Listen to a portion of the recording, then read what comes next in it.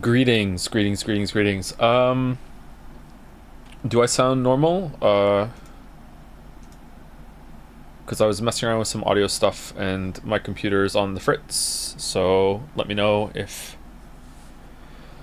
there's a problem. Hello, Mr. Streamer. Mr. Streamer, why don't you tell it like it is?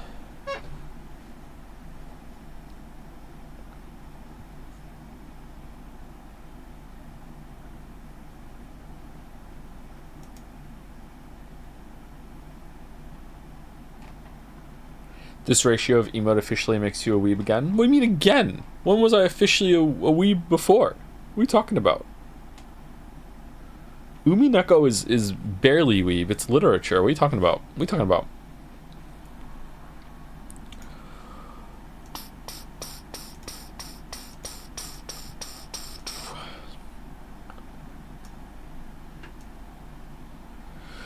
Alright, so my hard drives are broken. I'm gonna have to do a little mini hardware refresh because I don't want to build a whole entire new computer, but I am going to I'm going to get a new case, I'm going to get a new motherboard, I'm going to get a new PSU, and I'm going to, for the first time in my life, attempt a CPU transfer from one MOBO to another.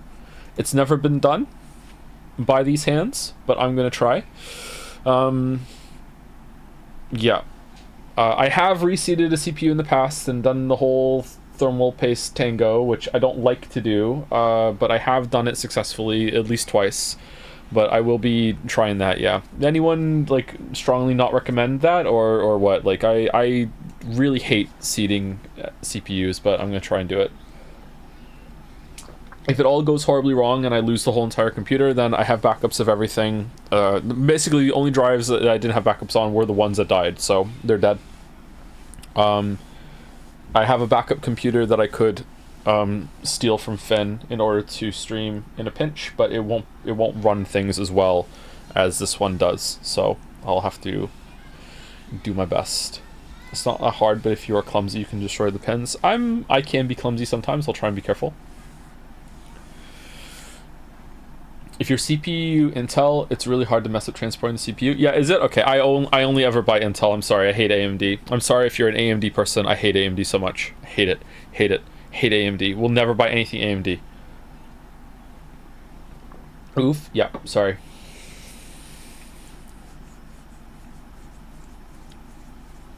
You can't fuck up putting in Intel. Exactly.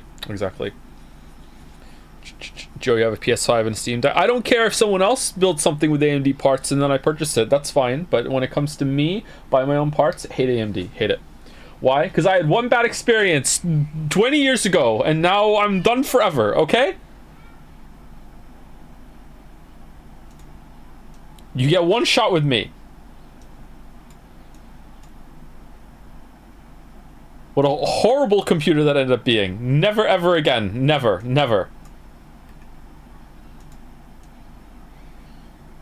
Okay. Tell the story. What? There's no story. It's just the computer sucked. Just the worst CPU ever.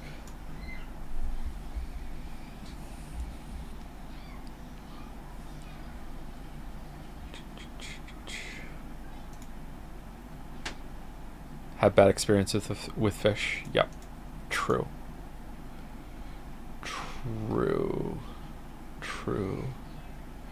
Had a dream the other night when you ended a stream by rating William. When will you make this dream a reality? Is that even a real person? That username is too long, isn't it?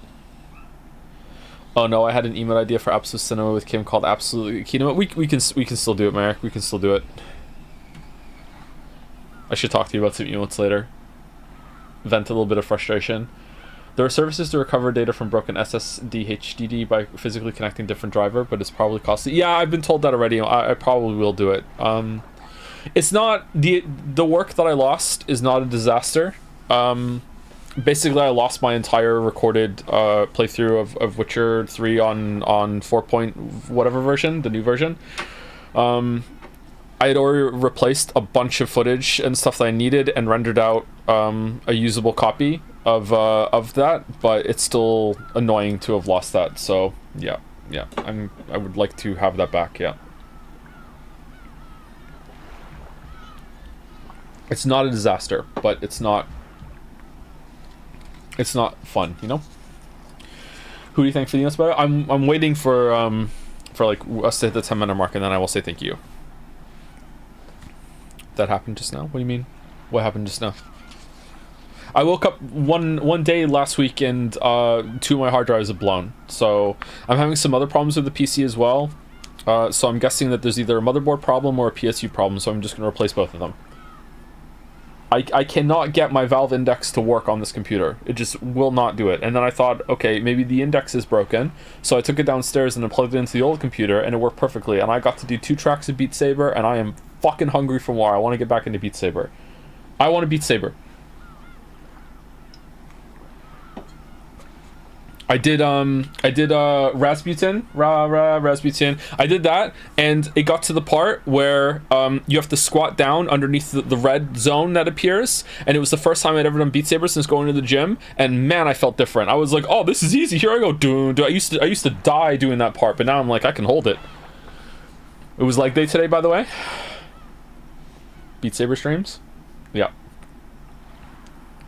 Speaking of hunger, have you eaten anything? I have eaten a protein bar today and a meal, so I'm doing okay. Use Steam Deck for streaming. The Steam Deck's broken too. I dropped it on my UPS and almost cried. Everything's broken. Ping Discord. Okay.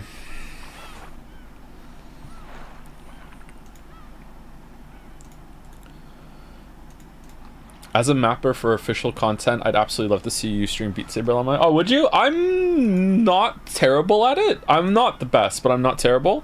I was rusty and I still did, I still cleared the maps I did, so... I'm happy about that.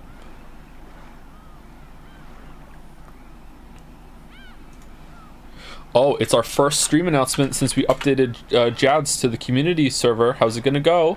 People can opt out of that now if they want, I think. I don't know. Should I include that in the note? Umineko Sandwiches begin now. On Saturday, we will be doing a special collab stream with Mouse for co-reading the VN. Also, we have new emotes today. You might be able to turn this channel off now since we upgraded the server to community mode. If these pings bother yo.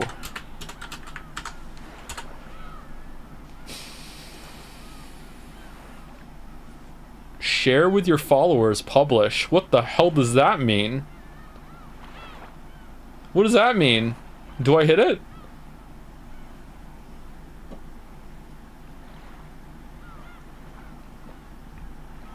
Yes, hit it.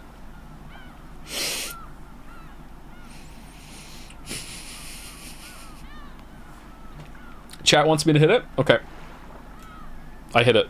The message will be sent to all servers following this channel. What? You can edit or delete this message later, and it will update correspondingly in each following server.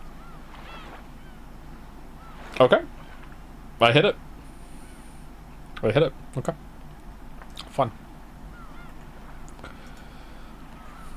Will there be cheese provided for the mouse, says Cactus Corpse in a linked image in Dragon's Den. Okay, so first order of business is to say that today we are streaming Umineko on a Tuesday for the first time. Umineko Saturdays on a Tuesday are now a reality, along with Steins Gate Sundays on a Saturday. So we are going to be doing this probably every week until Umineko is done, unless I decide to quit. So we'll see how it goes. So we're doing 2 now. So yeah, after we're done with Persona 3, we will be going into Persona 3 The Answer, or I'm considering doing a quick break to stream Signalis and Returnal, and then doing The Answer, and then after The Answer we either play another small game or go from The Answer straight into Baldur's Gate 3. That is what I'm thinking of doing. So we'll see. I don't know if I want to go straight into The Answer after Persona 3. We will decide. I think we're going to finish Persona 3 this week, are we not? Or maybe it's going to be next week. I don't know.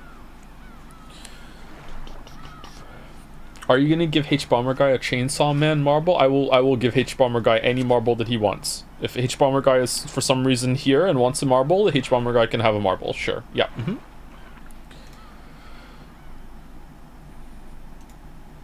Chainsawer Guy? Yeah, we can do that. In addition to that, we have some new emotes today. All of the Umineko and, sorry, no, that's not true. Because one of them is not made by Vixit. Whoa,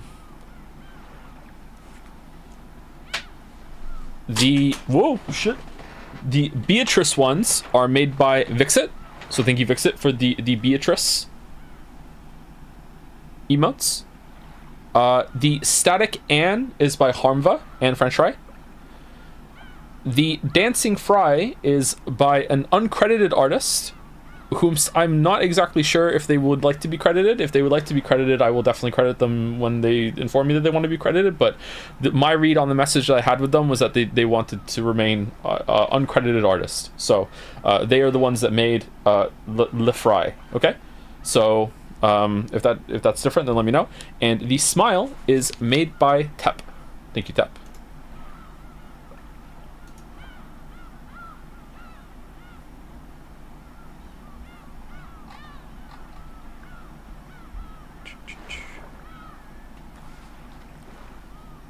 H-Bomber Guy feels like almost an anomaly in how he seems to be such a bright spot on YouTube. Oh yeah, for sure, yeah.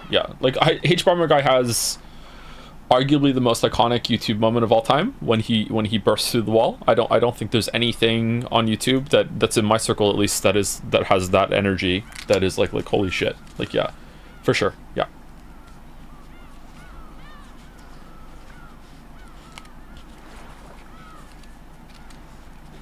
When is Wizard and Dragon 2? I have many unanswered questions. There is no Wizard and Dragon 2. If I ever continue that series, it will be from a mix of the Monster Slayer line with that, but I don't know if that's ever going to happen. Hopefully, but maybe.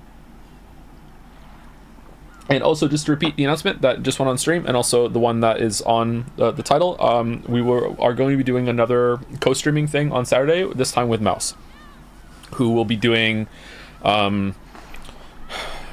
Goofy Voice, Kermit the Frog, Arnold, random helicopter noises, things like that. No, Mouse will be voicing all of the girls, and I'll be voicing all the boys. So we're gonna see how that goes, and if we're gonna take it seriously, and if that goes well, then maybe we'll do it again. But we'll see how it goes.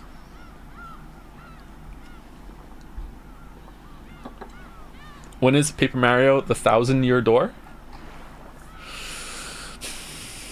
Sometime this year, probably.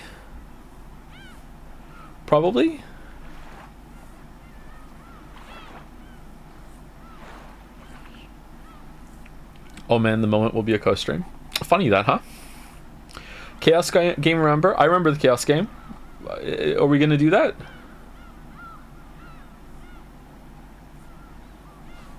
They're all asking who I am. Can you tell them I'm a Jads mod? Mouse is a Jads mod, yes. Yes. And also the biggest Umineko fan on the server.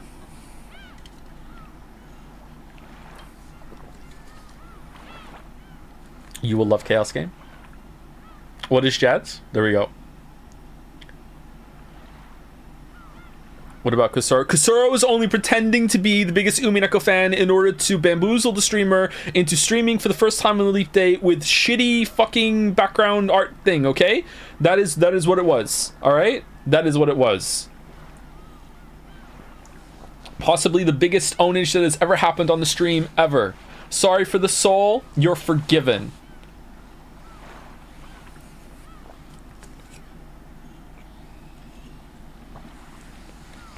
How long has Mouse been a part of the community? 10 days. I don't know. My first interaction with Mouse was during the Leap Day one, so about a year.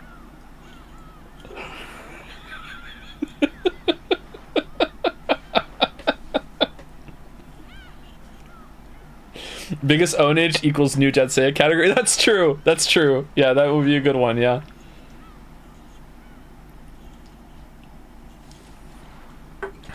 Hold on, have some water.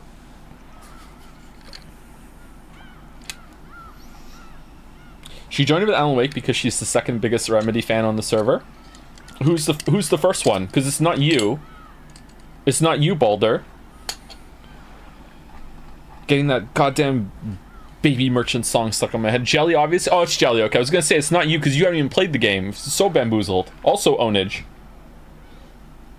If you weren't here for the Alan Wake 1 streams, okay, Balder was in there giving like his own director commentary at every single point of reference and Finnish folklore bullshit the whole entire time, acting like he's Remedy's biggest fan and like, oh my god, can't believe you're finally streaming Alan Wake 1. And then at the very end, I say to him just offhandedly like, oh, like, how did you like this part? And he said to me, I don't know, I haven't played this game.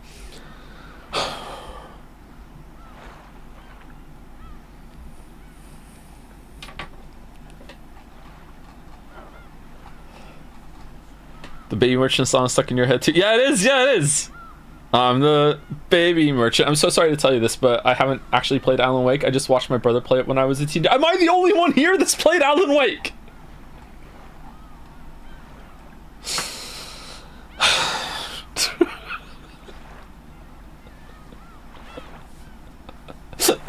I'm sorry, but like one of my favorite stream moments of all time still lives rent free in my head. Alan Wake 2 opening day, like fucking like zoom out from the lake, boom, Alan, boom. This is a really big dramatic moment, and all of us are just collectively losing our shit.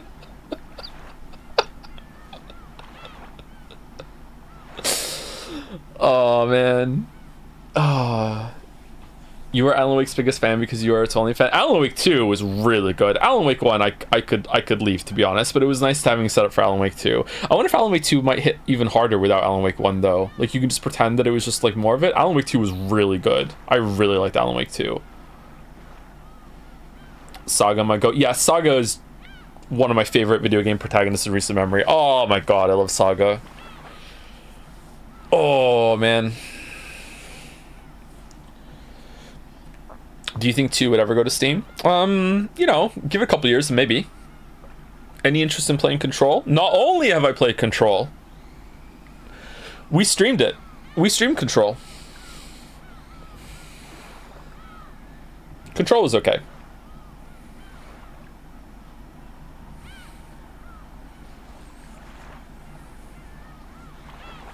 Saga versus Beatrice. Let's not fight.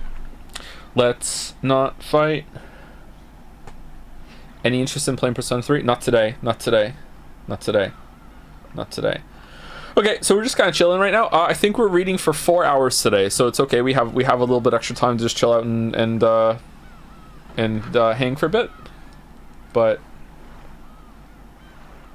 yeah, maybe we should start soon. Please read the Joe Petaf Reddit post. It's hysterical.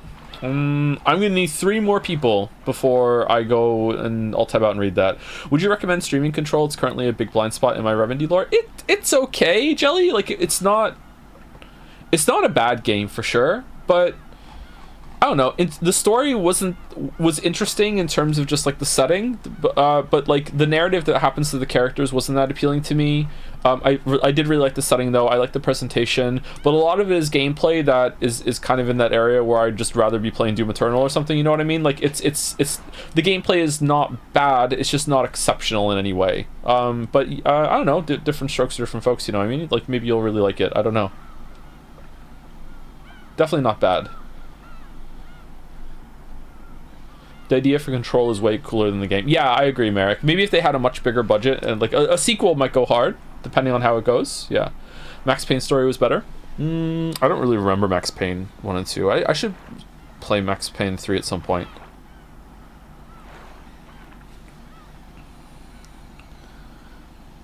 They're making 2.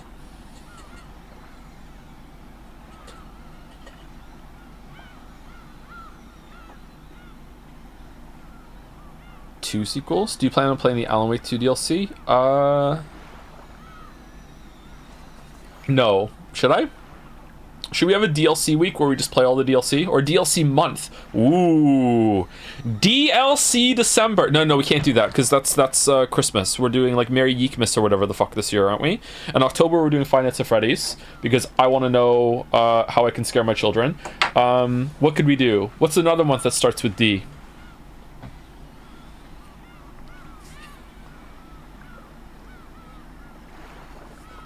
December.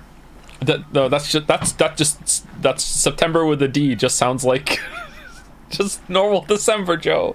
No one's gonna get what you did, because it just sounds like you said December.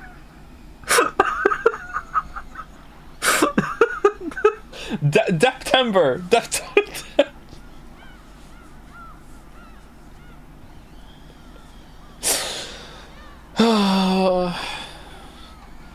Do you have an Elden Ring Night Rain team ready? No, I don't even think I'm playing that.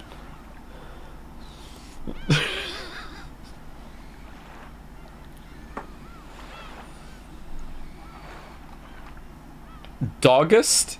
It's like if I was a dog instead of a cat? Ah, yeah, okay. H Bomber Guy left a comment about Chainsaw Man on Avarice's YouTube. Why the fuck is Harry watching Avarice? What?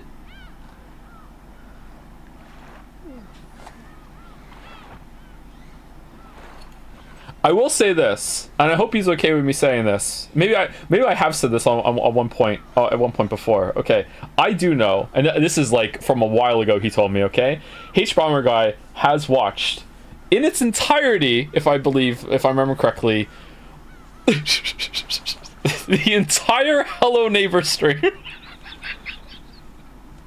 and he liked it. just to watch me suffer.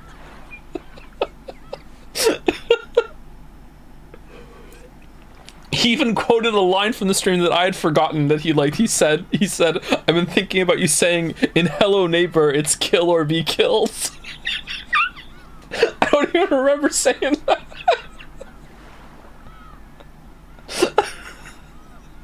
That was years ago. He told me that. Yeah.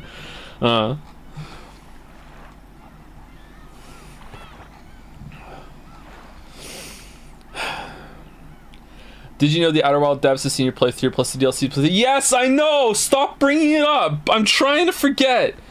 Fucking. Oh man. God damn it.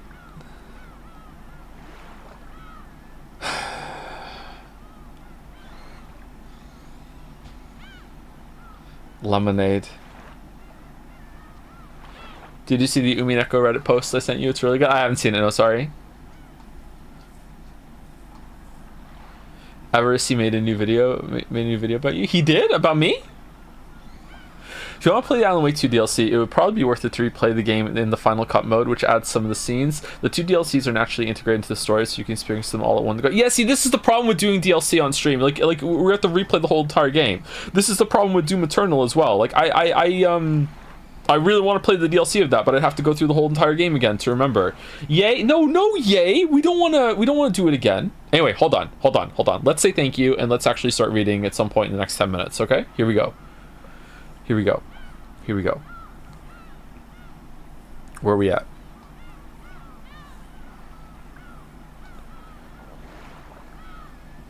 Thank you, Farl Barl, for subbing while the stream was down. Thank you also to Top Virtuosity. Did you hear my voice change into like streamer mode there? Whoa. How long have I been able to do that? New tech. Damn. Alright. Hey Joe, when you get around to playing Baldur's Gate 3, would you consider turning on legendary actions? There are powers bosses get that make their fights more unique, but you need to turn it on to get them. Can DM a video showing how to if you want. I don't know. I don't know. I don't know. If it, yeah, sure, whatever. If people say yes, then okay, fine. Yeah. Okay. All right. Who do I know? Who do I know that and I trust has definitely played Baldur's Gate 3? Sereth? Sereth has played all through Baldur's Gate 3. And Wuggy? Wuggy, yeah. Sereth, should I turn on legendary actions for Baldur's Gate 3 during the stream?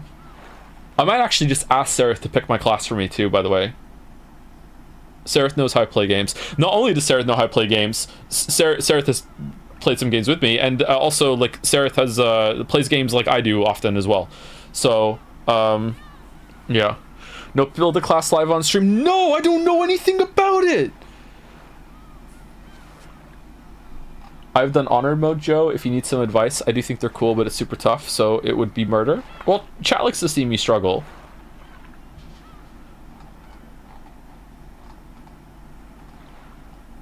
Marble race for class? Oh, do I need to extend it?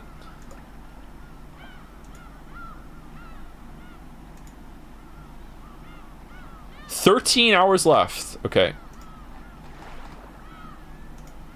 Isn't Baldur's Gate 3 months away? No, it's like 2 weeks away. Like 3 weeks away. March for sure.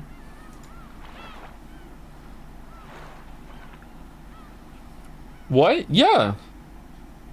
We were meant to do Baldur's Gate 3 before Persona 3. Really? Yeah, really. Yeah, we're doing Baldur's Gate 3 like at the end of this month or sometime next month for sure.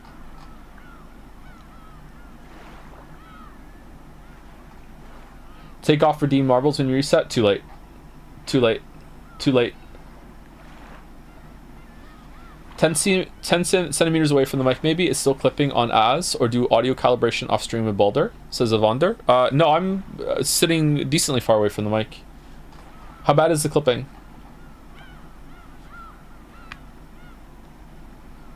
Hold on.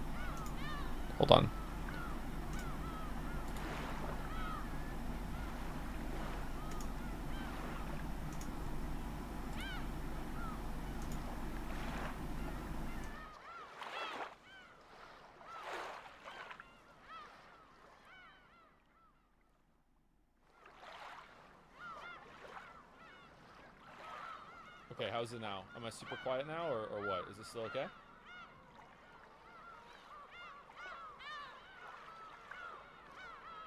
Ultra quiet?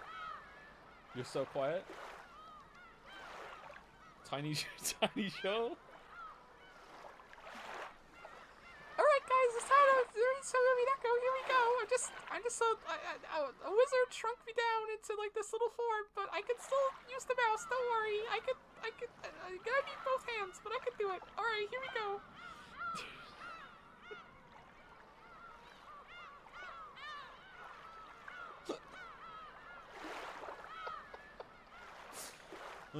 Alright,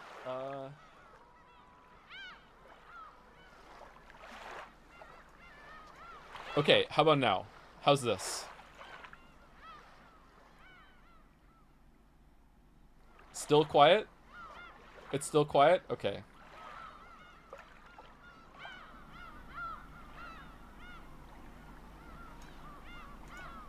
Okay, how about now? How about now? Now we're hitting red. Is this good? Perfect? It's 10 decibels lower than what it was at the beginning of the stream. Perfect. Do we want it louder still, or are we good? Is it better than what it was in the beginning of stream?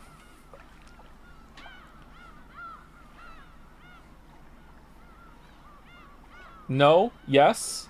No? It's 10% better. Here's good, says Baldur. Try yelling a bit? What do you mean? I don't yell. I'm cool as a cucumber streamer.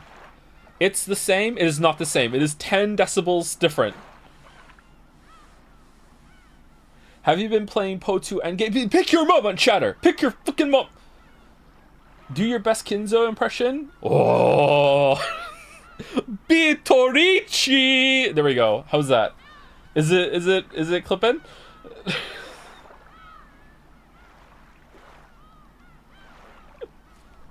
That was just the Cookie Monster.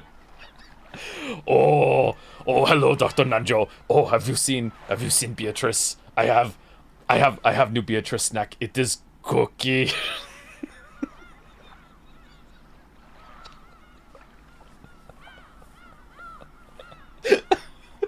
All right, how's the sound? Are we good?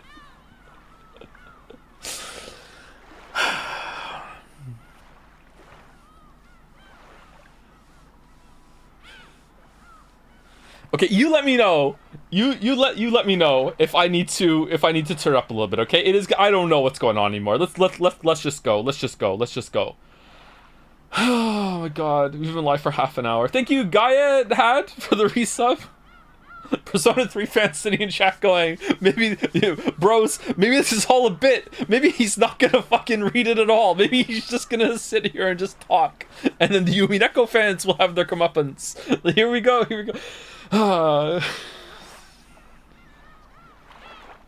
Thank you, Gaia Had. Thank you. This is Fishtoe, Fletchco, Death Napalms for the new sub. Welcome. Thank you to Anonymous Gifter for gifting a sub to Nestquick15. Delmec for gifting a sub to Not Koru. I'm suspicious. It's a Delmec sub, but Joe, if I want to say something to you about Baldur's Gate 3, should I DM it to DM or should I at you in the super secret channel? You can at me in the super secret channel because then maybe Wuggy will have some input as well. Yeah, that would be good. Yeah. Thank you, Sarith. Thank you, Wuggy. Thank you, Clive. Thank you, Jill. Thank you, Sid. Thank you, Edicus, for the resub. Thank you, Beazum, for the gifting out 5 subs. Thank you, Beazum. Thank you, Lucas1 for the new sub. Jagor121 for the resub. Zephyr wins 14 for the resub also. Thank you, Def Turtle, not to be confused with Turtle Goofy, which I still don't know what the fuck that is. Thank you very much, Def Turtle. Welcome. Thank you, Dawn to the Dawns, for gifting out 5 subs. Thank you very much, Dawn. Scrimbum has resubscribed with a message: resub on the day of my favorite streams with the new cinema emote. Ooh. The cinema emote looks like it's almost in widescreen. I don't understand how that works. Maybe it's just here? Huh. Thank you, Zyle Fenko, for the resub. Hey Joe, your Persona streams finally motivated me to play an Altus game myself. Currently playing Metaphor and having a blast. Looking forward when you get to it eventually. We might play Metaphor at the end of the year, I think. Or at least we'll allude to it. Thank you. Yuri was taken for the bits. If Canon made a wish to the witch, it would be, I wish I was a little bit taller. I wish I was a battler. Ah, nice. I wish I was a little bit taller. There's a Witcher 3 joke in there somewhere. That is in the script. Thank you, Zorgrox, for the bits. Message just for Joe. Okay, hold on. I can read it. Watch the VOD, and yeah, I misheard what occurred, so therefore I rescind my apology. Ooh. Okay, so was it... I guess that means that I did say it right, or I said it afterwards, and... It's fine, we're cool. Thank you, Pokeboy, for the bits. Hey Joe, Umineko fan here. Your Persona 3 streams got me wanting to finally go back and finish my Persona 5 playthrough from a decade ago, so thanks for that. Decade? Gonna have to watch the first half of your run beforehand to remind myself what even happened in the game before I left off, though. I would have to do that too. Alright. Good luck with that. Good luck. You're gonna play Meta 1 through 3 first, right? Yep. Yep. Thank you, Peace of Mind, for the resub. It is fall 2026. Joe is streaming, learning Japanese in a maid costume so that he can truly understand Umineko the way the Weeba understand it. The Weebs have won. Their once normie streamer has lost his last sliver of authority over his own stream. The last remaining normie in the chat sadly hits the unfollow button. It took that long? Weeba? Oh, Weeba. Oh, man. I learned Polish before Japanese. Don't worry about it. Thank you, XSort40, for the new sub. Welcome. Thank you, Snot Girl, for the resub, too. Joe, my husband and I have been huge fans of your streams and Umineko for years. Independently, like streams and Umineko at the same time, and now this is a good crossover. We spent 2 hours at dinner the other night just raving about your streams. Really? You're the best, and I'm so grateful for you. With a Jom stance. Oh, thank you, Snot Girl. All my best to Snot Man. That sounds like it might have been a fun conversation. Was there a lot of, like, he knows he doesn't know?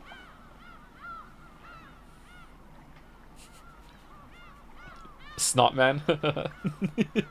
Thank you, Big Man Rat, for the resub. Having enjoyed the Umineko streams, I decided to read just a tiny bit ahead of you, and I've somehow already managed to make it halfway through episode 3. And goddamn, is it peak? Is it peak? Is it peak? Yeah, I'm not necessarily saying this. Do I want to say this? I do. I've said it. I've started. Here we go. I'm not saying this about you, Big Man Rat, necessarily, but it seems like for some people, like this VN has made them realize that there is some value in literature. Maybe it's like, books. Books are fire. Actually, wait, what? Because like, you know, when you're in school and you're being told to read some books, and like the teacher picks some like fucking like Canadian mandated book bullshit, like you like what the fuck is this? Like a good book can hit you, man. A good book is good. It's right there. It's a tautology. Yeah. What are these books? Yeah, good job, chat. Yeah, no, I was reading something else before Umineko, and I finished it so I could focus on Umineko. Ooh. Thank you, Mython665, for the resub. Loving Umi Pico. Me too. Thank you, Elden Ringed, for the resub with the new smile. Electron Active Area has resubscribed with therefore. Uber Super Sloth, sorry to interrupt the stream, but there doesn't seem to be a good method for bans to be appealed. The whole message for an appeal doesn't work since you need to be in the same Discord to appeal. You can just like join on another account and DM me, and then after that, as long as you don't tell anyone you're banned, you know, avoiding the ban, like you're not going to get banned for that. Like it's fine. If you want to do that, that's something you can do. Just ban evade. Well, I mean, like the unspoken rule about banning and being ban evaded is that if you come back in and now you're good and you never like step out again, but now you're just a different person, then problem fucking solved, isn't it, my weebs? Like, but yeah, if you want to just like make an account to and you only contact me to fucking like appeal your ban, that's fine. True, so true, so true. I hate to admit it, you've read faster than me, and I must now disappear into the ether and return once I have read more. Like what? Once a week at the pace that I'm going? What are you doing? Oh, phone alarm just went off. Dude. Time for my 30 seconds of Umineko today. All right. Oh, this was a good line. Yeah, that's gonna come back later. Dude. All right, back to work. Here we go. What's going on? Good luck with it. Hope you like it. Thank you, Uber Supersoft, for the resub. Oh, I already read that one. Wow, just gonna ADHD shame chat. So much hate. I can do that. Maybe I can do that. I'm allowed. Aren't I allowed? It's practically confirmed at this point, isn't it?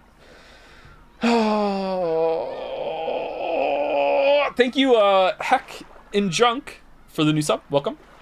I have so many subs here. Holy crap. Okay, I'm gonna have to start getting into it real fast. All right, here we go. Chat, stop distracting me. Here we go. Here we go. All right.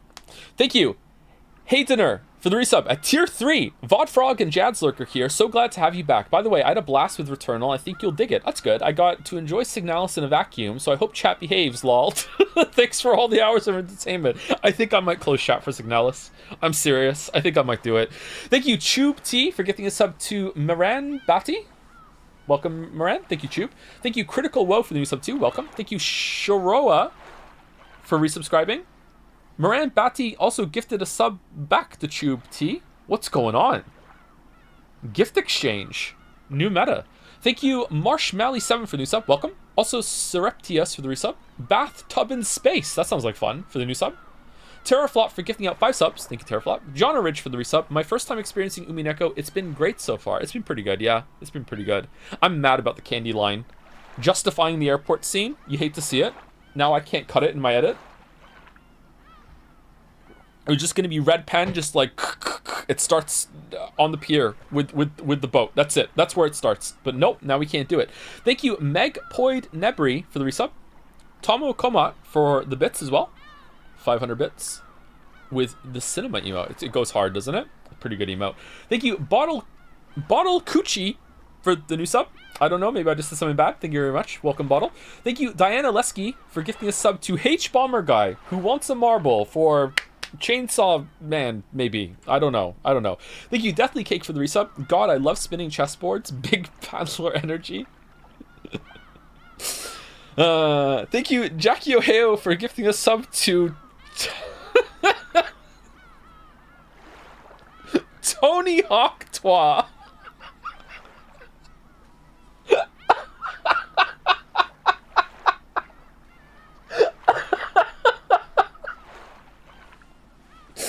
So here I am. Thank you very much, Jackie Ohio.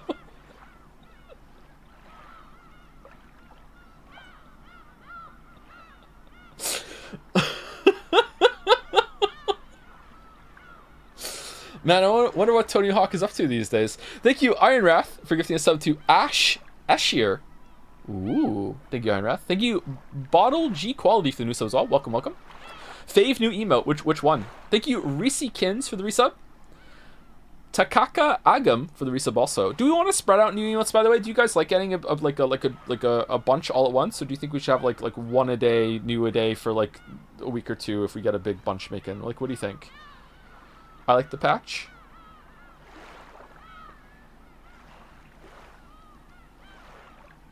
A bunch at once. Up to you, my man. It is, but I'd like to know like what people like. Is it fun to have a bunch all at once? Doing the fry in the rain. We still have some. We're full on static ones now, but we do have some room for some animated ones. So if anyone would like to suggest that any of the emotes that are currently here have like the rain on them or like some basic movement, then yeah, just let me know and I can do that. We can fill the slots and just remove them later. That's fine. Thank you. Thank you to Con5654 for 20 gift subs. Holy shit! Thank you, Con. Holy fuck! You've gifted so much.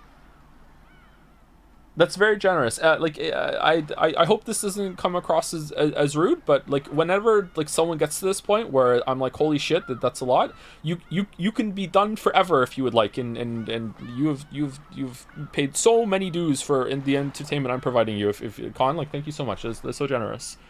Thank you, Bye Brosco, for the resub. Umineko. Geshuin for the resub too. Fiddlestuff 97 for the new sub. Welcome. So hopefully I'm saying that right. Okay, I think I might actually just have to rapid fire read out names and not do any messages if we're gonna get through this. Sometimes the Tuesday streams are like this. Man, I don't want to be rude. Okay, here we go. Thank you, Stormhail. Umineko till I cry. Potential pizza. Loving the Umineko read-through. I thought of what I wanted to say in my resub message last night, but now I forgot. Looking forward to your One Piece read-through after this. No, don't do that. Thank you, Niaxi, for the resub. Fababa for the resub. Hello, Joe. I read Umineko fan after the first stream.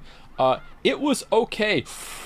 Thank you, Vaultboy127. Hey, Joe, since we're approaching the 25 stream mark for Persona 3, I was wondering about my payment for acting as all the chatters who love the game. When can I get it? Thank you, Shades MTD, for giving us sub to Dr. Lingard. Remember me? Thank you, Fool's Gold, for the resub. My name might be more apt for a Persona 3 stream. Cut their mic. You just won fucking extra fucking Umineko stream on Tuesday. We won. Be gracious in victory.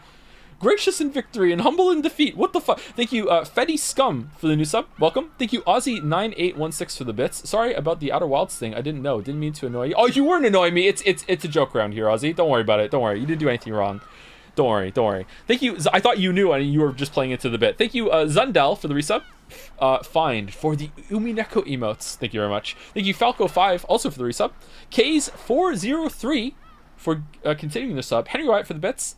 Flexcam when? I don't have really much to flex, unfortunately. I build muscle on my shoulders. I really build it in my legs. I build it in my back, but I don't build it where everyone wants to see it, which is like, you know, the arms.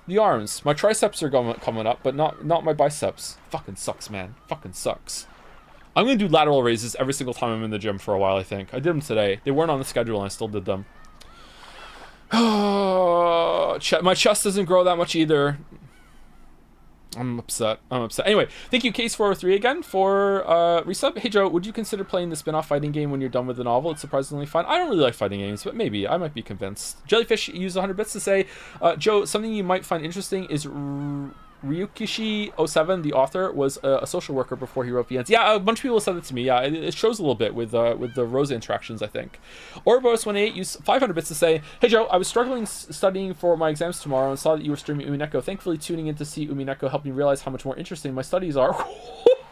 I worry for my future when you start playing an actual good game. Baldur's Gate 3. Oh wait, Umineko isn't a game. Persona 3 fans so back.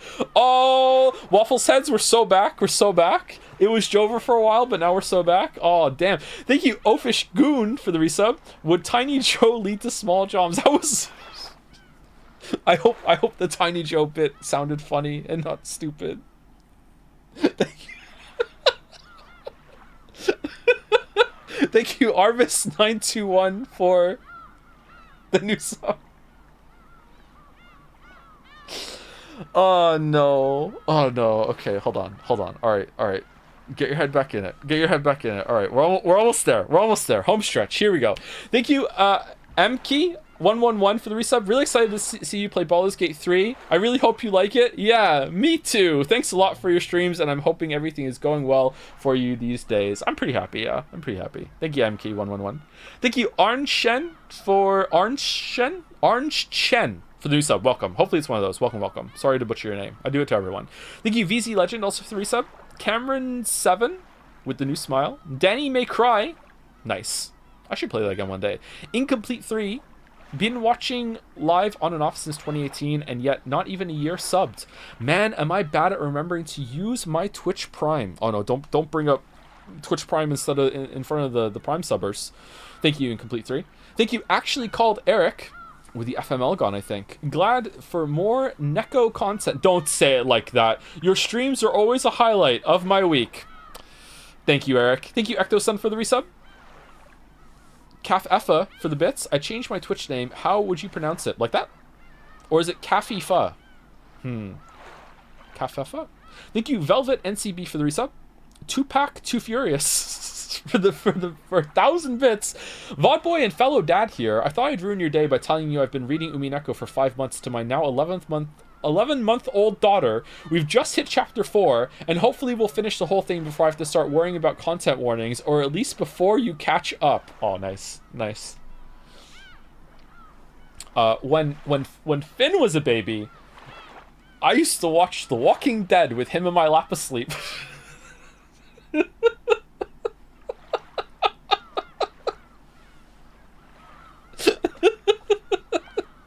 So I'm right there with you.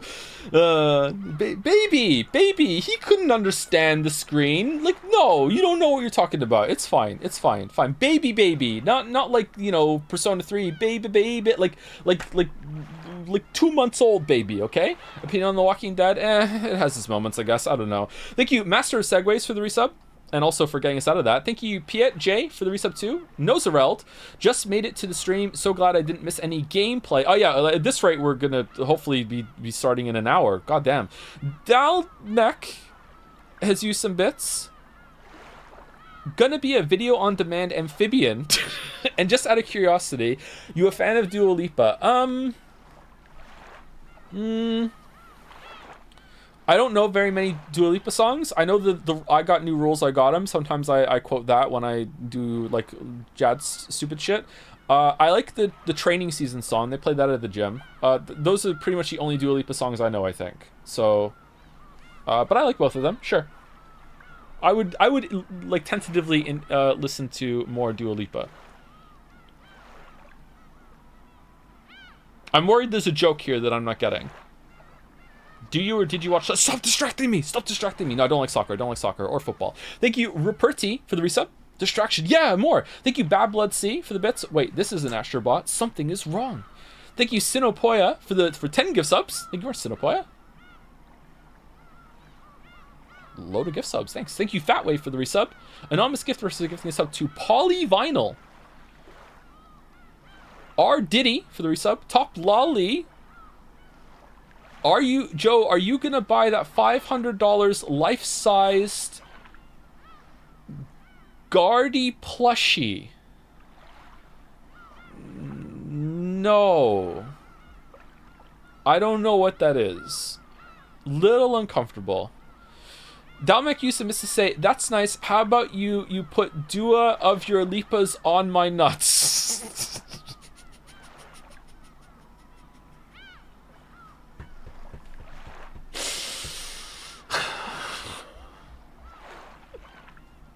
That doesn't even make sense.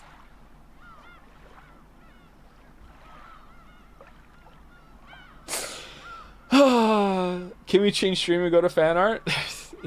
We're getting some fan art vibes.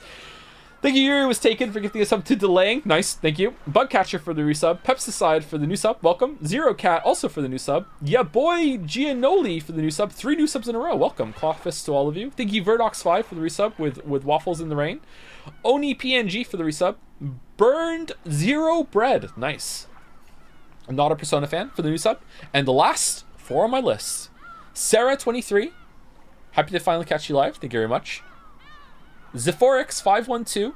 When you started this game, I, as a weeb, had no hope. Like today, you mean? I am here to apologize to the weeb community for not believing. It's not weeb, because it seems like the weeb's gambit is finally bearing fruit. The reference. Burn Zero Bread also gave out 10 gift subs to the community. Thank you very much, Burn Zero Bread. It was a Persona song that had burn my bread, right? I think that's what it sounded like when we listened to it. I can't remember now. It was so long ago. Yeah. Thank you for the gift subs. Thank you, Glor, for the resub. And this is only Tuesday.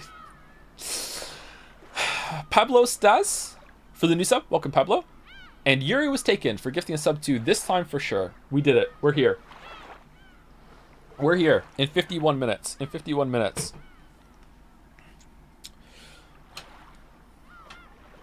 51 minutes. I'm actually reading 1984 right now. 1984 is pretty good. I enjoyed that book. That's a good book. I mean, I read it when I was 19, so maybe it doesn't hold up. I don't know, but like, yeah, I remember enjoying that. Room 101. What a dull book. Really? I think maybe the weirdest part of that book right now, if I was to reread it, would be the like the mandated exercise where everyone has to go in front of their screens and do like stretches in front of some drill instructor, and the main character has like some sort of like problem in his calf and like has to like stretch a muscle or something like that. That was a weird part thinking back. What's that all about? Any book recommendations? Umineko. Thank you, Toxic Cookie Art, for the bits. My husband is a huge fan of your stream and is always going on and on every time you start one. It would mean a lot if you said hi to him. His name is Brandon Greenawalt. Thank you. Greenawalt. Okay. Hello. Hi, Brandon Greenawalt. You seem to have a very thoughtful partner here. Hope that you're having a good day and that I'm not being bamboozled because chat's being a little weird. Doxed.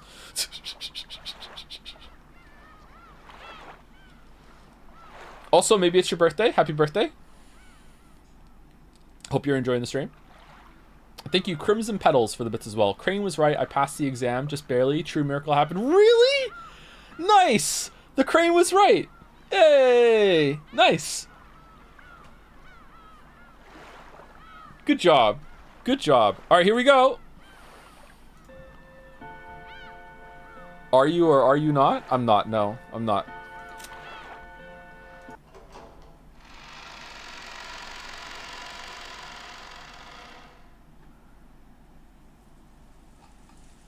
Greg Chen streamed Saturday night and drunkenly raved about how cool you are and how you would love to be on your stream again. Oh, did he really? Oh, that's nice. Drunkenly? What? I love Greg. Greg's really cool. That's genuinely me, and I feel very caught off guard. My wife is laughing very hard. Actually, Docs, I have no way to prove it to you, lol. I believe you. All right. Toxic, we got him. We got him, Toxic, we got him. Nice setup. Can you change the fan art time limit to 6 minutes so chat can scream there's only 6 minutes in Jan RDM? That's not enough time. That's not enough time. When Greg started making sex noises for no reason, I knew you two were meant for each other. When do I do that, Merrick? Almost all those quotes. Almost all of the quotes you had in that video were just like bit messages, people making me say things. Almost all of them.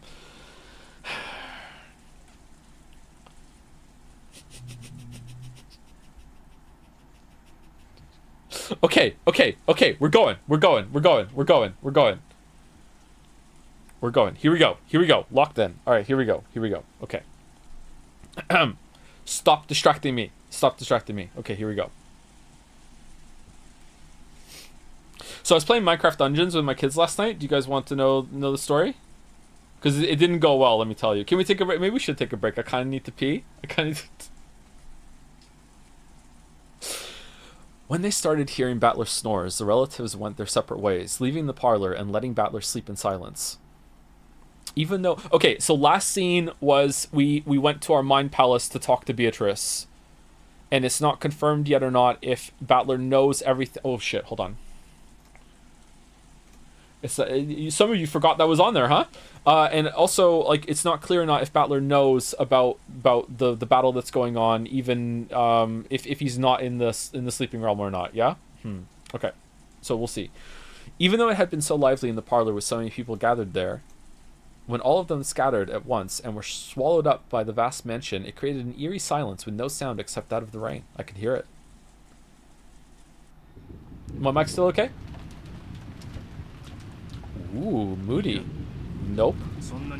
I haven't met a person like that even once. Aneki? I haven't met them. Kirie-san, is that true?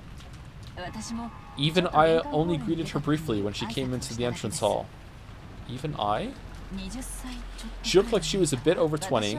I told her my name, but she didn't tell me hers. She was being guided by Genji-san, and I saw her go up to the second floor. So it'd probably be faster to find Genji-san and ask him directly. Still, what a strange turn. The mystery woman had spoken to Kyrie. Without naming herself, she'd sneered that Kyrie should have had a vague idea as to her identity. That brought someone to mind, and then there was her look-alike, the witch in the portrait. Interesting. Wonder what this would have looked like in the original. By the way, I just want to acknowledge the elephant in the room when it comes to this shit, by the way. Yes, I don't know how many anime games in a row. This is just morbing with extra steps. Okay?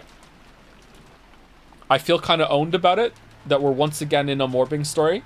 But, yeah. Yeah. It's a trend. Was this person trying to say she was the witch of the portrait herself? I realized she was probably laughing at me for that reason. Even though it was our first meeting, she spoke as though she knew I'm your second wife. Nikki, you really don't know anyone like that? You talk too much.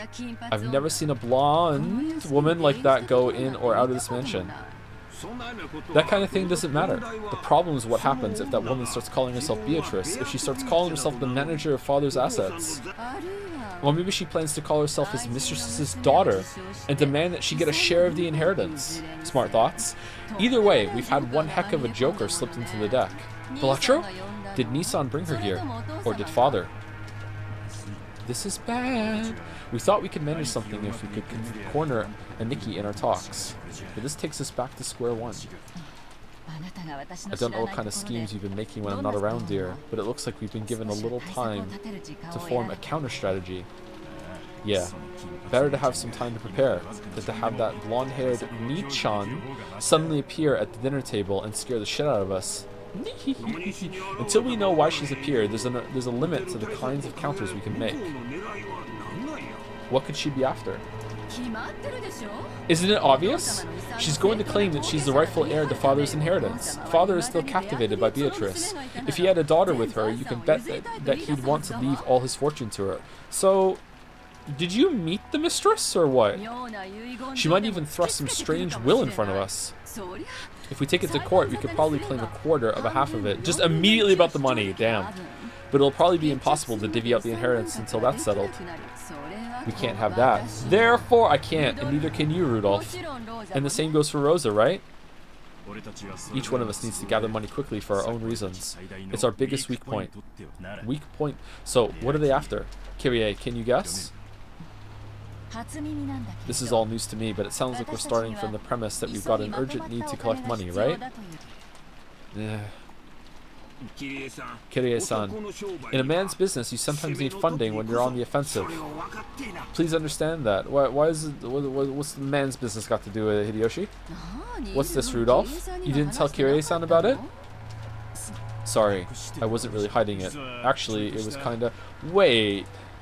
Was that the same last time? Was Kyrie, like, kicked out of the room before they did it? I thought she was there the whole time and listening. Is that different? Or did they have this conversation afterwards?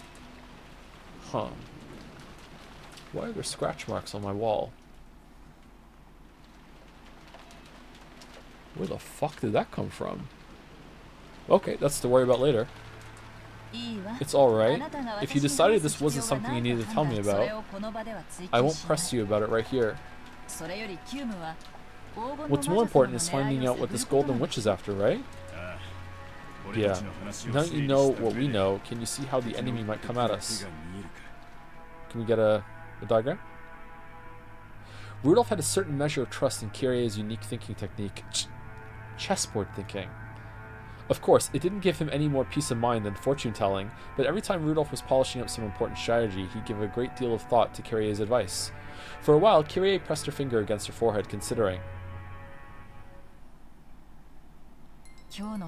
Judging by the fact that her arrival was kept hidden until today, she must be planning to catch us by surprise in some way. We can't tell for sure whether she's after assets or being recognized as a relative. Meanwhile, downstairs, it's just all about proving to Battler that magic is real. However, her coming was kept secret until today, which probably means she didn't want us to take any measures against her, something we might have done if we'd known beforehand. So her goal is probably something that could be hindered as if we were to take measures against her. See, this is a pretty good way of viewing the world, but it also just assumes that the other person is also intelligent, and sometimes people are just fucking stupid. Shit just happens, you know what I mean?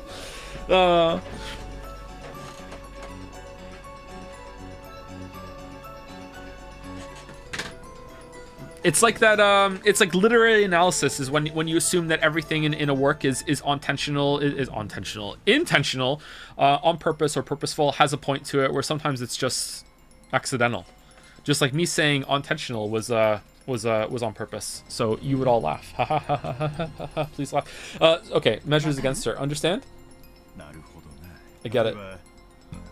So if she had a will that father had already written, or something that could prove that she's a blood relative, if she had some unshakable, rock-solid proof like that, you'd think she'd announce it beforehand. That's right. Alright, which one of you is going to suggest that you kill her in the shed? And then I know who the killer was last time. Let's go. On the contrary, since we're in a position to doubt her, she should have brought a lawyer or an expert, and thrust some completely undeniable proof before us. If she could. So the mere fact that she's launching a surprise attack shows that our foe can't win with a frontal assault, or she is the lawyer. Makes sense. If a trump card can win no matter what, it's best to play it out in the open. If you play it in a roundabout way, it might end up weakening its impact. Skipping to the conclusion, we can probably expect to be faced with some huge surprise, something related either directly or indirectly to the inheritance problem that's on everyone's minds. Our opponent probably plans to overawe us simply by the impact of the shock. However, no matter how great the impact might be, it cannot be absolute. In other words, we have enough leeway to take advantage of this. You've really got brains. Even understanding just this much is really reassuring. In other words, you're telling us not to get sucked into our opponent's pace. In the end, it's an extremely simple conclusion. No matter what our opponent brings up, we should deal with it calmly without rushing things. So we know nothing. This is just the very first step in the art of negotiation. You really can't say you've predicted your opponent's thoughts with just this. Come on. Just like the usual, that was pretty good. Now that we know we've got a little leeway to attack, it helps us relax a bit.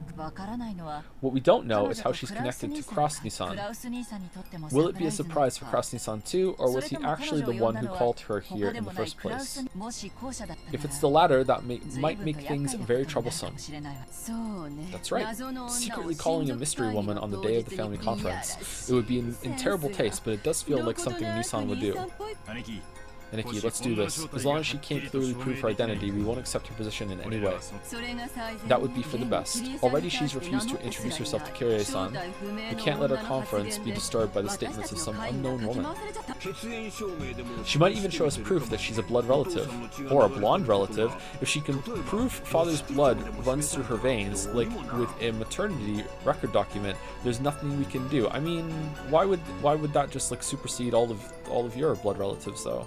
blood relations. It's always possible to suspect that physical evidence has been faked, and even if it's real, in order to prove that the person in the documents is the person we see, we need to check their condition at a hospital. At the very least, it'd be impossible to prove that now on Rakanjima. You're right. What about Nanjo? In other words, it's something like this. No matter what's shown to us now on Rakanjima, it can't be accepted as truth. Okay, we can't believe in anything until a typhoon passes and they prove it to us at the proper place. Giggle. Spotting all kinds of holes and stuff like this is Ineki's specialty. We'll be counting on you. Are you joking? You'll be helping too. We need the money. We need it quickly, and a large sum. Our fates are all tied together in this. As if we just stand by and let some suddenly appearing mystery woman destroy the inheritance we're after. In fact, if it gets really bad, we should take her to the shed, and Rudolph and Eva always formed a united front as siblings at times like this, sickened by the idea that their own inheritance might be snatched away by an outsider. Kyrie noticed how indomitable they looked, shook her head slightly, and gave a small sigh as she gazed out the window. Man, this is kind of fucked up. Poor Kinzo. Outside, it was still raining heavily, and everything was gray, having lost all vibrance. You know what? Maybe Kinzo deserves it. The lush garden that the sun had shone on earlier now felt like a lie. For some reason, the words Eva said. Yeah, you know what? That's a very interesting kind of thought. If you have like really wealthy parents, and they were also really shit parents, would the inheritance just become like a supplement to like parental love at that point, and you'd be really hungry for it? Like, what would that be like? I have absolutely no context for that kind of situation. I wonder what you would feel like in that case, right? Because I'm sitting here going, wow, you guys are just really greedy, like money grubbing motherfuckers. But at the same time, it's like maybe this is like their version of like my mom and dad love me. You know what I mean? Like, I don't know. Huh. Anyway, the lush garden that the sun had shone on earlier now felt like a lie. For some reason, the words Eva said a second ago kept repeating in Kyrie's head. So in other words, it's something like this. No matter what's shown to us now on Rakinjima, it can't be accepted as truth. If we flipped the chessboard, we'd have to read it backwards. There was an odd nuance to those words. At that moment, the island was closed off by the typhoon and isolated. It was its own world. They had access to no public institutions and no hospital. So on this island, no matter what manner of proof related to the outside world was shown, it would always be possible to call it a lie. It would be impossible to prove that something was the truth. Now that they were isolated from the outside, all truths whose proof lay in the outside world would be called lies. So does that mean that right now, on this Rakinjima, not one of the other Rakinjimas, no truth exists at all? Does it mean that everything will now be ruled by lies alone? It almost gives the illusion that we've left the human world of truth and have been shut away inside another world, one of lies. Okay, Kyrie, calm down. Kyrie remembered that woman's appearance one more time. She remembered both what she had looked like and the witch of the portrait. On this island, which has been cut off from the world of humans and shut away from the world of non-humans, a non-human being has come to visit. Kyrie couldn't think of a smile that had appeared on that woman's face as anything other than a portent of misfortune. I get the feeling my chessboard thinkings missed a vital premise. One that'll be necessary to understand that misfortune bearing smile. Yes, that smile made me feel as though someone inhuman was mocking me. I've based my reasoning on the assumption that our opponent is a human like us. However, just like this island is now, she may be a being that isn't human, and human values may not matter to her. Kind of a quick conclusion there, Kyrie. When you go to sleep, can you talk to Beatrice too? If that's true, all of our reasoning is useless. For what reason has the witch been invited here today? Only one thing is certain. Now, in this instant, she's staying somewhere in this vast mansion.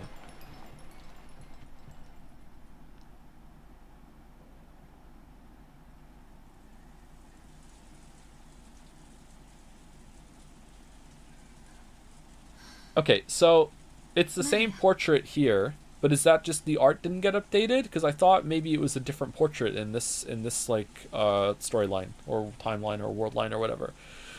Maria, around lunchtime today we met her outside, right? A woman. Who was she? Ooh, I said it over and over. Beatrice. Maria, did you ever meet Beatrice before that? Ooh, I've met her every year. Every year?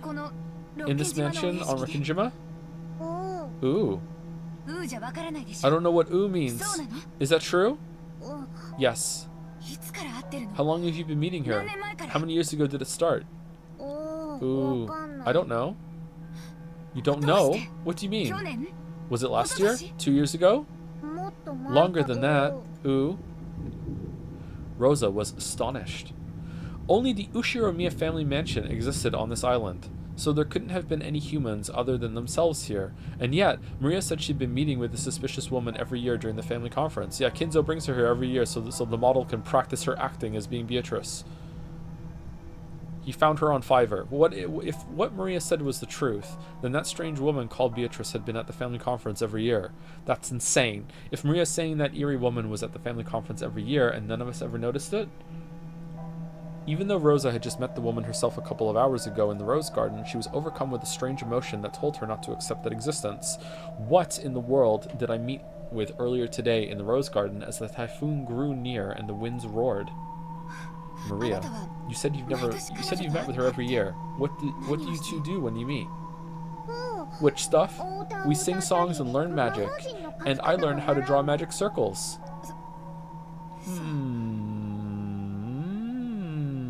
With your bag of red bullshit. Really? That's incredible. Maria, you often draw scribbles. I mean, magic circles in your notebook, right? Did she teach you that too? Ew, you know what? Beatrice drew examples to teach me. Come on, look. Maria joyfully fished around in her handbag. Then she drew out a single notebook and began opening to that page. Most of the pages were covered with drawings that were literally scribbles. All of them were occult-like things, and while it may sound rude to Maria, who was joyfully flipping through the pages, they were all creepy. No, that tracks. Look here. Beatrice drew it. Ooh. Yep. Each one of the pages in the group Maria opened to had an eerie magic circle. Why would Beatrice teach you the charm that stops Beatrice? Huh. Furthermore, at a glance, Rosa could see that Maria hadn't drawn them. The strength of the strokes, the thickness of the lines, how clean the shape was, the subtle thickness of it. Man. Let's see Beatrice's notebook. By itself, it wasn't good enough. It wasn't enough to guess the background of the person who had written it. But it was enough for Rosa to be sure that it was someone older than Maria. Rosa had to accept it now. There really was a person on this Rikkinjima. I was told that part of this means island. So is this is basically like on this island? So this isn't necessarily just a name, or is it just like a translation thing where that she herself hadn't known existed until now? And this person had come to the family conference every year to play with Maria. Maria, does the witch Beatrice live here, or does she live outside the island like us? Ooh, Beatrice is the witch of Rikkinjima, so she lives on this island. So you're saying she's on the island even on days when it isn't the family conference, right? Ooh. I don't know what ooh means. Yes or no? I mean, I know what ooh means. Yes. Ooh. What in the... I can't believe it. How long has this unknown witch been living on this island? I used to live on this island. I lived on this island, passing the time in the mansion in the rose garden. And even so, I never encountered a witch like that. Right? Let's go tell, the rest of the murdered pals. Mama, what's wrong? Mama. My head hurts. I was probably getting a little mixed up with my memories from when I was a young girl. Wait. When I was young, I was terrified of the witch, unlike Maria, so for me, the name Beatrice was a synonym for terror. Surely, my fear from those days has been revived by the appearance of a woman going by that name. She can't be a witch. She's obviously a human calling herself Beatrice, right? And the battler in his sleep. Right. That's right. That witch entrusted me with an envelope. What in the world could that be? Rosa pulled that western envelope out of her pocket. It was one of the envelopes that bore the Ushiromiya family crest, which Kinzo used for his personal letters. And this red sealing wax had even been sealed by the head's ring which Kinzo held, which meant this envelope belonged to the Ushiromiya family head. In other words, it was from father. Why was a woman calling herself Beatrice holding it, and why did she give it to me? That's right. I'm sure she said to read this aloud at dinner. What in the world could be written inside? A sense of uncertainty gripped Rosa, as if opening this envelope might let loose incredible misfortune. However, at the same time, a little curiosity sprouted up too, urging her to find out what was written inside before the other siblings could. Using common sense, one might guess that it contained a huge decision somehow related to father's inheritance. Actually, since she'd received it from a woman who called herself Beatrice, there simply had to be some connection. Does it mean this person wants not just the 4, but a total of 5 people to be included in the inheritance? I need a large sum of money, and I can't wait long. Are you just going to open it, and it's going to say, I knew you'd open this early, Maria's is a real envelope, open it at dinner, please? I feel like such a sinful daughter for discussing father's inheritance while he's still alive, but this is no time to spout off cheap ideals. And I've even colluded with Rudolf Nissan and Eva Nissan in order to get some money out of Kraus Nissan. Coming from that position, I can't help but see the appearance of the witch as a sign of approaching misfortune. What could be written in here? I'm sure it's something frightening. Shall I read it secretly myself first? The witch requested that it be read at the dinner table with everyone gathered, but if that's what she wanted, why couldn't she just read it aloud herself at dinner? Why did she go to all the trouble of entrusting it to me? Simply put, is it because she doesn't mind if I read it secretly beforehand? It'd be better to secretly read the contents first. I understand that mean breaking my promise, but this is no longer the time for cheap ideals. Don't do it! Depending on the contents, I should probably discuss it with Eva Nissan and Rudolf Nissan too. They're always really good thinkers when it comes to this kind of thing. When I gulped and put my hand to the red sealing wax, something suddenly pulled on my sleeve and I let out a small scream. What? Maria? Don't scare me like that. What is it? Ooh, you mustn't. Huh? In Maria's expression was the same portent of misfortune she'd felt from that witch, and it sent a tingle up her spine. Beatrice told Mama to read that letter during dinner. You mustn't break a promise with a witch. That's not it. I just wanted to look at the envelope for a second. Okay, what I don't understand, but not in like a plot hole way, because this isn't Persona 3. What I don't understand right now about this dynamic is that she acts like a witch, she likes witches, she's friends with a witch, and yet when she goes like, you know, sicko mode, she says, "You're a witch, real mama, come back." That's kind of weird. Just everything is witches to her in her head, maybe? I don't know. Huh. Oh no.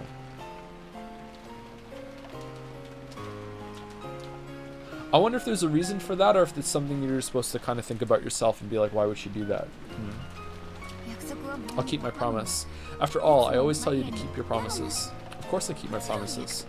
Yes. Mama's a good girl. Hee hee hee hee hee hee hee hee. Alright, calm down. That laugh. It isn't cute, so stop it. Ooh. Come to think of it, you received a letter too, Maria. What was written inside? I haven't opened it. Beatrice said I mustn't open it until the time to open it comes, so I'm taking good care of it. Ooh. I see. You listen well to what Beatrice says, don't you, Maria? Why don't you listen to me? Ooh. I'm Beatrice's disciple, so I listen well to what my teacher says. I see. Rosa realized something. Mixed in with Maria's gaze was the glint of someone that wasn't her. If Rosa broke the rules and opened the envelope here, Beatrice would definitely learn of it, because Maria was the witch's disciple. Maria was in contact with that witch. Man, that's gotta really sting, Rosa. Oh, man. I'll keep my promise, so tell Beatrice not to worry, okay? Ooh, I'll tell her. Hey Maria, if I want to speak to Beatrice, how could I meet her? I don't know. Beatrice is very fickle, so she always appears suddenly. I don't know a way to get her to meet me. But you know, she's always watching me, so if I get in trouble, she'll definitely come and save me afterwards. She's definitely erased her form and is hiding close to me. Hee hee hee hee hee hee hee. Don't I always tell you to stop laughing like that? Oh, she does it at home too? Rosa reflexively hit Maria on the head. That put a stop to Maria's laughing, but it wasn't able to erase the color that had risen to those eyes, a color that seemed to bear a portent of misfortune again. Rosa swore. She swore that, at least until they left this island, she would not leave Maria alone. She couldn't allow an unknown being to make direct contact with her daughter any longer. Smash? No? No smash? Okay, time skip. Interesting. 6 o'clock.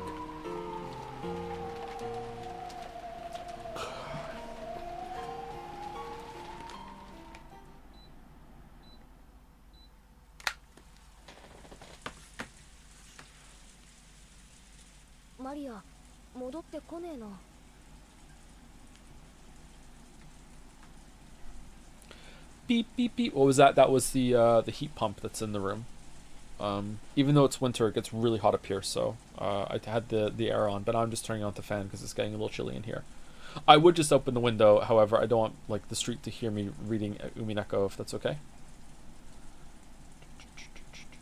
Thank you, Soap Savant, for the resub. Hey Joe, you're my favorite streamer. Just wanted to use this sub to delay even further because Umineko edging is the greatest bit. Didn't come in time. Sorry. Thank you, Half of Tamaze, for the new sub. Welcome. Markheim for the resub too. What the fuck is Umineko? You're here, don't worry. You'll figure it out. It's pretty good though, so you might want to like start from the beginning and see. Thank you, Sienna in Vienna, for the 5 gift subs. Thank you very much. And last on my list right now is Colton72 with the resub. On-tensional. It was so on-tensional. So on-tent. Wait, so is the heat heated by something else than the heat pump? There's two. We have 2 heat pumps, one on the first floor, one on the second floor, and when it gets really, really cold in the winter, we bust out a space heater and put that in the kitchen. So yeah. And that's enough.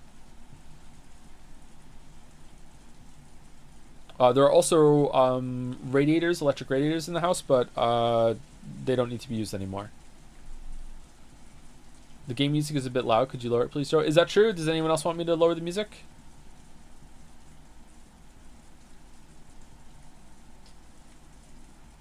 No? Seems like you're the only one, sorry. Sorry, one guy. Either that or up the mic a bit. Does anyone want me to up the mic a bit or no? Still no? Still no? We're good? Okay. Alright. Maria still hasn't come back. I wonder if she's getting scolded by Aunt Rosa again. Ever since they'd met Maria at the airport, she'd been romping around chatting about Halloween the whole time. But maybe she'd cut loose a little too much, acting a little too boisterous on the plane, on the boat, and during lunch because Rosa had cautioned her several times. I remember those scenes. At times like that, Aunt Rosa tended not to scold her much in front of people. More often, she would take Maria aside and scold her alone. So since Maria had been called off somewhere, they figured she must be getting scolded. When they looked at the clock, they realized it was almost 6. Of course, they couldn't imagine she'd been getting scolded all this time. Maybe it was time for some anime she watched every week to start. She probably hadn't left the mansion's parlor. Pokemon. Maybe Battler-sama woke up and they've been playing together. After all, Maria-chan thinks of Battler-kun as a new friend. She must have had a lot of fun when she played Halloween with Battler-kun at the airport. What is this in the background? Battler looked like he was having a lot of fun himself. Maybe he's gotten big, but he hasn't changed a bit. That's true. I get the feeling Battler-sama was gracious enough to remain as he was 6 years ago. Shannon, do you remember what he was like then? Yes, because he was, well, very energetic. Giggle. Uh-oh. I also remember the 4 of us playing together 6 years ago. Shannon acted a lot like a big sister back then. That's right. I get the feeling she was even more dependable than she is now. Back then, I didn't truly understand my place, so I did quite a few rude things. Don't worry about understanding your place in that sense. In that sense? When you're on the job is one thing, but when you're taking your break and with us like now, I'd rather you stay and be friendly, just like the old days. That's right. There's nothing wrong with acting differently depending on whether you're the servant Shannon or off-duty Sayo. You aren't a slave, you're just working as a servant, right? I think of you, Shannon. No, Sayo, as my oldest friend. Thank you very much, milady. Now bring us tea, friend. It seemed that Shannon understood the hidden meaning behind Jessica's words. After all, she'd heard a bit about Jessica and Cannon's history from both of them. Apparently George had heard something of that history too. He walked towards the window and looked up at the darkening rainy sky. Cannon may still be childish in some ways, but I think he's starting to grow a bit in his way of thinking. Well, come on, quit it already. Well, I guess I let myself get swept away by the mood once or twice. You know, after watching you two, I might have gotten a bit jealous, feeling like I was getting left behind. But forget about me. More importantly, how's it going between you two? Let's talk about George. Looks like it's going pretty good, huh? I wonder. Yes, it's going very well. Shannon was lost for words, her face red, while George answered brightly and immediately. That carefree attitude made it easy to see that the relationship was proceeding so perfectly it'd make anyone envious. Dang, I'm jealous. So does that mean Shannon's gonna resign and have a party soon? I wonder. Oh, there's a good question.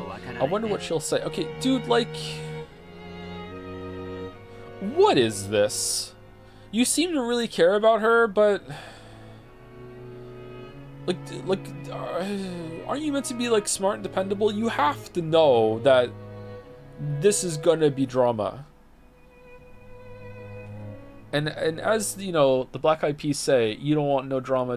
Like, do you, like, really? Like, what's the plan, George? George laughed teasingly as though pressing Shannon for an answer. It was probably the way they usually flirted when they were alone. Jessica could only smile bitterly and say, yes, thank you, that's enough. I have a dream. I don't just mean some ambition to become the leader of my own domain and business. I also dream of building a happy family together with a partner I can spend my life with. I want 2 kids at the very least. Call the baby merchant. It'd be nice to be able to do some sports as a whole family. And many more things besides that. I often talk with Shannon about that kind of thing. Right, Shannon? Yeah, a couple times. Though every time I do, she always laughs and says I'm getting ahead of myself. For some reason, even at the age I am now, I find myself thinking about what it'd be like to live peacefully in my old age, with healthy grown-up kids and grandchildren running around all over the place. If only I could spend the rest of my life at a slow pace surrounded by that, together with Shannon forever. Yeah, you're definitely getting ahead of yourself. But how should I say it? It sounds like you, George-san. Being surrounded by a family like that would probably be so wonderful. The ideal family I've painted in my mind is something like that.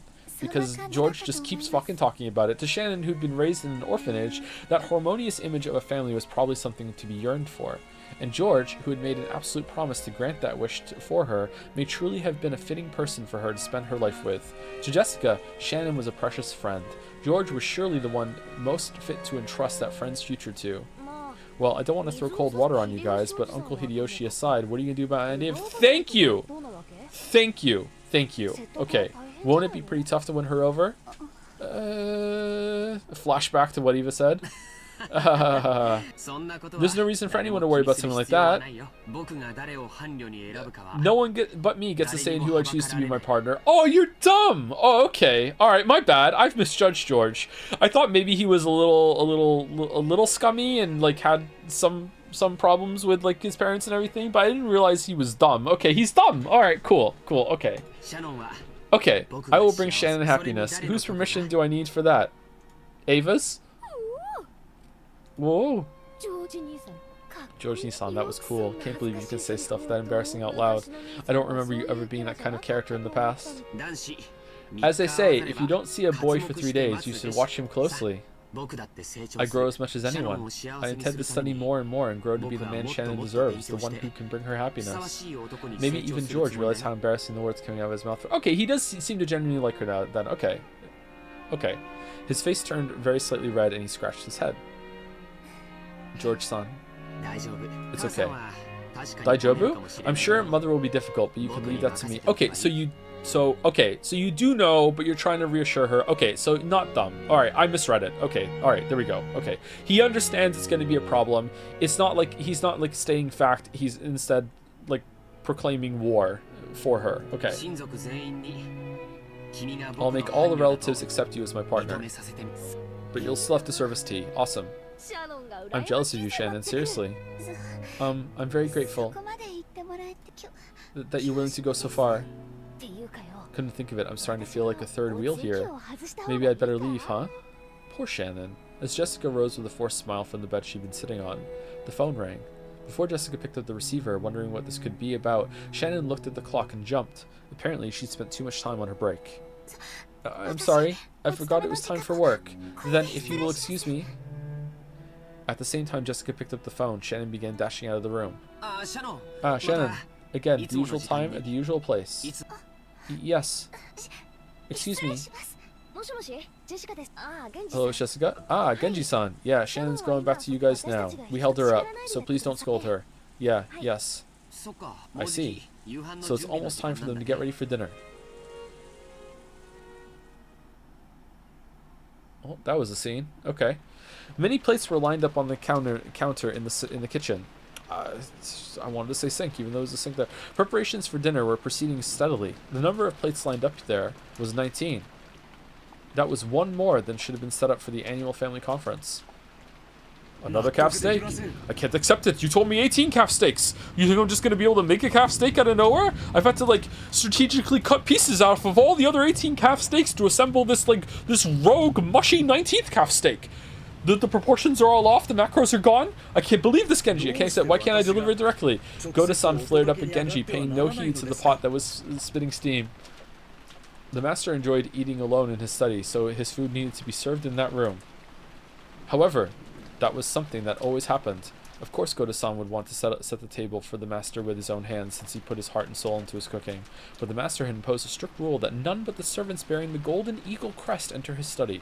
So while Goda-san would be able to greet the master from outside the study, not once had he been granted the honor of carrying his cooking inside. Goda-san was always irritated by this. Of course, he was a newcomer in terms of years of service. However, he had piled up plenty of experience from his previous jobs, and he was quite confident that he'd be able to perform in front of Kinzo in a manner that would do him no disservice. And yet, simply because he was not permitted to wear the golden eagle, he still hadn't been blessed with this honor. Dude, who cares? Can you imagine what damage that would do to his pride? You might think tonight was a repeat of that, but it wasn't. Because tonight, there was a person other than the master who wanted their food to be carried in the room. Does she have one? She has one.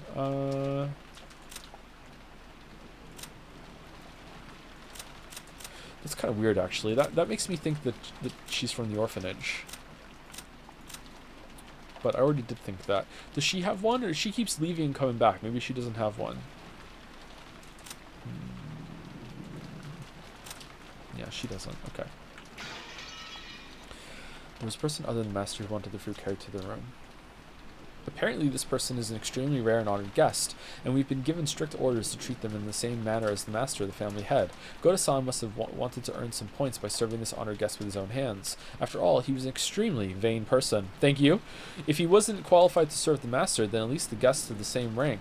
He simply couldn't find time during lunch, so Canon-san had gone in his place. So he truly desired to personally serve this person tonight. Yeah, it does make sense. Okay, sorry. The best dinner of the year, calf steak. But Genji-san had put a stop to that. Something about how Goda-san didn't wear the golden eagle. After being told once more that he wasn't qualified, Goda-san lost his patience.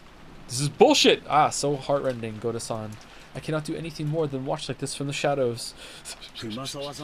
Kumasawa-san, if you have enough free time to dawdle around, please get the dining hall ready. Is the tablecloth set? Oh, my apologies. When it became her turn to bear his wrath, Kumasawa slid out into the hall. Beatrice-sama is of exactly the same rank as the master. All rules regarding her to be respected just as much as those involving the master. Goda-san, please devote your attention entirely towards your own task and serve all the relatives. I wouldn't mind if it was you, Genji-san, but is it really okay to let a child like this serve such a guest? If she made some blunder, it would be quite embarrassing. I know they've served here a long time, but it doesn't mean they've been trained in the proper areas. If you'll allow me to speak freely, they are completely lacking in the fundamentals that might qualify them to interact with such a guest. Oh, I'm here and hearing this. Oh, shit. Goda spoke bluntly, even though Shannon was standing right there in the kitchen. Shannon was the one whom Genji had ordered to carry dinner into Beatrice's room. By the ranking system among the servants permitted to wear the golden eagle, Shannon certainly was the second highest in rank. If the highest ranked Genji went to set the table in Kinzo's room, then it fell to Shannon to set the table in Beatrice's room. Goda's pride was always horribly injured by this ranking system. At times like this, he'd speak out bluntly and rudely against Shannon and Canon. Goda kept raising examples of each of Shannon's failures until now, making a ruckus about how she couldn't do this or was terrible at that. Shannon, who listened to this with her head hung in shame, heard Canon's voice from behind her. Canon had been leaning against the wall in the hallway near the kitchen entrance, a blind spot from the inside, and had been listening to all of this. He probably knew that if he entered the kitchen, sparks would start to fly his way. I've got to say it. The man's scum. He's going to do it, but we could all learn a lot about the fundamentals of entertaining guests from him. Goda-san has learned so much, so he'd be a great reference. Great reference. Nisan, you sure are nice. More importantly, is the guest in the VIP room really Beatrice-sama, as they say? Is he really scum? Like, he seems to take his job seriously, and he feels like he's getting snubbed all the time, even though he's doing his job. I don't know if I would call him scum from what I've seen. I get bad vibes from Goda, don't get me wrong. So if I had to choose right now, I would side with Canon. But like, I don't know. I don't think we've seen enough to call him scum.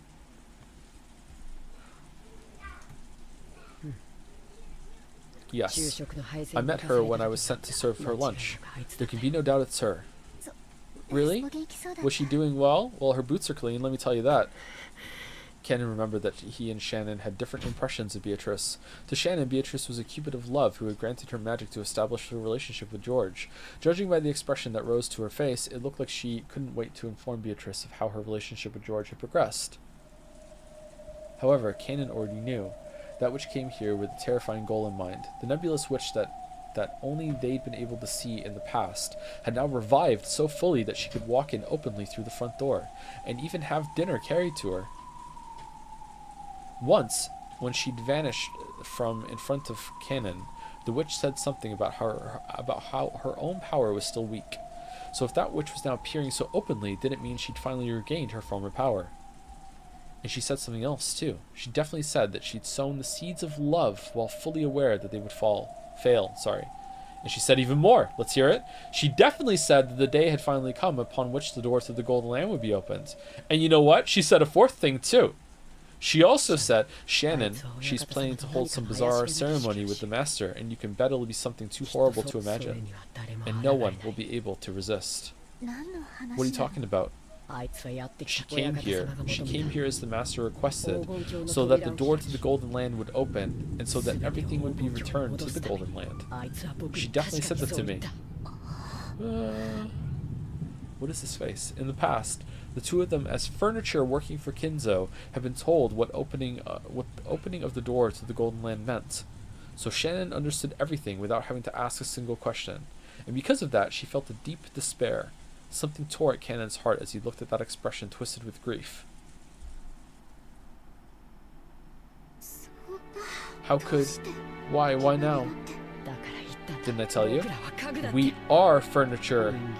Because you acted like a human, because of love, you're incapable of obediently accepting the day our service comes to an end. Once, I wished this day would come, but it never came, year after year. I didn't know how long we've been forced to endure suffering as furniture. So I thought that day of rest would come for all eternity. I thought the same thing, but I believed it would definitely come someday. So I never forgot that I'm furniture. Idiot! But Nissan, you did forget! Remember, it's my fault, isn't it? It was I who... Yeah, it's your fault, Nissan. If only you hadn't experienced love, we'd both be happy that this day had finally come. You built up too many pointless regrets. Even though you knew you'd have to leave this world someday. What is this Elden Ring music? Will the ceremony begin tonight? Yes. And she said one more thing. Tonight, George-sama will probably give you an engagement ring, Nissan. That was a fact. George supposedly had an engagement ring hidden in his pocket today, and surely he would hand it over tonight. She brought you two together, planning to use you as the sacrifices of the Second Twilight. Get it? She tempted you and took advantage of you. I see. I never thought of that. But she told me, she promised that if you don't accept the engagement ring tonight, you won't be chosen as a sacrifice, Nissan. Huh. I think our chances of being able to go to the Golden Land together are very slim. There will be 13 sacrifices. Only 5 will be left alive. But everyone's meant to revive at the end. The chances of us being part of that group are tiny. But if you just accept her offer, those chances will rise. I want to take that bet. Our salvation is in the Golden Land. We're going to reach that place and gain humanity. And then, I want to live life as a human, together with you, Nissan. If we do that, we might be able to find true love. In the past, we used to dream about being able to go to the Golden Land. If we go there, any wish will be granted. We'll be saved from this pain. That's what is the orphanage like? Just like a cult? Kinzo's cult? Everyone's just indoctrinated into believing in the witch, and he just like pulls them here whenever he needs them? Like, what is this? What is this dynamic, man? That's what we believed. However, in this ceremony, only a few people would be invited to the Golden Land, chosen by fate and chance. Everyone else would lose their life as a sacrifice midway through the ceremony. However, in the past, Shannon and Ken had thought that whether they reached the Golden Land or were sacrificed, they would still be released from their duties as furniture. That meant this ceremony would definitely bring release to furniture like them, no matter what happened. I don't like it. Together with you, I want to make up for all the suffering we've endured. I won't become a sacrifice. Okay, I'm a little unsure of the read on this conversation, because that almost felt like a proclamation of love between the two of them right here, and I don't know if it's like we'll find like platonic love, we'll be capable of love, we'll find out what that is, or like I don't know. I don't know what he just said to her really. Nissan and I will remain alive, and we'll reach the Golden Land together. So, I won't let you become the sacrifice of the second twilight. Please, Nissan, don't accept that man's ring. If you don't accept it, she promised not to select you as a sacrifice. I cannot do that. Tonight's ring is very special. My heart won't let me refuse it. Nissan, it's George. The sacrifices in the ceremony are decided on the witch's whims, and that witch has promised to overlook just you, Nissan. You alone will definitely be able to go to the Golden Land. Only me? What about you, Kennen-kun? The witch's game is enough for me. I'll slip through her clutches. I am not powerless. I'll tightly grasp that faint chance. After all, our lives are transient, aren't they? In order to begin our real lives, let's drag ourselves to the Golden Land. Then, we will gain humanity. And when we've done that, maybe I'll be able to experience romance just like you, Nissan. Maybe I won't have to make someone cry just because I'm furniture. Kennen-kun, I've had enough of being furniture. I'll definitely become human. I'll escape this pain, no matter what. Okay, my read on this now is that he doesn't have any romantic feelings for Shannon. It's like a general like experience love with someone, not Shannon specifically. Okay, that's my read on now. That might be wrong, but that's my read on right now. There were tears in Cannon's eyes. By now, Cannon had noticed. Shannon hadn't been the only one to know and suffer from the taste of love. He had too. The tears Jessica had shown him that day, and Jessica's pitiful face, as she tried to smooth things over and stay bright ever since then, had slowly wrought some kind of change on Cannon's heart without him knowing it.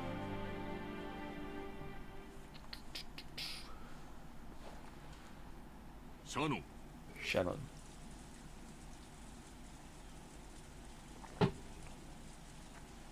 Thank you for the bits, Lazy Potato. Hi, Joe. Usually a VOD viewer, but I'm trying to catch the Umineko streams live. Just want to say I love how you refer to Kumasawa as Kumasawa-san accidentally. Welcome to the weeb side. I mean, she's always referred to like that anyway. Yeah. Furniture become human. Very nice chat. Very nice. Shannon, I've been calling to you for some time now. Shannon jumped at the sudden sound of Genji's voice. Apparently, he had called for her repeatedly. She hurriedly answered. Feeling a little bit tired already, chat? I'm doing my best. I'll perk up a little bit on break, I think. When she turned back, Kennen had disappeared. It seemed he didn't feel like showing his tears to anybody.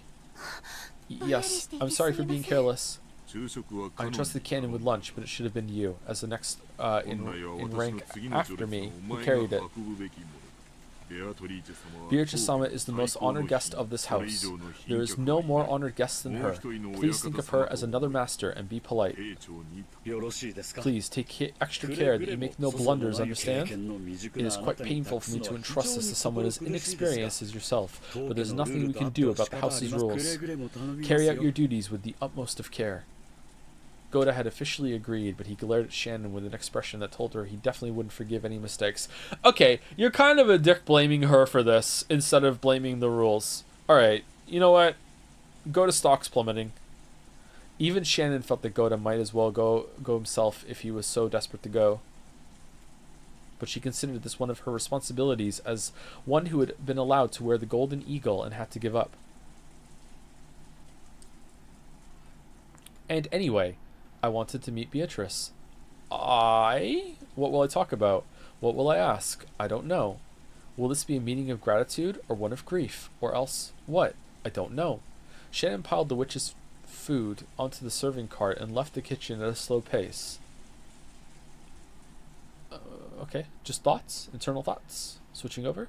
The person knocking was Kraus. Father, today is our annual family conference.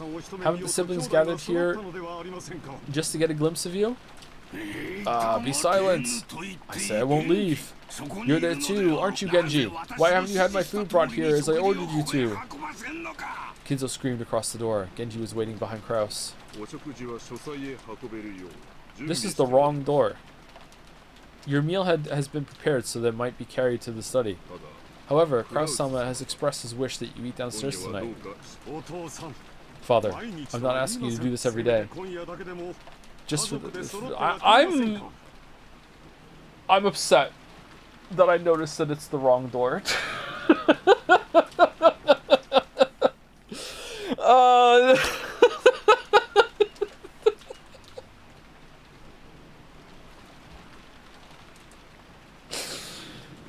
I'm asking you to do this every day, just for this one night. Won't you gather together with your family? Who are you calling family? Since when have you considered vultures circling in wait for roadkill to be family? Would you call rotting, oozing maggots family as well? Yes. My. Kraus shrugged it at this answer, which he had half expected. Genji, carry the meal here as you were told. Why don't you listen to what I say? Why? Genji-san, I leave this in your capable hands. My voice will no longer reach that man. This seems almost exactly like the last scene that was in the other timeline. Kraus gave his head a small shake, then quickly turned his back on the door to the study. He had only come calling to save face in front of his siblings, knowing full well how useless this was. After Genji watched Kraus disappear down the stairs, he called again across the door. It's me, Genji. Master, we have finished preparations for your meal to be carried here. Shall we bring some for Dr. Nanjo as well?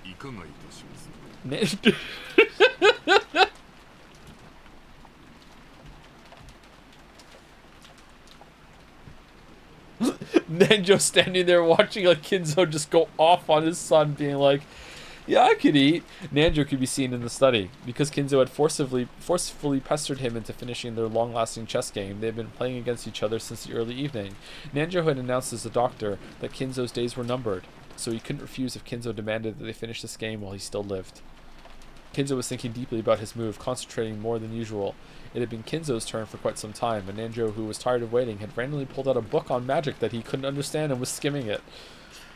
Kinzo-san, you won't think of a good move just by folding your arms and sitting in front of the board. Perhaps we had better take a break and refresh our minds. Be silent. That should be enough to solidify my defense. Will the bishop and the knight be able to penetrate that opening? Yes, this is what playing chess is like. Today, Kinzo was focused on maintaining a strong defense. Normally, Kinzo's motto was that offense was the best defense based. However, today was completely the opposite. I am also hungry. Shall we suspend the game here? Besides, I've used my head so much without a break that I'm already feeling dizzy. At this rate, I might not be able to perform at my best, and people are going to die later, and I'm going to inspect the corpses. Now, that won't do. In chess, both players must always make their best moves. Any other sort of move is merely a nuisance to consider, ruining a game whose focus is predicting your opponent's thoughts. So true. Such a thing considerably reduces our enjoyment. Kinzo sighed deeply and finally shifted his gaze away from the board. Chess isn't chess without an opponent. If that opponent is tired and wants to suspend the game, there's no getting around it. True, the goal of chess is for both players to make the best possible moves and aim for victory. It's an intellectual game where reading your opponent is key. But Kinzo-san, have you forgotten that there's another goal besides victory? Fun! To have fun! What? What other goal could there possibly be? To think that you of all people would forget something like that. Chess is a way to pass the time having fun with a friend. You've got me there. I believe I once said those exact words to you long ago. Yes, you've got me there. Kinzo, who almost always wore a frown, relaxed his face for once and laughed. Nanjo felt like he'd been reunited with a close friend that hadn't seen in ages, and then he leaned forward and said, "So can I get a plate?"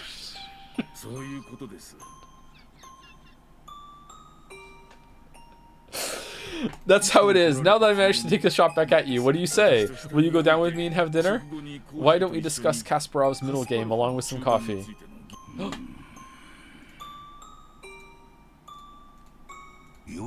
An appealing proposition, but I'm afraid I must decline.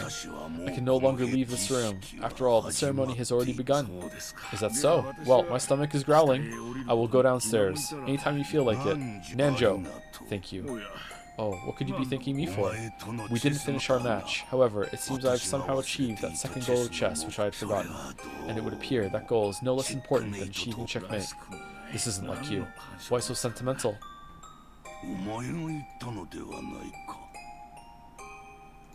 You said it yourself, did you not? My days in this world are numbered. Now go. And don't come to this room again. Let us continue this match in the Golden Land. That's fine with me, but we'll have to start over. Losing that rook was a serious blow. Well then, I will see you later. Yes, later. Maybe in the Golden Land, or in Purgatory. Already there, bud. Or possibly in the next world. Aww. Nanjo didn't say anything beyond that. And with emotion made smooth by familiarity, he pushed the button on the table that would release the auto-lock. Then, after looking at Kinzo's back one last time, he left the study. And I almost dropped my my drink.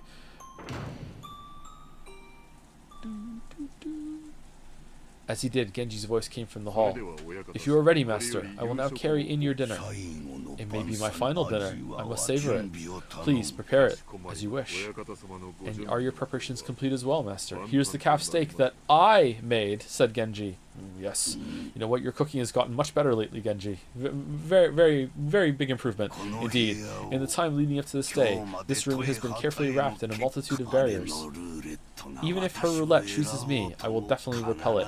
Ah, okay. So that's why you have all the defenses up. You're not trying to keep her up. You're trying to keep keep her out. You're trying to keep the death choice out. Okay. I will remain alive and will surely become one of those who reach the Golden Land. I shall repulse the visit of the Reapers trying to drag me off to the land of the dead. Why would you leave in the other timeline then? To pretend to be Beatrice, or? Huh.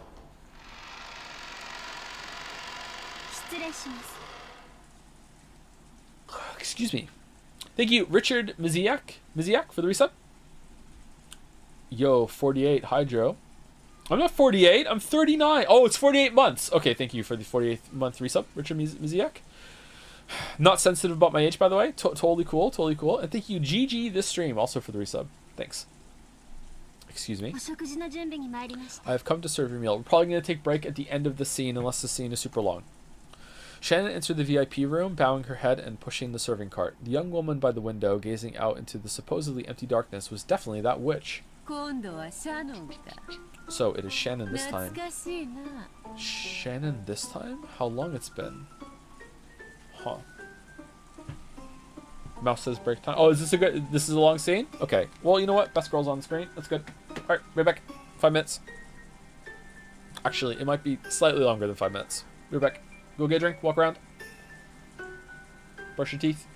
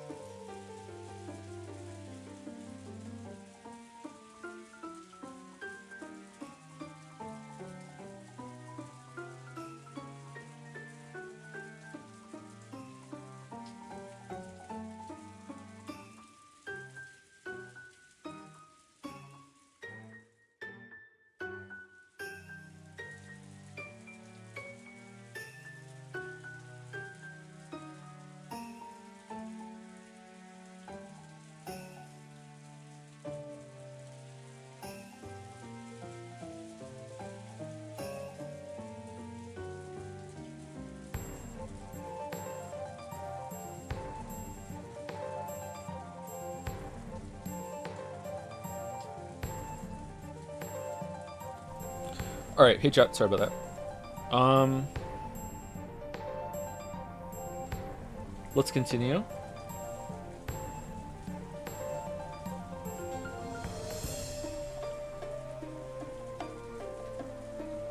Greg's stream was more unhinged than yours, Lameo. He drank every time he died in Last of Us, and he died a lot. Oh no, what was he drinking?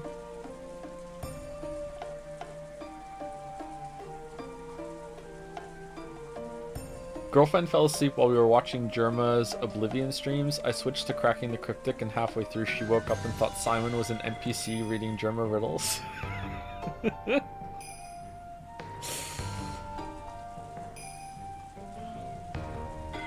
Soju, he finished a whole 750 milliliter bottle.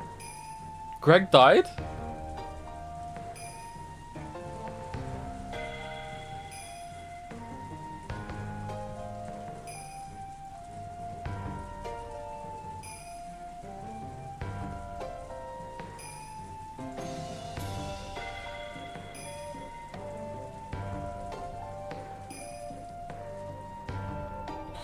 Who's the last person I said thank you to? Was it GG to stream? I think it was. Top Virtuosity? I said that name earlier, didn't I? Oh, this is a different one. Okay.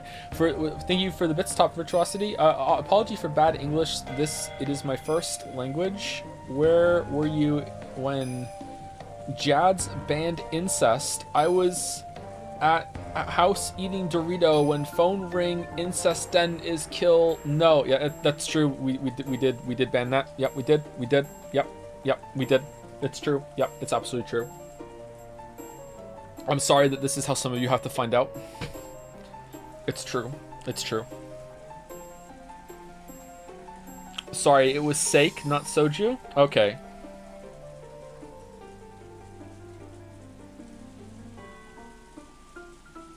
Thank you to Mouse Slot for the new sub. Welcome, welcome.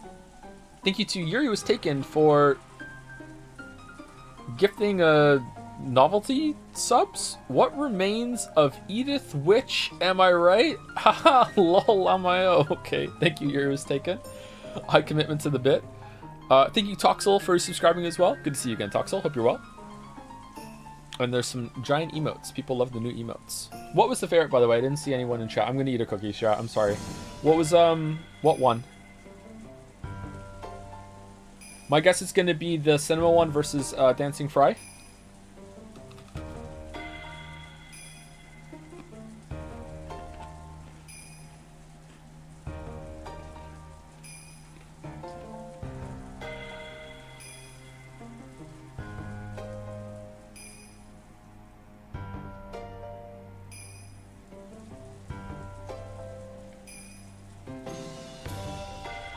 Can we make this scroll properly? What do you mean? Like you want it to match up together with the timing? I don't know how to do that.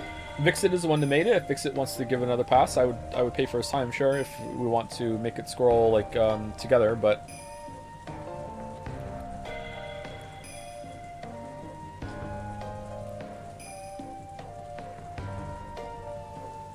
I don't know how that would work.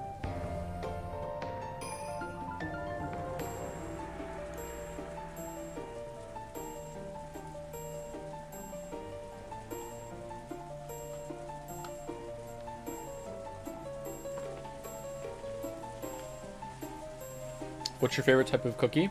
A gluten-free cookie, so it doesn't ruin my insides.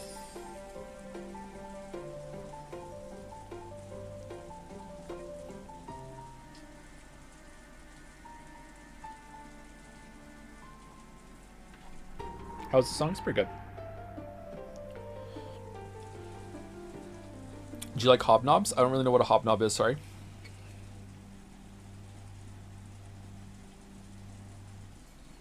Thoughts on playing Divinity Original Sin 2? Non-existent. But Baldur's Gate 3 is like the same thing, isn't it? Thank you, Naya Voras, for the resub.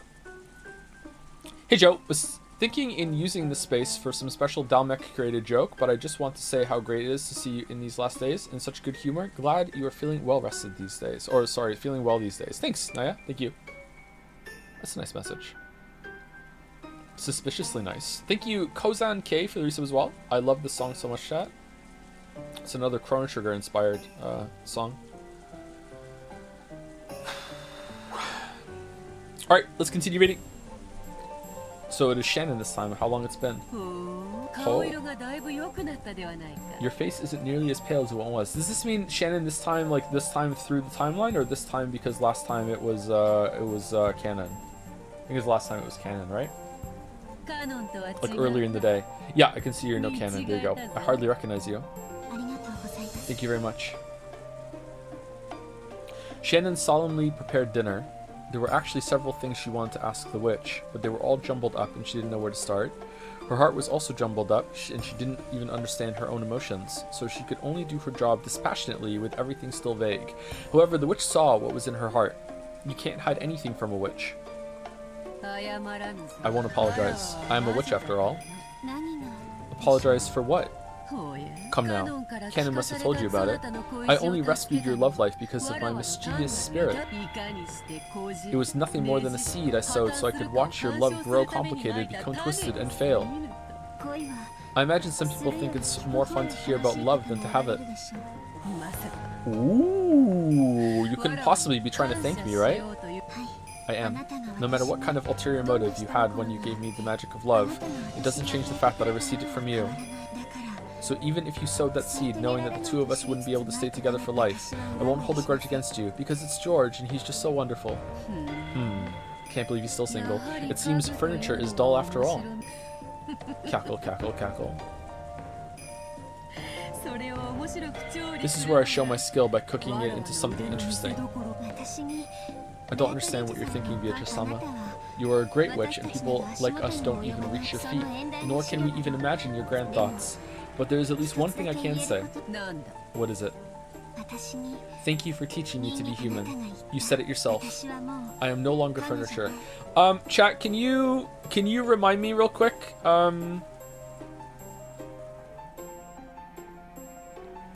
Okay, I'm gonna ask a very specific question because I don't want to be accidentally spoiled. Okay. I am asking. Okay, listen to the wording of this question, please. Okay, I'm asking a very specific question. Was there a scene that we saw in which Beatrice said to Canon, if Shannon rejects George's proposal, she will be spared in the ceremony? And I just don't remember. Because I don't remember that happening. Don't think so? Okay, alright. So, it's possible Canon could be lying. It's possible it happened off screen. What, anything like that? Okay, alright. Okay. I'm no longer furniture. Be silent, furniture. If you were a true human, hearing the announcement of your death on the day that you were to receive an engagement ring should have you dancing around, mad with grief. But what are you doing? Oh, she's a little off-kilter here, but what are you doing? Your face looks so enlightened, as though you've accepted everything. Truly an anti-climax, furniture.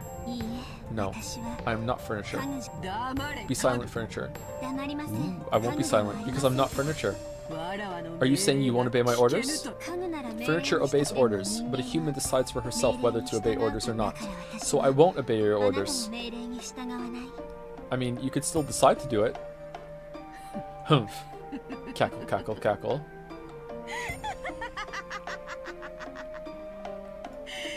I take back what I said. You really are interesting.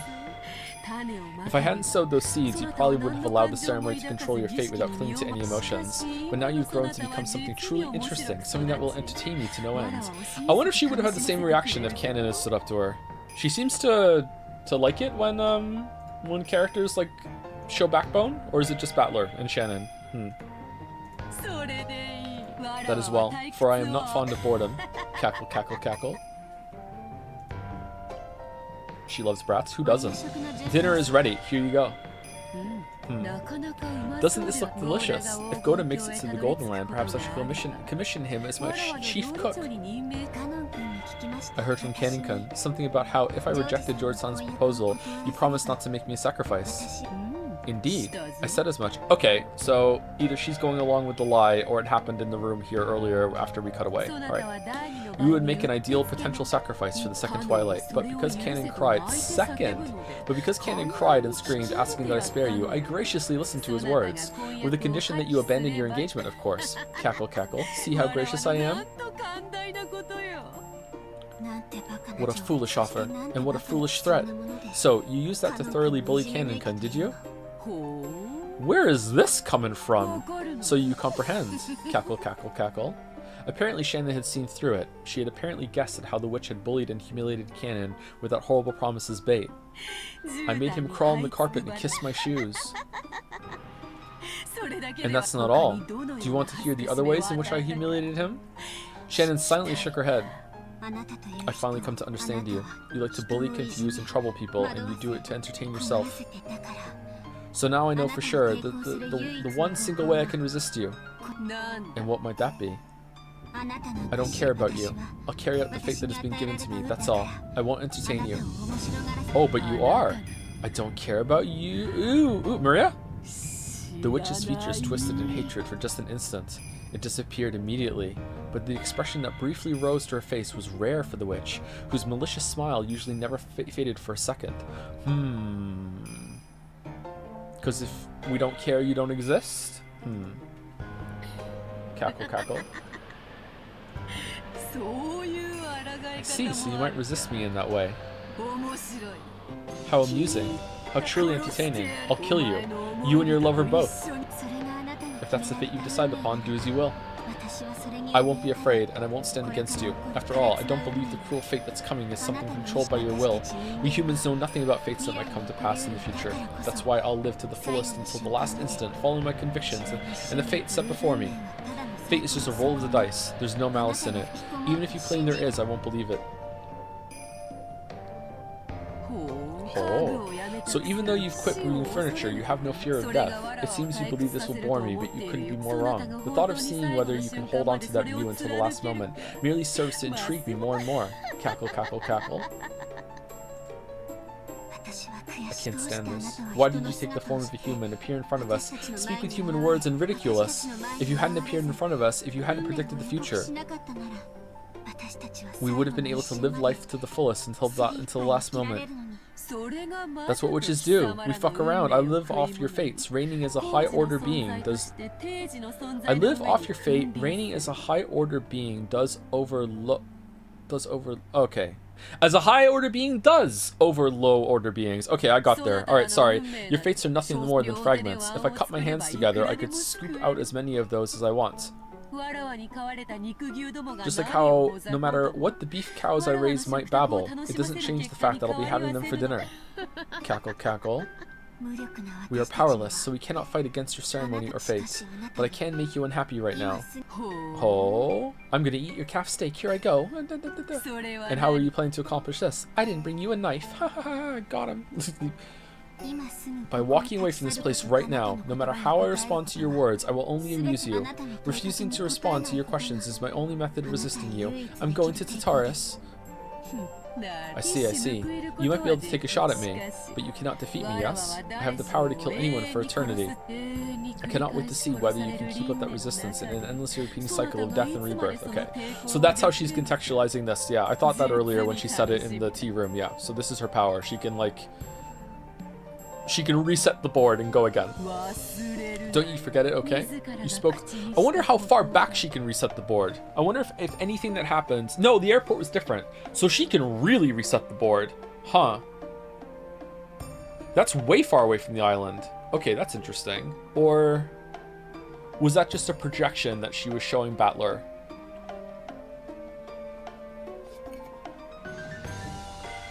You spoke those words yourself. Cackle, cackle, cackle. Well then, if you'll excuse me, if you need anything, please call me. Shannon gave a reserved bow and faced away. With that gesture, maybe she really did take a shot back at the witch, just as Beatrice had said. Because when the witch called out again, she sounded a little more quick-tempered than she had before. All I know is, Goda's going to be really upset about this, Shannon. You are not giving this high-honored guest the respect she deserves. Canon thanked me, can't you? Can't you thank me for bringing you your day of rest?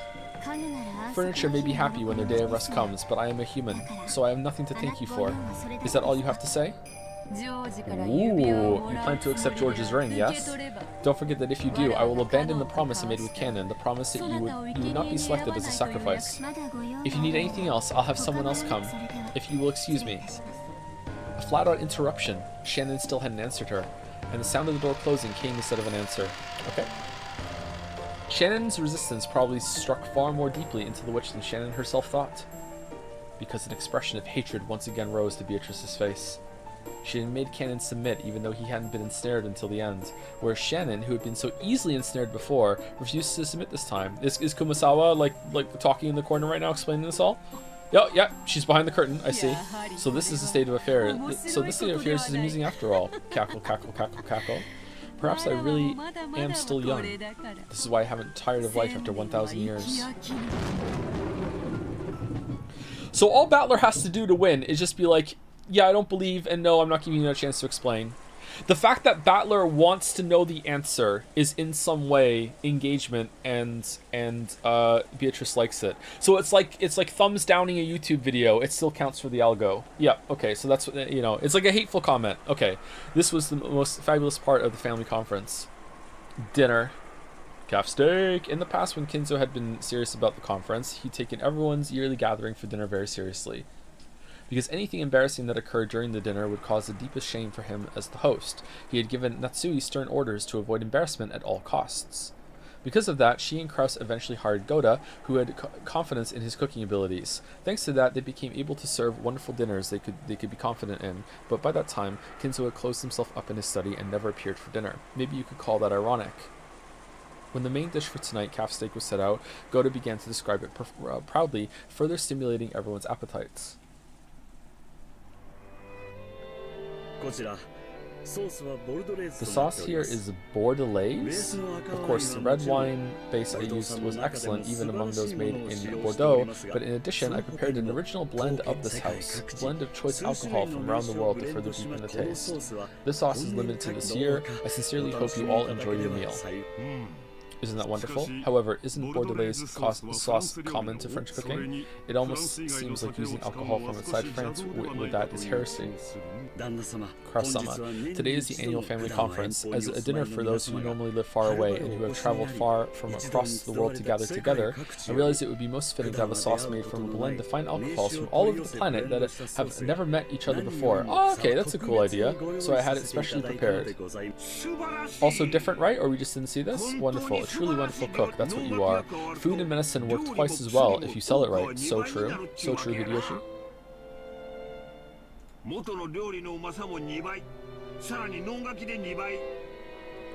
It's already it's twice as delicious as normal food, and the advertising makes it twice as good as that. The taste keeps doubling and doubling. Wow, like the amount of people dead. Giggle. Come on, Nissan. That question of yours was obviously a plant.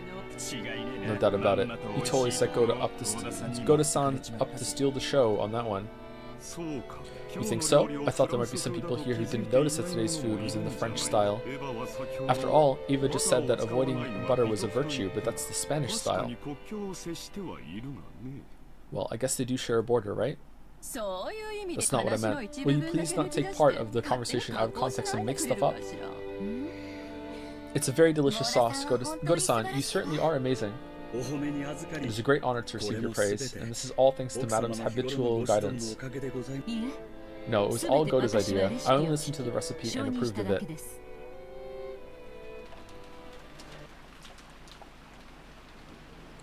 It looked like the siblings quickly got into a loud argument about the sauce, but for the most part, dinner proceeded peacefully. However, a certain question they desperately wanted to ask burned inside each one of them. It was about that visitor, the 19th person, the Golden Witch. In actuality, Eva and Rudolph and the rest were very much on their guards during this meal. If the mystery guest was ever going to be introduced, this dinner table would be the most appropriate place to do it. However, no, why is my Windows loading? What are we doing, computer? We're good? We're still here? Okay. However, no place was set at the dinner table for the witch. The family conference would begin in earnest after the meal, and previous experiences told them that it might last until deep into the night. However, they couldn't imagine why such a person should be kept hidden until that late if they were going to be introduced in the end anyway. Uh-oh. Did it get kind of blurry there for a second? That's a good idea, chat.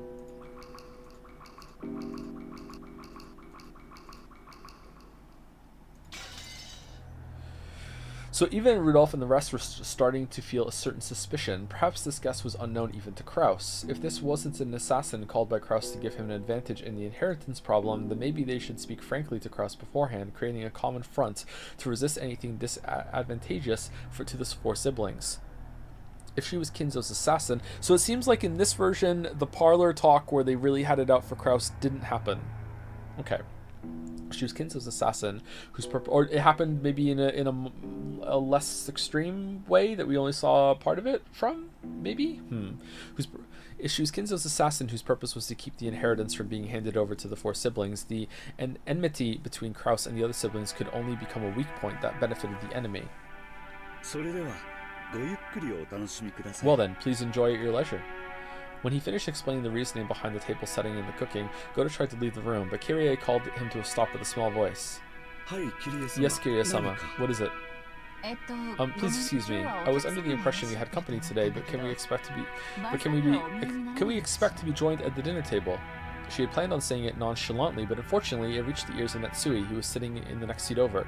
What's this? It seemed that Natsui had heard it, as even though the guests are here, why hasn't the host come to dinner? In other words, that Kyrie had asked whether Kinzo was going to join them for dinner. The family head is not at his best, so he said he would take dinner in his study. I believe my husband explained that in the beginning. I'm sorry, that's not what I meant. Okay, so this can just be cut completely. This is completely not necessary. I'm sorry, that's not what I meant. Natsui's reaction instantly told Kyrie that this unknown visitor was also unknown to Kraus and his wife. Which meant, on the chessboard inside Kyrie's mind, she could hear the clattering of the pieces as they rearranged themselves. What do you mean we have company?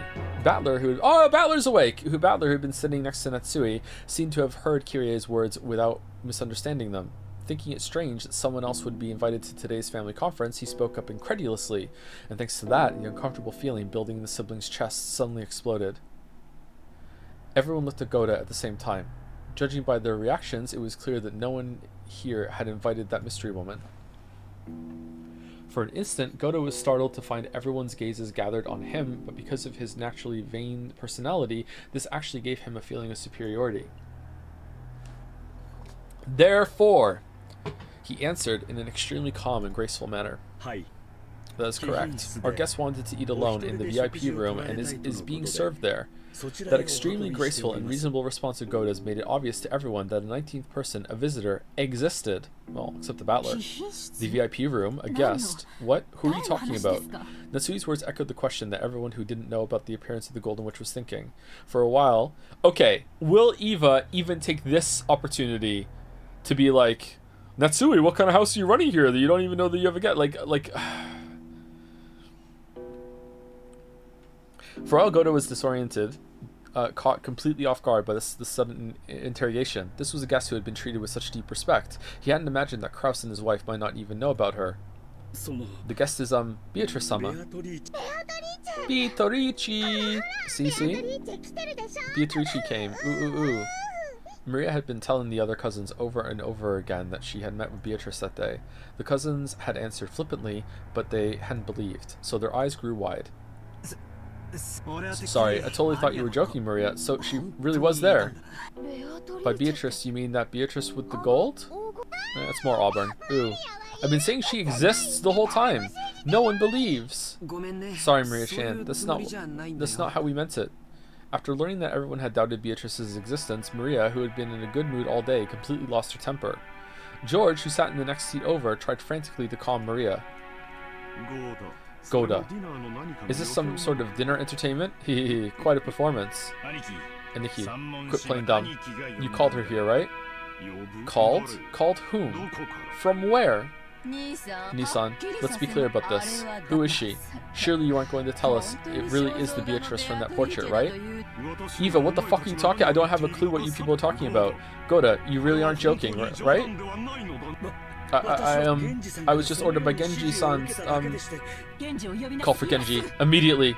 Genji! When Natsui yelled, Goda sped out into the hallway. The sound of the door being thrown open was the spark that suddenly set the dinner table ablaze. Suddenly Natsui's sending Genji out of the room in the last timeline. It's different. So, oh shit. So you're saying you're in the dark too, Aniki? Who called her? Was it Dad?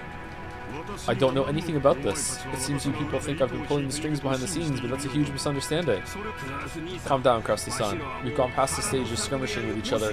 If you're saying even you don't know this mystery person, then something crazy's going on. Hideyoshi-san, can't you be a little more discreet with your words? My husband would not invite unnecessary people to the family conference. Did I say indiscreet instead of discreet? I'm sorry if I misread that. Obviously, what are you people talking about? Are you saying the witch of the portrait has broken out of her frame and appeared? It's not as though anyone's actually met this witch face to face. I met her. Eva and Rudolph nodded at Rose's proclamation. Ooh, I met her too. Uncle Kraus, believe it. Believe Mama. Ooh, ooh, ooh. The brief tension was broken, and Maria also started to make a ruckus. By now, the room was thoroughly wrapped in chaos. Chaos. I don't have a clue what's going on. So what does it mean? Does it mean the witch who gave grandfather the gold is showing up as a special guest this year? But is that really true? Aunt Rosa didn't see it wrong, did she? I met her too. Ooh, ooh, ooh, ooh, ooh, ooh. Aunt Rosa, are you sure? Yes. Maria and I met her, and we even talked to her. I met her. That was definitely a witch. Believe me, I didn't see it wrong or hallucinate or anything. What on earth was that?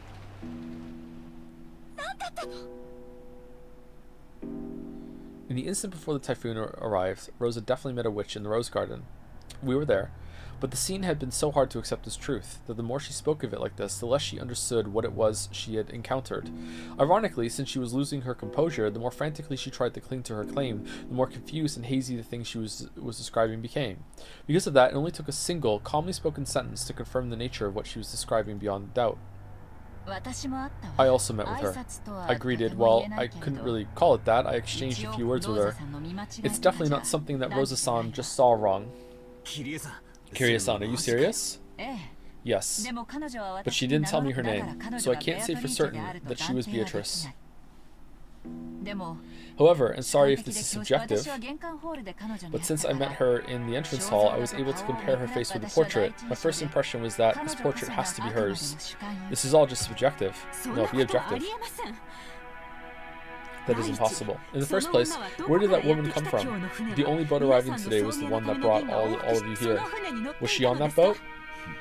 She was hiding underneath with the Domino's Pizza Man. Well, it's hard to say for sure. Of course, I don't remember any woman like that getting off the boat with us. Oh, is that all? Can you prove there wasn't a boat besides the one we rode on? Oh man, Battler really likes Eva right now. You can't prove one didn't arrive. Makes sense. If another boat did arrive, it might be possible to prove it. If someone saw it and said they saw it, then you're done. But it's impossible to prove that such a boat didn't arrive. Even if everyone says that no such boat arrived, that they didn't see it arrive, you can't prove that it didn't arrive secretly. It's that thing they call a devil's proof. It'd be simple to prove that the devil exists. That devils exist. All you have to do is meet a devil, but it's impossible to prove that devils don't exist. Just by saying that no one has ever met a devil, you can't deny the possibility that they're hiding away somewhere humans can't go. You can't deny the existence of aliens for exactly the same reason. Until humanity searches the whole of space and can show perfectly that aliens don't exist, you can't be sure that they don't exist. Yep. And it's definitely impossible for us to ever check the entirety of space for the existence of aliens. Therefore, while there may be a number of ways to prove that aliens do exist, it will always be impossible to show proof that denies their existence right now. So any discussion about there being a second boat would just be a waste of our time. She wasn't on the boat with us. Not much is a fact, so she must have arrived on this island through some other means. That's right. There may be no need to discuss how she came here. What's important is that she's actually in this mansion now and doesn't feel like having dinner with us. Okay, let's review. Right now, there's another guest on this island other than the 18 people with the Ishiromiya family, and this is a guest even Niki and Natsui-san don't know about, right? I know nothing. I don't know what you're talking about. Be silent for now. Your headache will get worse. It is as my wife says. I have no idea what you people have been talking about up until now. Then there can be only one answer. Father called her here. Called her here for today's family conference. For the family conference? Again, why? I don't know that. I'm questioning you because I thought you might know. Oh, she's upset. Eva, could you give her a rest? Krusty-san said he doesn't know. So here's what we've got. Father stealthily invited the witch of the portrait as a secret guest. It's like, it's so similar to the other conversation with them like talking about shit that went on. It's pretty good. And she met with Rosa-san and Maria-chan and then Kirie-san. That's all for now. If she has something to say to us, she could just show herself right away. Now we've got to wonder why she shut herself up without greeting us. Does this mean Dad, who never gave a crap about this family conference in the first place, secretly called a new mistress here and had her wear the clothes of his ideal witch? This day's too important for that explanation to fly. There can be only one reason: to join in on the family conference. She wants to claim some right to father's inheritance.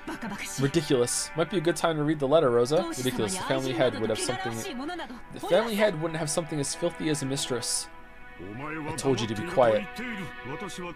I've lived in this mansion with Father all this time, and I never heard a thing about something like that. If we stretch plausibility to the limit, and assume Father had an illegitimate child with some mistress decades ago, then maybe Father searched her out and called her here today. Is that what you're trying to say? Dear, it's absurd to think Father has such a child. To waste the noble blood of the Ushiramiya family on a mistress. This is nothing more than a few people making wild claims. It's obviously a fantasy, a delusion, a daydream. Or is everyone taking part in some kind of act to trick my husband?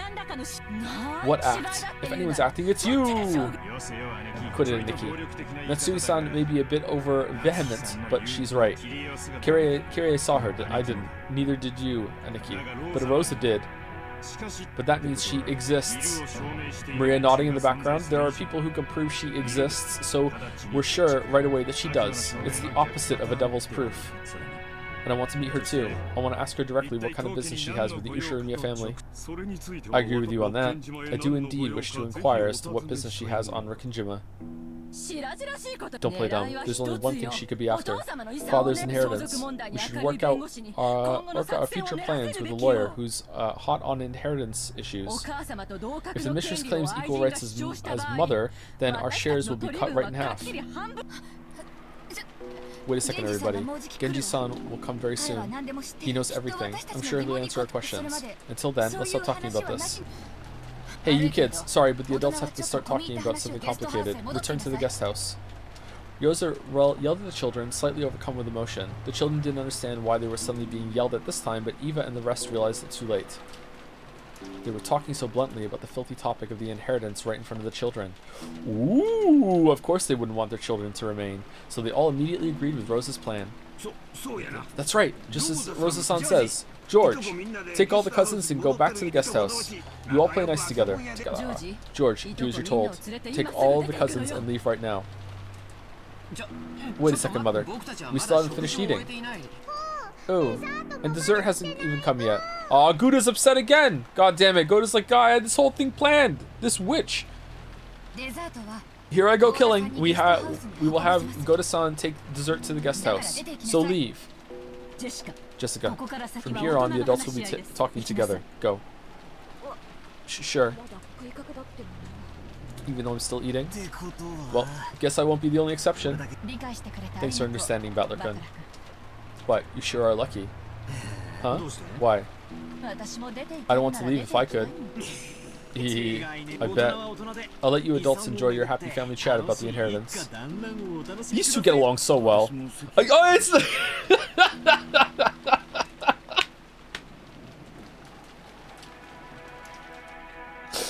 Nanjo also has thoughts.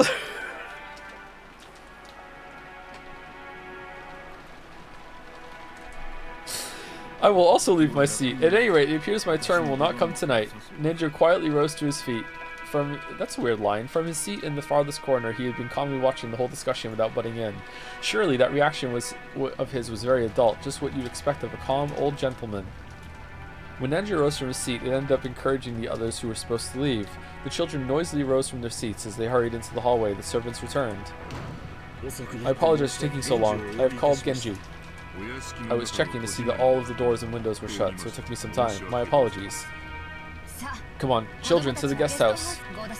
Goda-san, my apologies, but could you carry the children's portion of the dessert to the guest house? Huh. Is that what you wish? It seemed Goda wasn't amused to see the dinner he'd worked so hard on interrupted like this. He sent Netsui a look as though asking her whether that was really okay. Do as Rosa-san says, and it will not be necessary to set out dessert for us. Do not approach the dining hall until we call for you. Tell the rest of the servants to do the same. Understood? Yes, as you wish. Poor Goda. Come, everyone. Shall we go? Maria-san, you mustn't trouble your mother anymore. Ooh, ooh, ooh. I want to talk about Bito too. No, no, no. Ooh, ooh, ooh. Maria-chan, could you tell us about Beatrice in the guest house? I really want to hear about the witch. Okay? Ooh, ooh. You're pretty damn smooth, Georgie-san. I'm impressed. Can't believe you're still... Are you sure you don't have kids? You're too used to this. Ehehe. George's words had completely restored Mira's good mood, and now she took the initiative, telling the others to head on to the guest house. It looked like Gouda didn't like being kicked out himself, but he couldn't disobey Natsui, so he left the room with Battler and the rest, closing the door. Is there some way I might be of service, everyone? Yeah, there sure is. We've got a whole bunch of questions. In fact, every one of us does. So much that we almost want to have a lottery to see who gets to ask first. But no matter who wins the first lottery, the first question will be the same, won't it? That's right. Who the fuck is Genji-san? Answer me honestly. Who is this person called Beatrice in the VIP room right now? Oh, we don't get to see.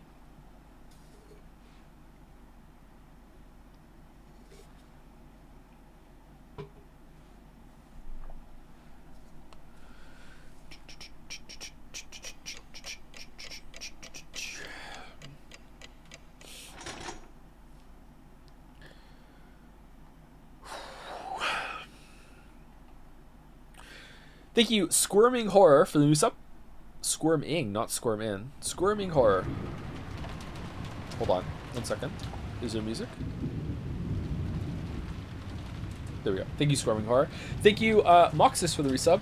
Hi, Joe, and future VOD me. I finally have a stable-ish job, so I can sub again. You've been great company when I needed it for many years, so thank you. Are you for real gonna read some Homestuck on 413? It's like my favorite thing, and so I am obviously terrified more of chat than you, to be honest. Genuinely, I think you might like it. That's the deal I made with Balder. Yep. Balder has done me several favors, and yep. So, I agreed. I'm only reading it that one time though. If that's the date that Balder said, that's what I'm doing.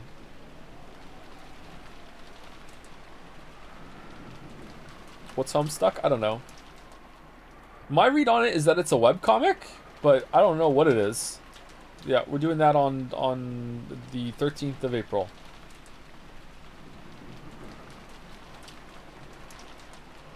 You said the same thing about Umineko, and look where we are. Oh, enjoying peak? Oh, I'm sorry. What? Oh, Joe, what if Homestuck is good and we all have a really great time reading it together? Wouldn't that be fucking awful? Yeah, okay. Thank you. Oh, for fuck's sake.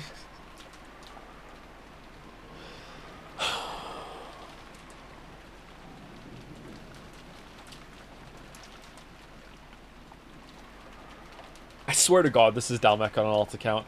Thank you, Joe's Free Use Boy Toy, for the resub. I've lost gallons to Beatrice. Of Gatorade? Rehydrating? Yep. Thank you very much. Thank you, Mingaleg, for gifting a sub to Fluffal Hyena? Interesting name. Thank you, Kreitler John, for the 5 gift subs. Thank you very much. Thank you to Lithia for the new sub. Welcome. Punish Baldus for the resub. Missed half the stream. How has Umineko been treating you? It's been pretty okay this far. Nothing huge has happened today, but it's we're just going through it. Yep. Not as slow as some of the parts of the opening of episode 2 have been so far, I think. Thank you also, Kreitler John, for the bits. Hey Joe, your streams helped me through some tough times. Thank you so much for the years of amazing content. Oh, you're very welcome, Kreitler John. Thank you. Glad the streams could help you with that. Thank you, Vod Dutchington, for the resub. Hi, Joe. As a huge Chandelier Crane fan, I've been watching your streams, and have to say, I think I'm realizing how much better Chandelier Chan is. I uninstalled Persona 3 Reload this morning and sent a cease and desist to Atlas. Forcing the crane on you, huh? That's a little heresy. Thank you, Crimson Petals, for the bits. Homestuck is like Umineko for terminally online people, so we're gonna love it. Thank you, Top Virtuosity, for some more bits as well. Excited to see you play Baldur's Gate 3 and Signalis. Hopefully you like it and chat doesn't ruin it. It's like the old Resident Evil games, but better. Also, anyone hearing this, please DM me on Discord, Joms fan art, if you have any, because I'm running low of stuff to post on r/Joms. Joms has a subreddit. Thank you, Lisuk, or Lisuk, for the resub as well. I have returned. Welcome back.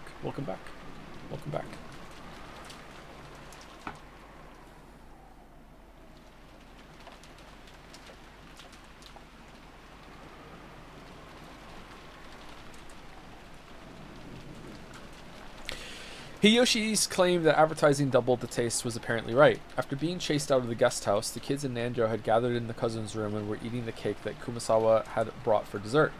It was both wonderful and high class, topped with lavish amounts of cream and decorated deliciously with fruits. But delicious as it was, it didn't taste quite as good for some reason.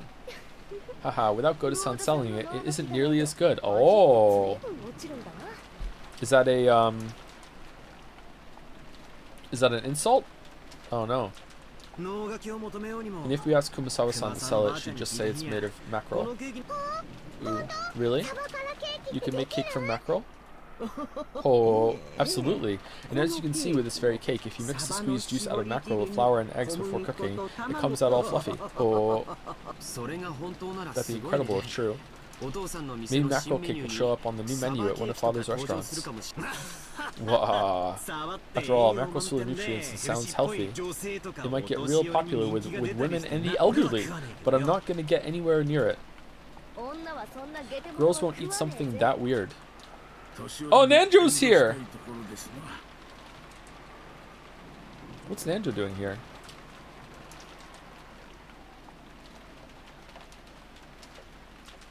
Even the elderly would wish to decline.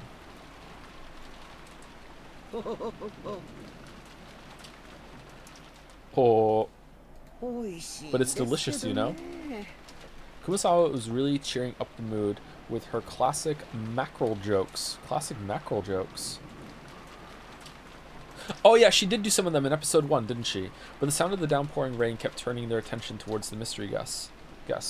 In the end, they showered Maria with questions again, since she was the only person here to have met Beatrice. I can't believe she was actually telling us the truth.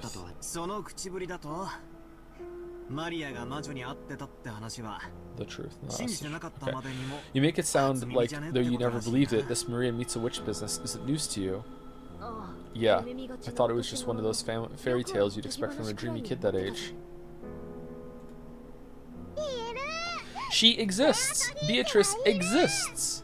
Is this for emphasis or what? Every year when we come to the family conference, I meet her and we play together. That's right. Although Beatrice-sama doesn't usually show herself, I hear she sometimes unexpectedly appears before honest people with clean hearts. Why is she talking to Maria then?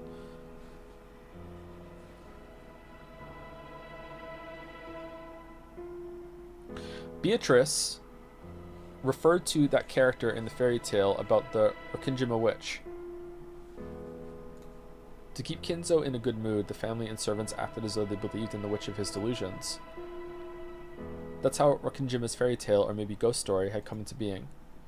To the family members who knew that backstory, the fairy tale of the Golden Witch wasn't something to be taken too seriously. However, they were never able to say that out loud in front of Kinzo. Because of that, the legend of the witch carried a lot more weight to someone like young Maria, who didn't know the story of how it had come into being. That's why Maria believed in the legend of the witch. She accepted it entirely. That was only natural for an imaginative girl who believed in witches. So people had avoided saying things that would betray her dream. On the contrary, they had worked together to say and do things that would help liven her dreams without her knowing. So when Maria-chan was showing us that candy that supposedly came from Beatrice, I figured someone subtly slipped it into her handbag. I have done similar things a few times in the past, secretly placing sweets somewhere. So it was you! I imagine even Kumasawa-san, or rather all the servants and everyone in the Ushirimiya family has done it once or twice. So if it'll make a small innocent kid happy, you might place a sweet somewhere and have everyone join in on keeping the secret alive for her. Come to think of it, I'll bet you do that kind of thing all the time, George and Nikki. Who knows? It'd probably be boorish to admit to such a thing out loud. George admitted it while being extremely wary that Maria didn't find out. Who just carries around candy? In other words, it's kind of like Santa Claus. To protect the kids' dreams. Okay, alright, excuse me, okay. Spoilers for Santa Claus? If there's if you're on a speaker system or anything like that? Okay, alright. Yep. To protect the kids' dreams, the parents plot together and lie, setting presents at the bedside of a child fast asleep. After all, you want to protect the kids' dreams, right? Obviously, I've known Santa doesn't exist for a long time now, but if there's no reason to wake up from a dream like that, I wish I could have believed it all my life. Because adults know that the world is filled with terrible things. They all want to at least protect the pure dreams of a child. Ooh, Beatrice exists. Exists. Yes, she does. Beatrice-sama does exist, right? Some time ago, when I was drying mackerel to make some black tea, suddenly... Well, it basically goes something like that. Give me like 1 minute, chat, sorry.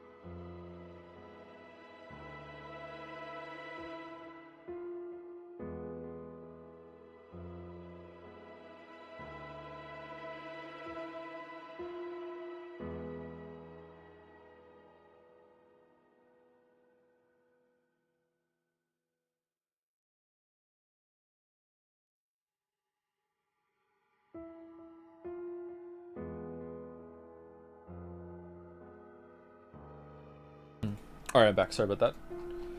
Witcher 3 vid. What? Can you pick your fucking... What? Well, it basically goes something like that. Supposedly, at least.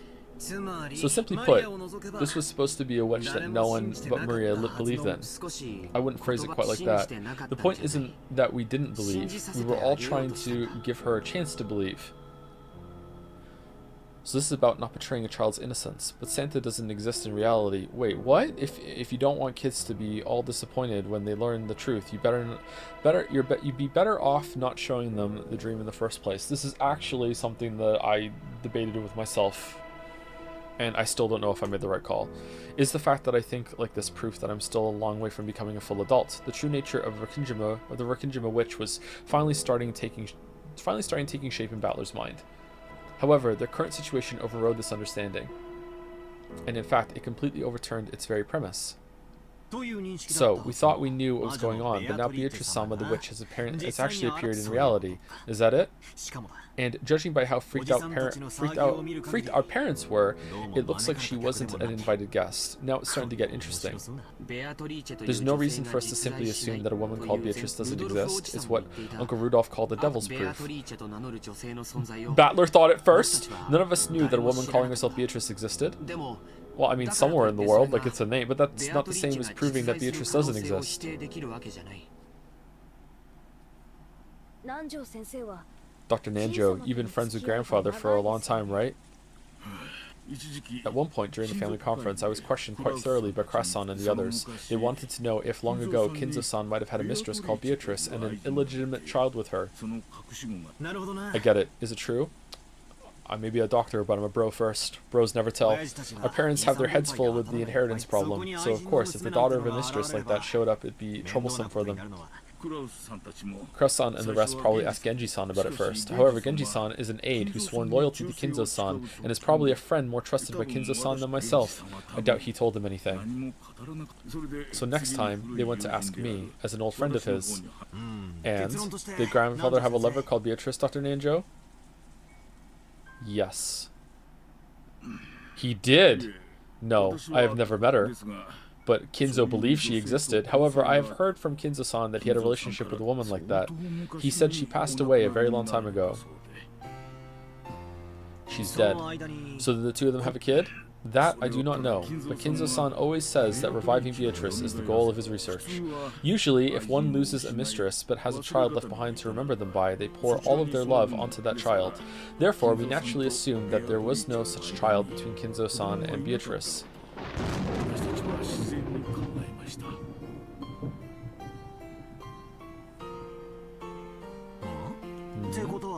So that leaves us with another devil's proof. Yeah, it's impossible to prove that a child between him and a mistress didn't exist. So, now that this child has actually appeared, we have to assume she did exist after all. That's a bit of a rushed argument. It's more realistic that someone caught wind of the trouble with the Ushirimiya family inheritance, knew about grandfather's relationship with the mistress long ago, and then dressed up and came to fuck with us, and impersonated her, trying to take a slice of the inheritance for themselves.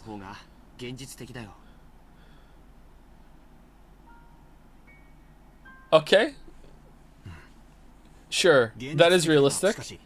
But we can't deny the possibility that she really is an illegitimate child. One who lived in isolation, forgotten by grandfather, and who's returned for revenge, right? Revenge? What do you mean? Ah, sorry. Guys just like to dramatize stuff to make it sound interesting. I've seen too many weird dramas. Normally that might come off as a light joke, but the joke had landed after an uninvited mystery guest calling herself Beatrice had marched in on the day of the family conference with the bloody argument that the inheritance had become took center stage. Yeah, I know. There was no way Battler's joke would be welcomed with laughter, so it was a really big help when Nanjo laughed brightly to calm everyone down. Man, Nanjo, what a great mood breaker. Can't believe you're still single. I see. That does sound quite intriguing. I would love to read a novel with a plot like that. Well, I don't think it could actually work. After all, right now, on this island, there's 1, 2, 3, a full 18 people, right? If anyone tries to do something weird, they'll immediately get caught, and thanks to the typhoon, they can't even leave the island. In other words, if you tried to commit some crazy crime, you'd be screwed. Unless, I agree, in a dead end without any way to escape, and in a situation where everyone's really suspicious of her. Okay, like seriously, do you know and you're just pretending, or do you only know when you go back to sleep? What's going on here? I'm so curious. I seriously doubt she could pull off a terrifying revenge drama like that. Probably not. In that case, it would be more realistic if she had come in secret without making her presence known. I simply cannot imagine someone appearing openly to take revenge outside of some historical drama. Well, who knows, right? Revenge is based on emotion, not logic. If you've got someone willing to go down along with their opponent, they might not be afraid of anything, not even the police or large numbers of people. It's okay, Jessica-chan. None of the disturbing things we're imagining will happen. Like the battle royale between our parents over the inheritance isn't disturbing. That's right. Dad and Uncle Rudolph are pretty tough, and Aunt Eva's even trained in the martial arts. Calling it back? We'll be fine. Yeah. Jessica didn't say it out loud, but she'd vaguely noticed that her own father stood in opposition to all the other siblings on the inheritance issue. They usually played nice in front of the children, but when that pretense was lifted away, like it had been at dinner, the result would be a tumultuous uproar. After realizing this, it was only natural for Jessica to be frightened at the thought that her parents might get caught up in some kind of trouble and become human sacrifices for something terrifying. Seriously, Georgia Nikki's right. Nothing's gonna happen. Even if she pretends she's a witch, what can a single human woman who can't even use magic do? That's where you're wrong, bucko, he says in the magical storm. Oh, not again. The sudden creepy laugh made all of them jump, and when they realized the strange laugh was coming from Maria, they were shocked again. I see. So that's how you see it, Battler. What is it? Don't laugh all creepy like that.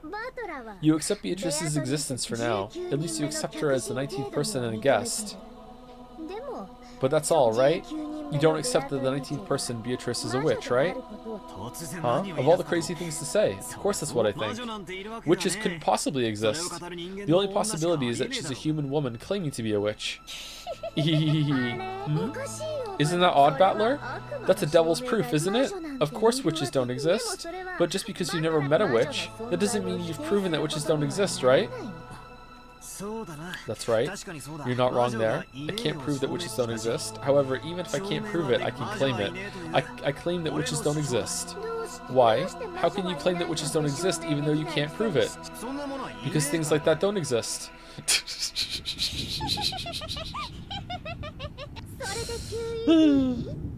So that's QED.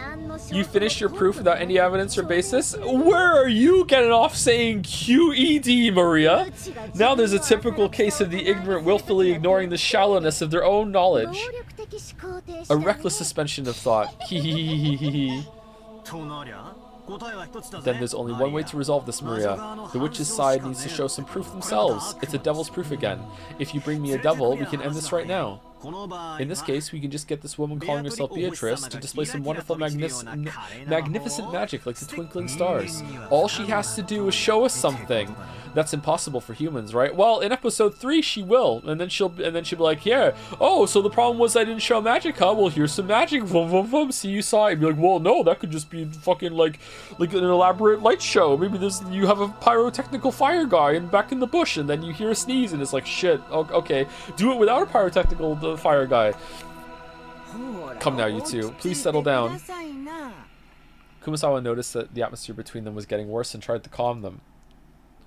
Equally? Look at this! It seemed as though Battler quickly realized that he wasn't acting like an adult, but Maria's expression didn't loosen. As she laughed creepily, she sat staring at Battler. You quit it too, Maria. Let's get back in a good mood, okay?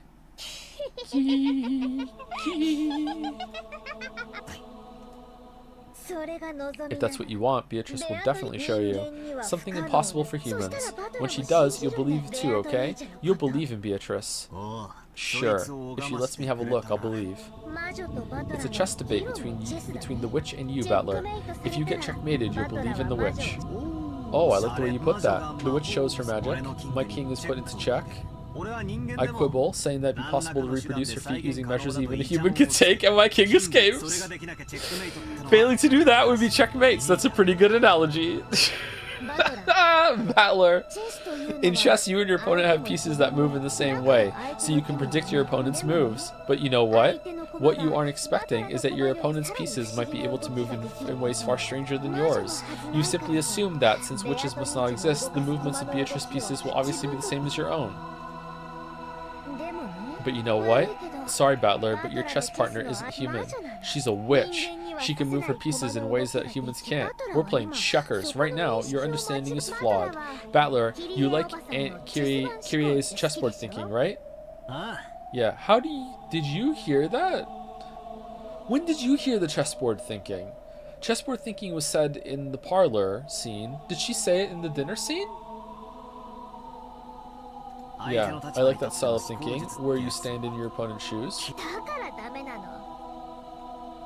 And that's why you'll get stuck. Even though your opponent is a witch, you won't accept it, so you can't understand the moves a witch might make, and your chessboard thinking won't work. Your knowledge of your opponent is mistaken. The very first premise of chessboard thinking is broken down. Ah, so that's your game. You cannot win in chess against a witch. Hehehehe.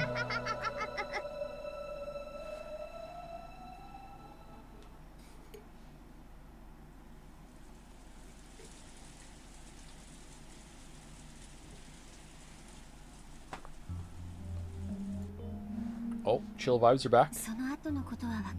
Oh no, not again. Thank you, Diselli, for the resub. Ooh, ooh, ooh, ooh. And thank you, Vozy? Wowzy? One of those for the new sub. Welcome. Thank you again, Diselli. Alright. I don't know what happened after that. We servants were strictly ordered not to approach the dining room. I see. So, Shannon, have you ever met this person called Beatrice before? I don't know. That was a slightly odd way to say it. It didn't quite sound as if she was saying her memory was hazy. For us servants, Beatrice-sama is the second master of this mansion. Some people say we've spread that rumor because of the master's influence, but even when I just started working here, the story of Beatrice-sama was already being whispered of. I've heard about it before. If you don't show her respect, you'll get cursed, and at least one servant actually did meet with an accident, right? Yes. But it's true that some people believed more than others. I believe respect for that sort of thing shouldn't be forgotten, so I've never doubted that she exists. I vaguely believe that a shadowy being called the Golden Witch existed. And then that witch, whose existence was so shadowy and obscure, actually showed herself and entered openly through the entrance hall. Is that what happened? I don't know. I don't know anything.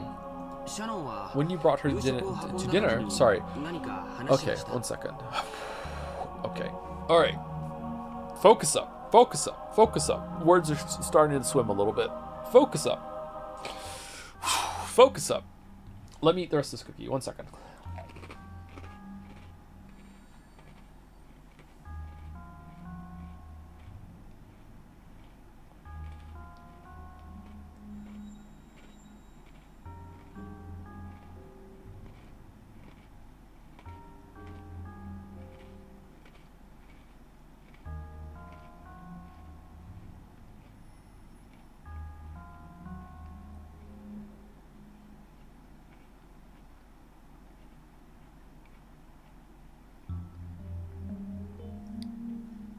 Time to bring out the Red Bull. I had a Red Bull at the beginning of stream. I don't know if it does anything. All right, ASMR, please. Someone said 50 minutes left. Are we 50 minutes away, or we had a very long opening? Don't we have? Aren't we going to 5 hours today, or what? I guess we'll see.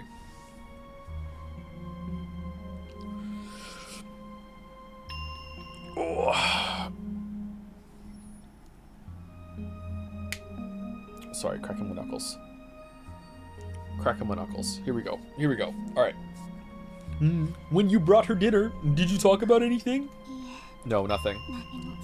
I see. Still, a witch that eats food somehow doesn't sound so realistic. What? Maybe after all, it's just someone who knows about the witch legend on this island, someone who's taking on Beatrice's name.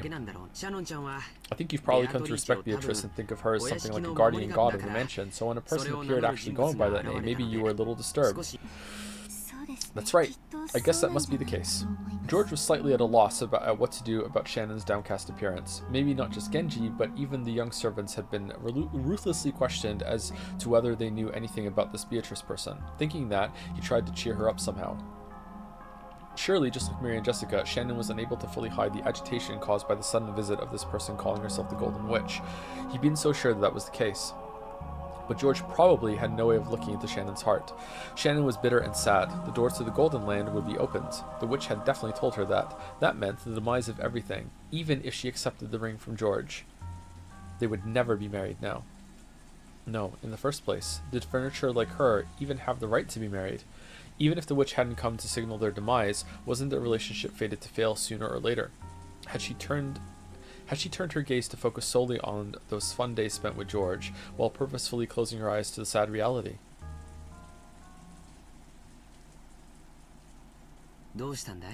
What's wrong? You really haven't looked well for a while now. George-san, what does it mean to be engaged? Huh? Trying to find a loophole? It means making a promise to marry, but I think in that sense it means the same thing as marriage. To be honest, I want to take you home as my wife right away. But right now, I'm in the middle of training and I'm still a long way from having the capacity to create my own castle. That's why I want to take you home with me, with my head held high, only after I become a full adult. I'm not talking about the distant future. I just want you to wait a short 3 years. Quoi? Bro? But that doesn't mean I want to lie about my feelings for another 3 years. So I decided to give you an engagement ring. That might be a shameful reason as a man. Maybe it's shameful to get engaged because I want you to wait, since I can't support my work and a wife at the same time yet. But I will definitely. Thank you very much. I understand that to you, George-san, an engagement ring means something different than one of the many presents you'd give to a lover. Of course it's different. An engagement ring isn't a simple accessory. It's an oath between lovers, a noble promise left in the form of a ring. Giggle. So, if we were to get married right away, it'd be completely meaningless, right?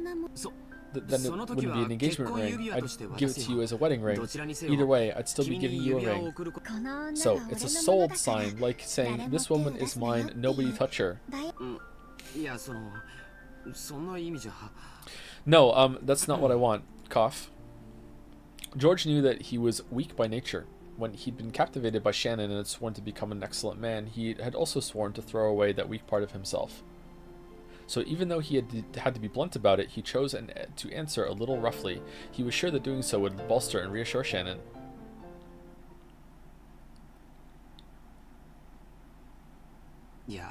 No, that may be true. Sayo, I'll make you my wife. I won't give you to anyone else. I'll make you mine alone, so no one will lay a hand on you. That's what this ring is, without a doubt. Thank you very much, George-san. I feel like she's building to like saying, why don't we just let's get engaged, but don't give me the ring until like tomorrow. She's gonna have her cake and eat it too. Get fucked, Beatrice! You said I didn't have to take the ring. You said nothing about agreeing to marry him or anything like that. I'm truly happy. Then, George-san, if it was decided by fate that this engagement ring, that this promise could never be fulfilled, would you still give it to me? Shannon tried to ask that, but she swallowed her words, because George had already spoken the answer. George had said it. He had said that to him an engagement ring was infinitely similar to a wedding ring. Therefore, accepting George's ring had a significance far more sacred than a promise to marry. Oh, the opposite. So, I'll stop calling this an engagement ring. From now on, this isn't an engagement, it's a wedding ring. Is that really okay? Is it okay to just proclaim that we're married without even God's blessing? Yeah, it's enough to tell God, Father, and Mother about it afterwards. We'll tell them all that we've been married. No one will be able to undo it. I declare bankruptcy. Okay, George-san. I'm not saying this because of a momentary emotion. I'm not just looking at how you are now. I'm looking at the you of tomorrow, of the next day. I'm even gazing at you as you'll be in old age, in the future, as I say this. You're always thinking about that, George-san. How about you want to enjoy your old age slowly, surrounded by healthy children and grandchildren? Yeah. At that time, an older you will be beside me. That is what I expect. No, what I foresee. Yes, because that day will surely come. Will it surely come? Yes, surely, definitely. And this ring proves it without words. Please, show me. Huh? What are we doing? Here it is. George, thinking he was being told to show her the ring, hurriedly took out the ring box. Even though he had practiced so much, he hadn't been able to do it cool. But Shannon wasn't looking at that. In her straight and direct gaze were vague tears and a smile. She focused her eyes on George's eyes, no, on something she could see beyond his eyes. Please, show me that future. Yeah, I'll show you. Surely. I promise it. And not just until old age. After we die too. Even when we become spirits, we'll always be together. Shannon wiped away her tears and took the ring box. Inside was a diamond ring worthy of blessing the two of them. George said the line that he practiced over and over again inside his head.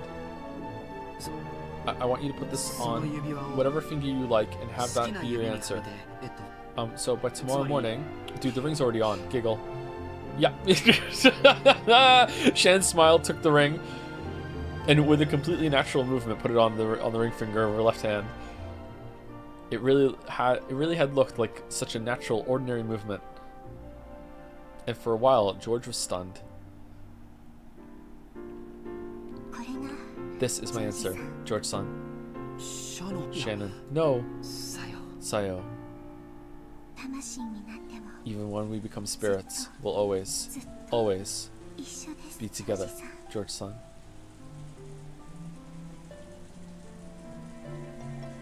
There was no blessing from God, no pastor to witness, nothing. But the two who were married proclaimed it. 2 souls were joined here today. Smash?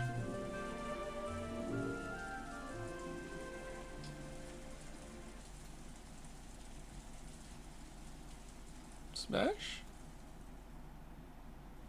No. Okay.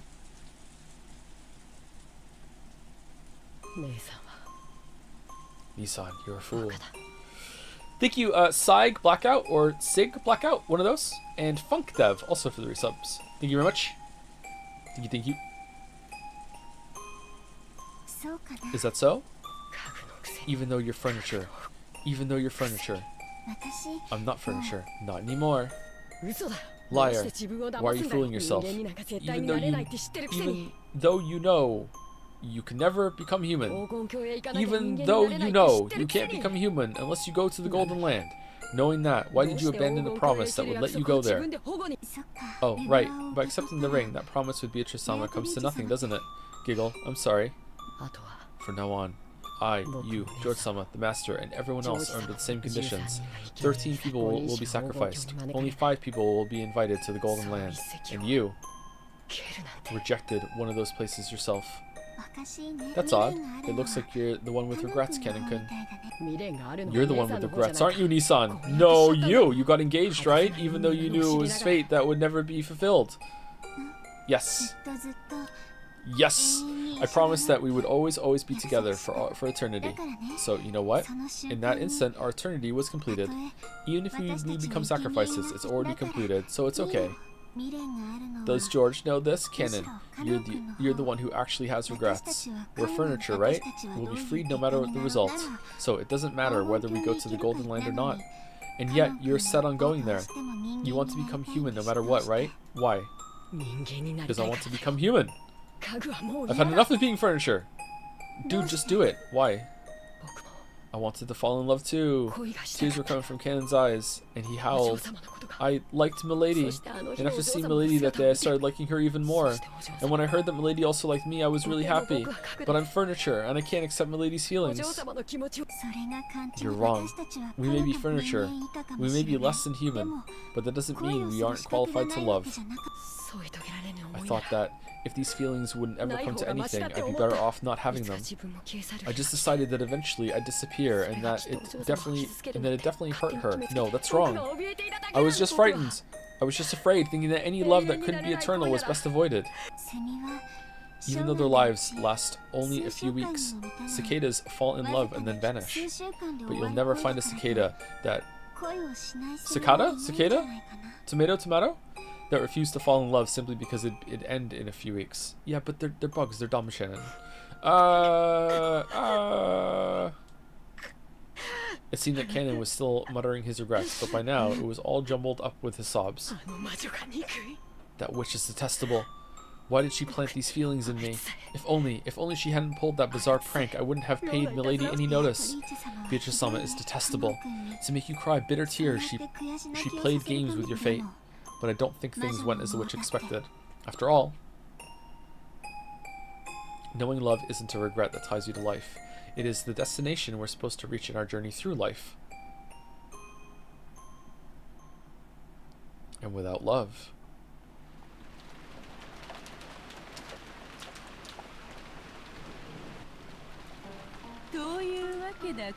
Well, now, Canon. Why are you back in this in the rain? That promise you worked so hard for has now come to nothing. Cackle, cackle, cackle. Very well then. With this, the conditions for all the pieces are the same.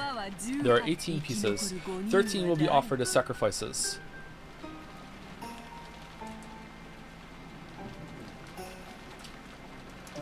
How many pieces are on a chessboard each side? 16, right? 16? 32 pieces total? 16 on each side? Okay. Who will the 5 survivors be? Or else? Will someone destroy the ceremony? Who? How? When? Why?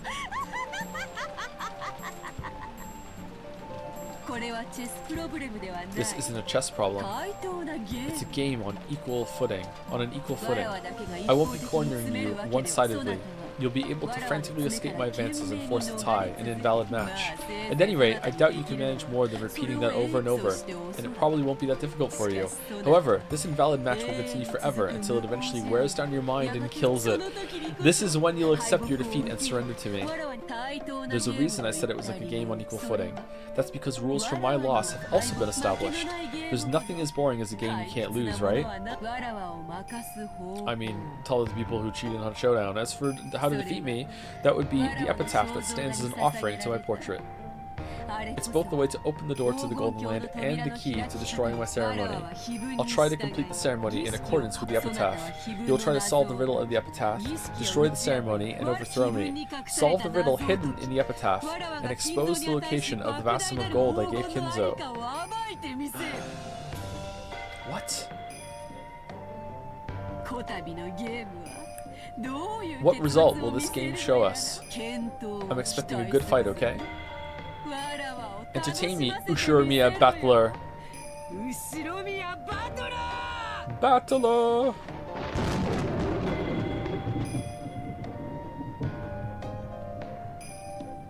Why does she keep changing clothes? Wouldn't you if you looked like that? I have no objections. Where are we? Natsui and I acknowledge it. Good. I can't believe it, and I don't want to. But this is the truth, isn't it? Natsui, choose your words more carefully. She's this family's most honored guest. I also acknowledge it. Can't argue back. Yes, I acknowledge it. I have absolutely no complaints. I can't believe you actually... You have my honest respect. What's happening? Me too. Incredible. I can't believe you went to the orphanage, found someone that looks exactly like the portrait, went there, like did like acting lessons over 5 years, got her into character, like pumped her full of like opium and cocaine right now, made her really believe she's a witch, made her come in like what are you talking about? I genuinely respect you, so I have to acknowledge it. I acknowledge it too. I still can't believe it. Still, what can I do? You've proven devils. It's your victory. Oh shit! She's in the room. The devil's proof was a convenient excuse you liked using to handle unprovable matters, but now it's become your mortal enemy, has it not? Don't torture me, mighty witch. I've already acknowledged you. I resign. Uh-oh. Kyrie? Do you still have objections? I must have everyone in agreement. If you alone will not acknowledge my existence. As the witch laughed boldly, the siblings started getting frantic. They were afraid of displeasing the witch. Kyrie lightly closed her eyes, and after keeping silent for a while, opened her mouth. My apologies. I resign. Only Kyrie had faced the witch with stern eyes until the end. However, this had only resulted in her refusing to accept the truth for a short time. Really? Et tu, Kyrie? What? The truth, the being that was before her eyes, couldn't be denied. Devils had already been proven. I mean, did she do magic? I also acknowledge it. You are Beatrice, the Usher and Mia family alchemist, and a user of great magic. I must acknowledge the fact that you are a witch. What's going on?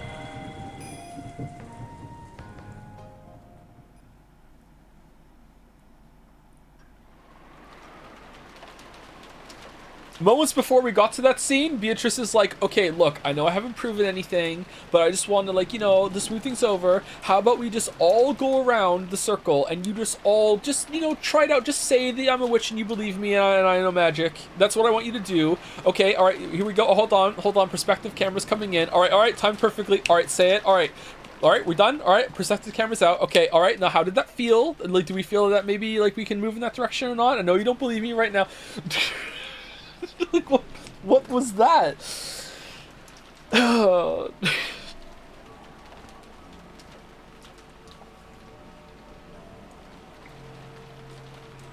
pay you $500 to fuck off and call me a witch. Maybe she just has a lot of money. Yeah, hold on. I'll settle all of your debts. Here we go.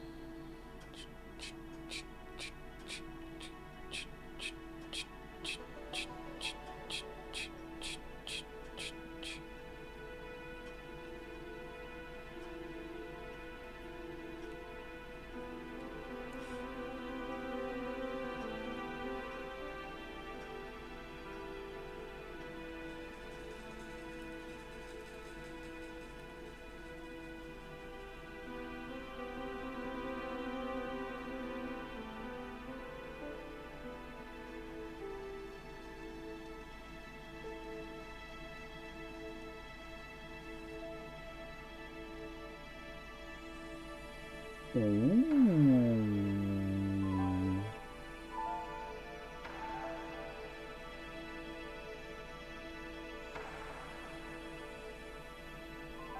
Did you enjoy the cookie? I did. I wish I munched another one while this was going on.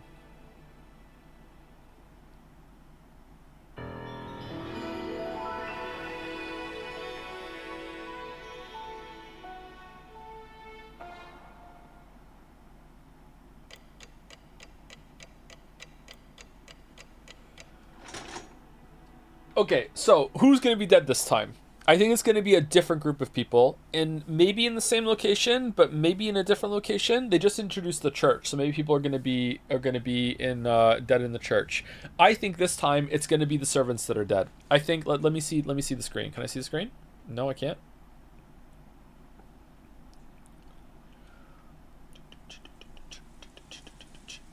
What is the sound that always fills my ear? Okay, so 6 people have to be dead for the first Twilight, right? It's the same. It's the same. 6 chosen. Okay, all right. So here's what me thinks.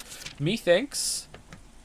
Dead. 1, 2, 3, 4, 5, and 1 more.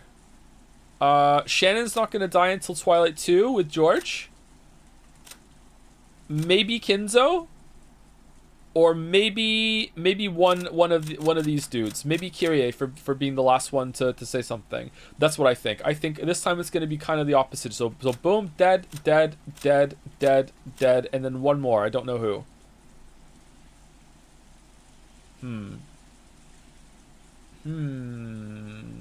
For some reason, I'm kind of thinking Kinzo. I don't know why. I'm kind of feeling Kinzo.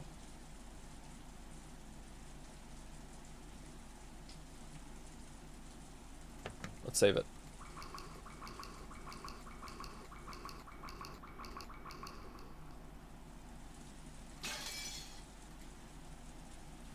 What is the sound that always fills my ears? Is it the sound of the rain, the sound of a waterfall, or could it be radio static? If not, I want it to be the sound of blood flowing through my body. I want it to be the sound of the blood circulating throughout me, telling me that I'm still... Oh, maybe it's Battler. Battler's a ghost for the whole time, and he's like Beatrice, like, what are we talking about? Believe in me, I literally killed you. Like, prove I'm a ghost. Prove it. I still think and feel like what. Is it morning? Light entering. Oh, I'm wrong. The light entering through a crack in the curtain was faint, but at least it told him that the dawn had broken. Kinzo, still in the position he'd been when he woke up, was still sitting in a chair and looking at the ceiling, felt the blood slowly travel throughout his body. Okay, judging by the clock, it was early morning, 6 on the dot. No matter how tired he was, no matter how deeply he slept, he always woke up at exactly this time, as though he had measured it with an hourglass. He didn't think of this as something to boast about, but he told himself that as long as he could still manage this, his health couldn't be that bad. Morning has come, which means... It would appear I've avoided becoming one of the first sacrifices. Was I merely lucky when the roulette was spun? Or is this the fruit of my efforts? How irritating that I cannot tell the difference, but I mustn't be bothered by such trivialities. Who are you talking to, bud? Kinzo was struck by a faint desire to see beyond the study door. After all, he might find the traces of someone's vain struggle to break through the door, a sign that someone had tried to select him as one of the first sacrifices. Humans are cheap creatures. Even though everything is ultimately decided by God, when humans are given good fortune, they arrogantly feel it was due to their own ability. What could Beatrice possibly have done to convince all of them? Especially, like, 5 of them were so staunchly against it, making fun of Kraus before that. That was why he wanted to check whether there was a wretched mark on the door. The very desire was human, and that was why Kinzo did not check. He often rejected desires that came to him because he was human. Wants to act like furniture. By doing that, he could be immersed in a feeling of sufficiency, as though he himself had become a being that surpassed humans. He recognized human desires for what they were, and guarded against them. Things that a human would want to do, he resisted. This eccentricity and rebellious nature had surely given him a rare genius. Eccentric. By making it possible for him to succeed in his exploits as he revived the Ushiromiya family in a single generation. Well then, Beatrice, what were the 6 pieces you took, and what will your next move be? Entertain me. My defense is perfect. I will not shame myself like last time. Last time? You remember? No. Do you? The servants woke early. They had to open the curtains, prepare breakfast, and complete various other tasks to welcome the guests to a new day. Or is he talking about the... Oh, God, I'm so wrong.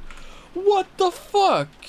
Is it just the same people? Does she convince them that they have to die and then they did it to themselves? So wrong. God damn it. Goto was the most enthusiastic. During the family conference, he had been told to concentrate his efforts especially on cooking, so he'd been specially exempted from several tasks that servants normally must do.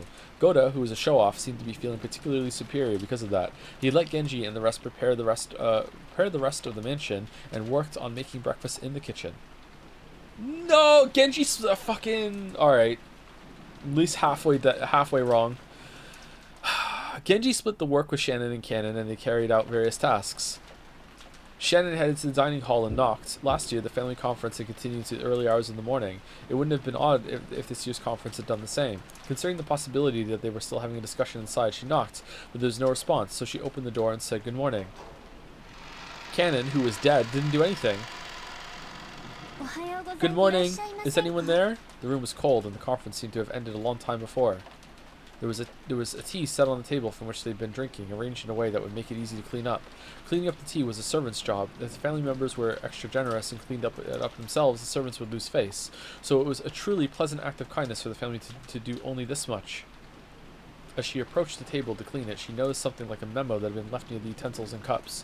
Since it was right next to we didn't read the letters! Since it was right next to the tea set, Shannon picked it up, naturally thinking it was a memo for the servant doing the cleaning. Written there was not a request, nor was it thanks to preparing the tea. There was just a single word. Shannon looked at it blankly and read out loud. Church. Chapel. Rowan?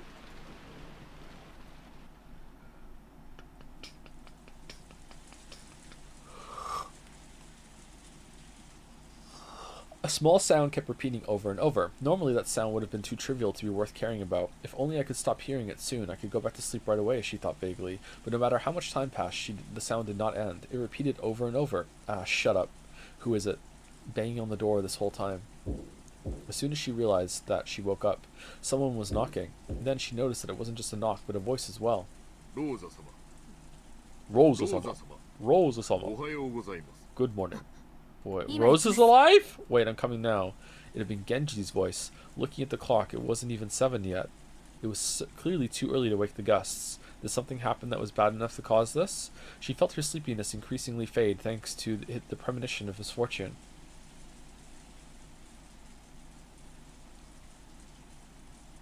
Though Genji was a servant, Rosa had known him since her childhood days, so even though she was slightly defenseless in her pajamas, she opened the door a crack and answered. And then Genji stabbed her. Stab.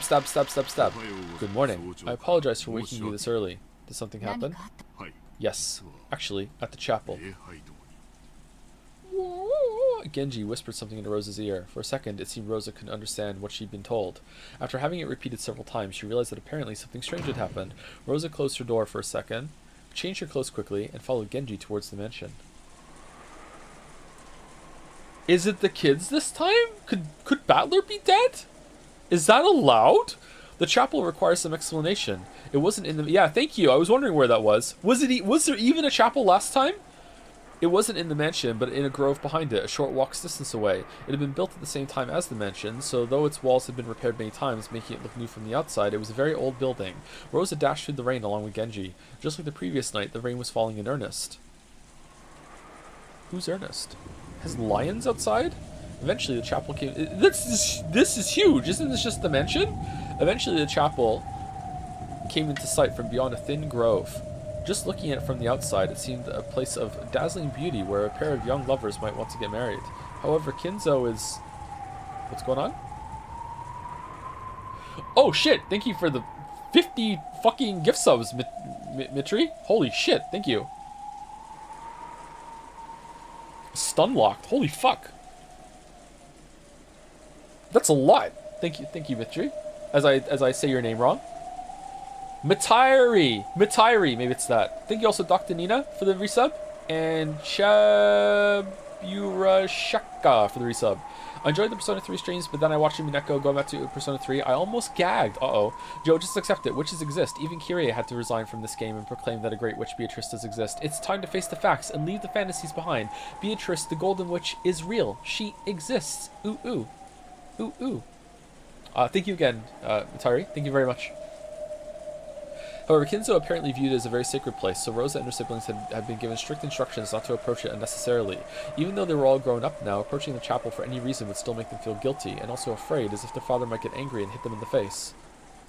Well, is that where she learned it from? The servants' silhouettes could be seen in front of the chapel's entrance. Goda, Shannon, and Cannon, which meant that all the servants on the morning shift had gathered. A short while ago, Genji had spoken to Rosa, telling her what the situation was. However, without laying eyes on it directly, she definitely hadn't been able to understand. It was probably the same for all the servants gathered here as well. Without seeing it with their own eyes, they wouldn't be able to understand what was going on. Okay. Did I get any of them right? On the door at the entrance to the chapel, was something very large, drawn with a creepy, stringy paint that made one think of blood. Something like a creepy magic circle. What is this? When was it drawn here? The servants looked at each other. Goto was the first to open his mouth. My apologies. We don't usually enter this building, so we don't know when it was made. Then who was the first person to find it? It was me. When I went to the dining hall to clean up the tea set, I found a memo with chapel written on it. Shannon held up the memo with a shaking hand. Whose handwriting is it? It isn't Nissan's or Nissan's. So after that, you came here and found this, right? Yes. Did you open the door? Rosa-sama, look at this. What? Happy Halloween for... What? Kanan pointed at a single line of English written below the creepy magic circle. Until it had been pointed out to her, she thought it was just another part of the magic circle. There, the following words were written in English. Happy Halloween for Maria. Happy Halloween for Maria. This creepy magic circle was for Maria. Happy Halloween. Yesterday, only one person had said Happy Halloween to Maria. The key phrase matched. It was the Golden Witch, Beatrice. What about Maria? She should be sleeping with her cousins, right? Did you check? My apologies. We just now realized that Maria-sama's name was written here. We still have not checked. Quickly. To the Genshi-mobile! Da-da-da-da. What are you doing? I'll go check on Maria and come back. Tell Krusty-san and the rest too. After that, follow their instructions. After saying that much, Rosa finally noticed that something was odd. Her own rank in this family's conference was the lowest of the four siblings. Why has she been the only one called during an abnormal situation like this when the other siblings hadn't been? Even if Maria's name had popped up. Could it be, huh? What? Yes, we tried to contact Kraus-sama, but we couldn't find him.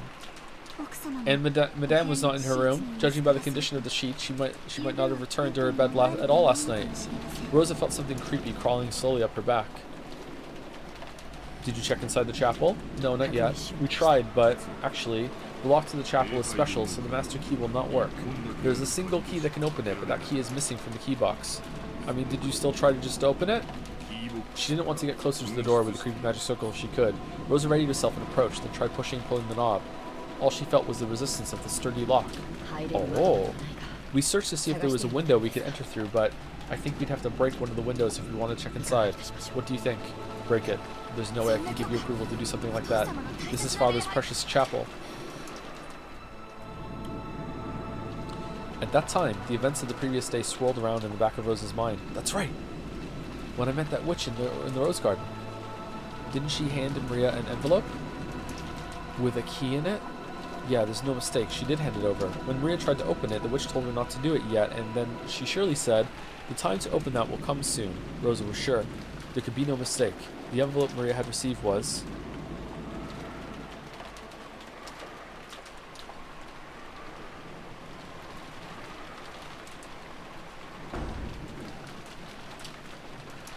Junko Inoshima is... After dashing back to the guest house, Rosa approached the cousin's room while hiding her footsteps, softly opened the door and peered inside. From the inside, she could hear the healthy snores typical of young people. There were 4 children, and Maria was there, sleeping soundly. After breathing a sigh of relief, she entered the room with quiet footsteps. Okay, so who's dead then? Dead, dead, dead, dead, dead, dead? These 6 this time? Or like 5 in Nanjo? Huh. Okay, I was way off. After breathing a sigh of relief, she entered the room with quiet footsteps. She was after Maria's handbag, which was resting on the sofa. Maria always liked carrying her treasures around with her. She was probably emulating how her mother always carried her makeup with her. Of course, she was just imitating her mother, so everything on the inside was junk. In Maria's case, it was full of small, creepy occult items, notebooks describing things of that nature, and so on. Rosa had never been happy to see her daughter walking around with things like that, which weren't girlish at all. However, trying to force Maria to stop had resulted in a big fight, so she decided to let it be. Let it be... Here. This is it. A western envelope with the crest of the gold eagle. When she took it out of the bag, she realized there was a heavy, vaguely cylindrical object inside. Oh, the key is in there! She could tell by its feel and its weight. There was no doubt. This was a key. Oh, what did the key choose? After turning around and checking that Maria was still sound asleep, Rosa tore open the envelope and the contents spilled out into her palm. It was a key with an old and intricate design. Rosa gripped that key and dashed out. Battler seemed to have noticed that sound, but after grumbling and turning over his sleep, he started snoring again. He was too busy talking to Beatrice. Battler, what do you think about that? The door was locked and the key is in the envelope the whole entire time. So how did the key get locked? It would be trivial to make a copy of this key. No, it wouldn't, because this is a special bullshit lock that only one key can do. Oh, prove it. Well, I can't do that. Oh, so you're going to not believe because of this trivial detail? Genji, could this key be the key to the chapel? Where did you... Yes, this is the key to the chapel. Rosa approached the creepy magic circle once again and put the key in the keyhole. There was a strong resistance. After it resisted for a short while, it stopped resisting with a clunk. Then, squeaking with a noise that hurt one's ears, it slowly began to open. Slow. Maybe there's another door. We didn't check all the doors. Is anyone there? Her voice reverberated throughout the massive room. Of course, there was no answer. The chapel had a high ceiling and the air was cold. This seems like overkill for, like a island chapel. And even on this rainy, unsettling day, it felt sacred for some reason. The servants timidly followed after Rosa. Rosa-sama, look at that. Canon noticed it immediately and pointed. Over there was the altar. In the place that would normally have a pastor preaching of God's love, there was a table that shouldn't have been there, sorry. At first it looked like a dining table. There actually were gorgeous plates and utensils placed there, making it look like a child's birthday party or something. Wait, what? Upon closer inspection, the surrounding area had been decorated with pumpkins and black and orange ribbons. They were probably Halloween decorations. And there were people seated at the table. 3 people on each side facing each other, seated in chairs. They could be recognized at a glance. Kraus and his wife, Ava and her husband, and Rudolph and his wife. But you wanted to be sure. I was so wrong. God damn. If you want to be sure, you still have to go even closer and check. Because they seemed almost like dolls. Rosa and the rest had opened the door, entered all at once with the sound of many footsteps, and called out, asking if anyone was there. And yet, there had been no reaction. Okay, it's gonna be a lot harder to pretend to play fucking possum when you're dead seated in a chair instead of laying on the floor. Huh. And yet, there had been no reaction. Even if Rosa and the rest assumed they were being ignored, you'd still expect there to be some kind of reaction. And there hadn't even been that. So at first, it felt like someone had set down some dolls that greatly resembled those people. By now, it wasn't just Rosa. Shannon and Cannon and even Goda. They were all fighting frantically with the creepy emotion that grasped their hearts. Nissan? Nissan? As she walked toward the altar, she called out again, but there was still no reaction. Yes, by now, Rosa was sure of it. She was sure these weren't dolls. But the people themselves... They grew close enough to see clearly what lay on the table.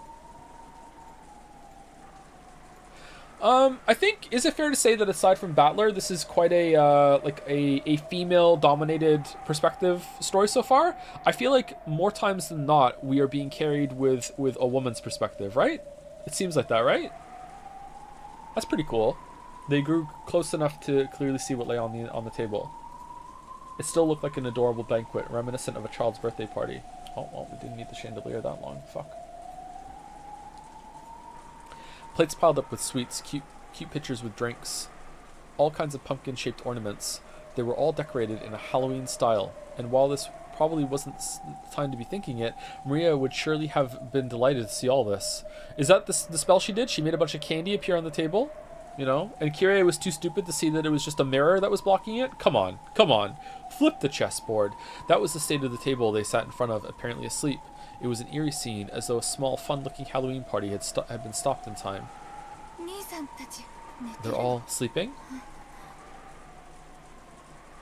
When she approached even closer to them, she realized that there were snacks scattered all over the floor.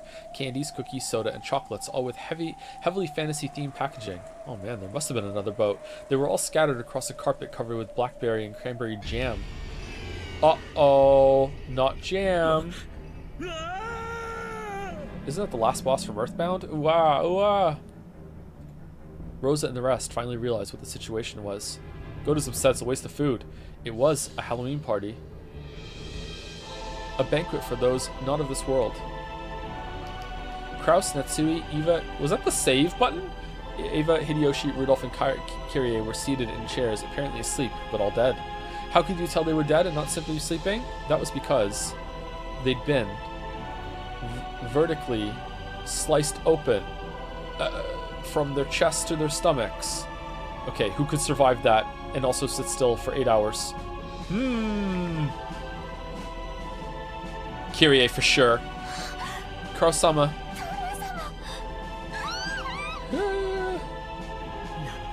How cruel.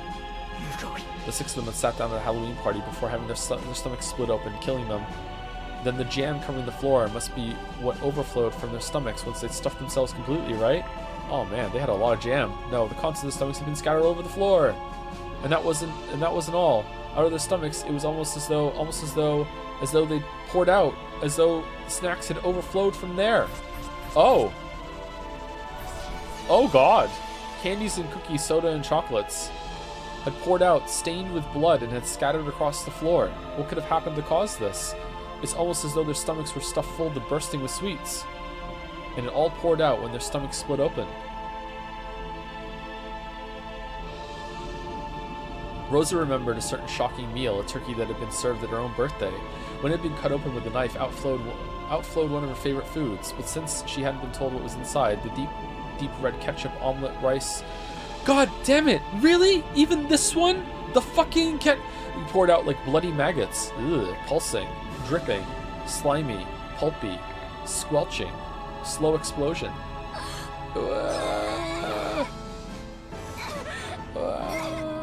Well, this is extremely dramatic. This is like Hannibal level posing of the corpses.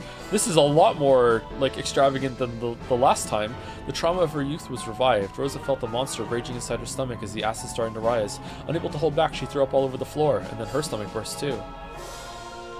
Her stomach had nothing but stomach acid. The scene in front of her was no fun Halloween party now. The 3 couples were enshrined right there, their stomachs vertically wrenched open with a gooey gooba.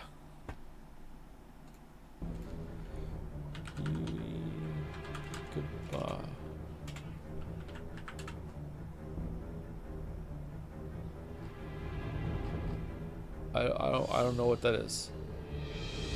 I don't know what that is. Oh, it's meant to be a sound. Oh, okay.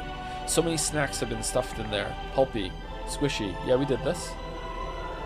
Blood and guts and sweets were overflowing onto the floor. Blood-stained, sticky, sloppy, itchy, tasty, pulpy, sweet snacks that made your fingers stick together. Gummy, but stained with entrails, sloppy, pulpy. What was that I stepped on just now? That didn't feel like a candy or a cookie or a soda or a chocolate. I'm scared. What did I step on? I can't even look at the bottom of my foot. Yeah, this is actually, that was a good line. Awakia! Sorry, hold on. Awaki. What a gruesome Halloween party. From far away, it looked like a truly beautiful, fantastical, and fun, but from up close, it was horrible, disgusting, yet somehow still beautiful. Rose's wild thoughts tried as best as she could to escape her throat with a loud voice that was neither a scream nor a roar. Kurosama. This is horrible, just horrible. As she like whistles and just quietly slips the ring off her finger. Call an ambulance. Call the police. That's right, the police. Police. If a word so tied to reality hadn't come out of Goda's mouth, Rosa and the rest would probably have found themselves unable to escape that nightmarish party even now. But it wasn't because they thought the police might be able to do something. If they didn't keep yelling about the police, it felt as though another seat might be set up at this demon's party and given to them. Meanwhile, Goda's inching closer to see, how many people finish this calf steak. Not seeing much calf steak in this mess. God damn it! Their own chests felt like they were expanding unpleasantly from the inside. Rumbling. Churning. Eee, and it was surely because candy was about to overflow from their stomachs. Rosa, once again tortured by a desire to vomit, threw her stomach acid up on the floor, and then she searched to see if there was any candy in it. Damn. Ha ha ha. Aha. Anyway, cough cough. Rosa coughed violently again, forcefully spitting up the stomach acid that had been burning in her throat. She realized that by now, her whole body had been covered in a filthy sweat. Genji-san, Shen and Shen, please contact father and ask for instructions. Goda-san, go with Cannon-kun and call the police. Then have Dr. Nanjo come here. Why even bring Dr. Nanjo here? It's a bit too late for medical care. The servants accepted their orders and dashed outside. After watching them leave, Rosa once again stared at her siblings, with whom she'd spent good times and bad, and their partners. Though there could be nothing more tragic than this scene, for some reason she was tempted to describe these fantastical deaths as beautiful. Ooh. Ooh. One more chapter. Stop on glass break. Not too long. Okay. Thank you. Worth taking a break or no? They aren't here. Nah? Okay. Let's see. Let's see. Oh, it's different this time. Okay. Well, it'd be hard to... It would be hard to, like, fake a death this way, so I'm more likely to believe that these are real this time? Why their faces bashed last time? Huh. Okay, his corpse was found in the chapel. The direct cause of death is unknown, but it seems his stomach was cut open and his intestines pulled out after his death. On top of that, sweets and candies were packed into his stomach. Welcome, Maria. Happy Halloween! Her corpse was found in the chapel. The direct cause of death is unknown, but it seems her stomach was cut open and her intestines pulled out after her death. On top of that, sweets and candies were packed into her stomach. Didn't I tell you? Stomachs are packed full of candy. Okay, it looks like this is the same for all of them. Are they not? Everyone has a stomach filled with sweet dreams. Why would there be anything filthy inside someone's stomach? This is why we want to be as sweet and innocent as candy. And so, I give you the land of dreams. Happy Halloween. Do you like Halloween? I like Halloween, yeah. They aren't here. Where'd they go? The servant room and the kitchen are both empty. What in the world happened? Ooh, ooh, ooh. Mama. Where's Mama? My letter. The letter I got from Bito. Give it back. Give it back. Wow. Perplexing. Battler-kun, are you sure it was Aunt Rosa? Well, why are you standing in the hallway? Even I was half asleep, so I'm not too sure. But I get the feeling that in the early morning, Aunt Rosa came in and fished around in Maria's handbag. I figured there was probably a tube of toothpaste or something in there. Why would there be a tube of toothpaste in Maria's handbag? Looks like you were a little more than half asleep. Battler vaguely remembered Rosa entering the cousin's room. Also, when Maria woke up before the rest of them, she started rampaging around, saying that someone had opened the envelope she'd been keeping safe. Putting two and two together, they figured that Rosa had probably come and opened the envelope. A letter from the Golden Witch. I wonder what was inside. I don't know. But that envelope was for grandfather's personal use, and it had the Ushiramiya family crest on it. Whatever was inside it must have had some connection to the family conference. She hadn't let anyone touch it, but yesterday Maria had shown that envelope off the Battler, and the rest a whole lot. So they remembered. Okay, who? Okay, this would take a long time. Also, are there any other signs of like injury or struggle on them? So it has to be poison again. My mind goes to poison. But just like the act of like splitting their stomachs, putting the candy, making it look like it's sprayed out, like taking the intestines out, like not only would it take a long time, it would be incredibly messy. Like could one person even do that in 6 hours by themselves? That's oh man. Unless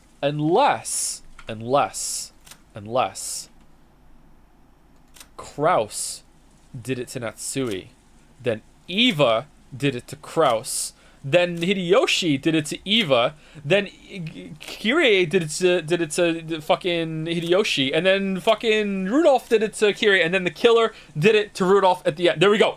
Done. We did it. And then the person who did it only has to clean up one mess instead of 6. There we go. Done. So they remembered it well. Ooh, ooh, ooh. Mama, give it back. Mama, give it back. Ooh, ooh, ooh. Wow. Well, if you're right, it'd have to be pretty important. Actually, if one of them is somehow faking it with an elaborate bodysuit like that like they only ripped open, then they could sit there still messy in the scene and they wouldn't have to clean up. Ooh. Well, if you're right, have to be pretty important. Why would this mighty witch give something that important to Maria? I don't get it. Every once in a while, the refreshing morning atmosphere was completely wiped out by the sound of thunder. It was only natural. Since the moment they'd woken up, they hadn't met anyone else. It felt like only they were left, as if the mansion had become an empty husk. Hey, anyone there? Answer me. Jessica called out into the hallway, and eventually an answer came back. It came from the entrance hall. Did Goda ever bring the dessert? I can hear you. Has something happened? Oh, it's Nanjo!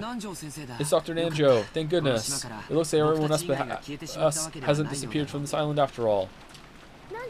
Dr. Nanjo, good morning. Can I see your hands, please? Hands, please. Hands, let's go.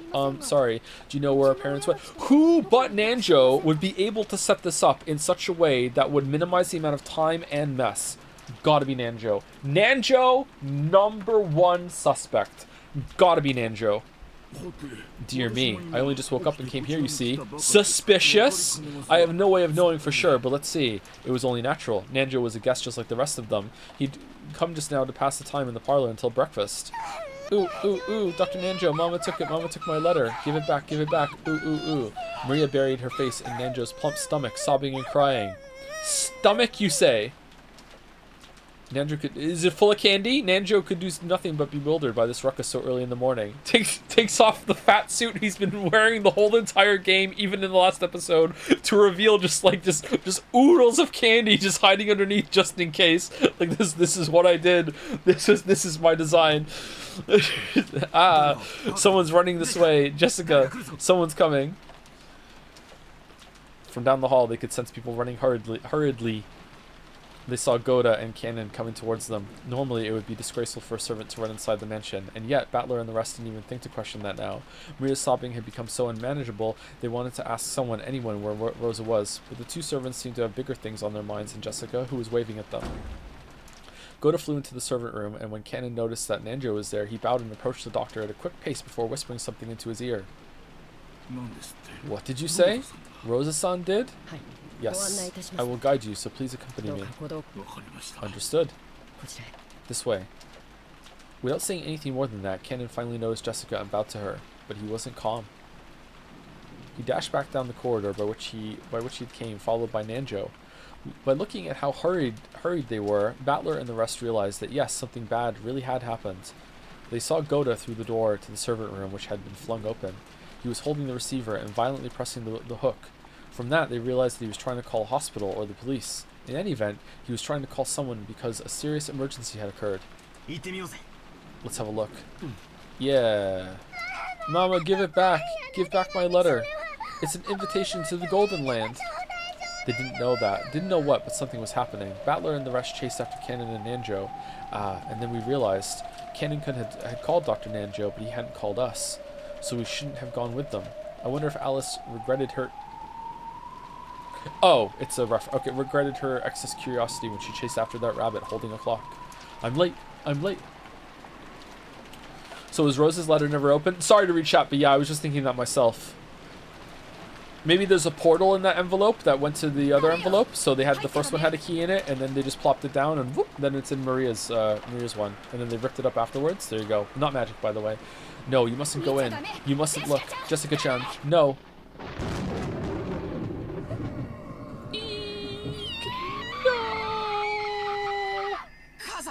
Mother, father, what happened?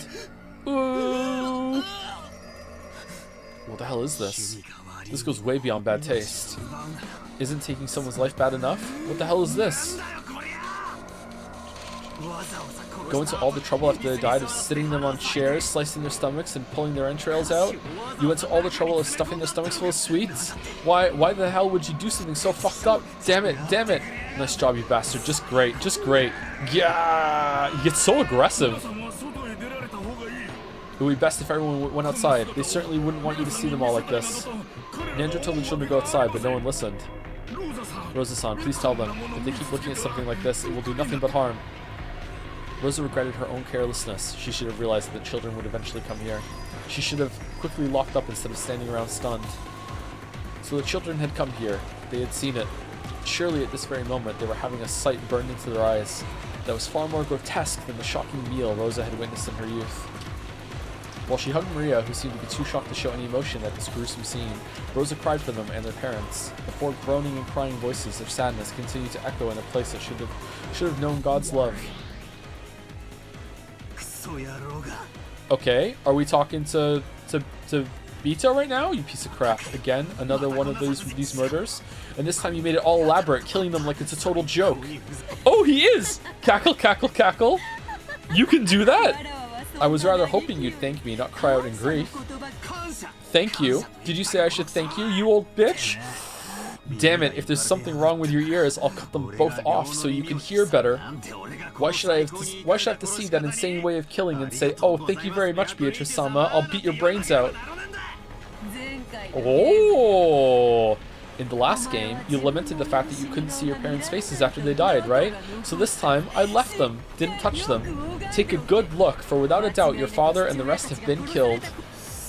Really, what a nice treat. I'm so fucking happy. I swore I'd plow your face after I choked the life out of you, but I'll take that back now. I'll rip your guts out instead. Oh! Don't give in to emotion. Don't stop thinking. My game has already begun, right? Cackle, cackle, cackle. I decided to leave you neat and tidy corpses this time. Do you know why? When you denied my existence in the last game, you used this line of thinking. Their faces were crushed, so the identity of the corpses can't be confirmed. Therefore, we can't eliminate the possibility that fake corpses were prepared to create an alibi. Unless that possibility is denied, a human culprit theory can still be built. Yeah, but they might be cake. Maybe they're cake. What you say? Cackle, cackle, cackle.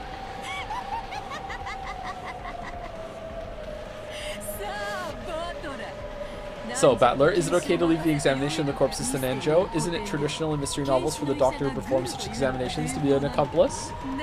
Then don't leave the examination to him. Do it yourself. Make completely sure that without a doubt the 6 corpses are the 6 people they're supposed to be. That they really, really are dead and not just pretending. If you wish to confirm that your father and mother have been killed by having their stomachs cut open and their entrails pulled out, you better stick your hand inside their stomachs and feel around. She's so good. She's so good.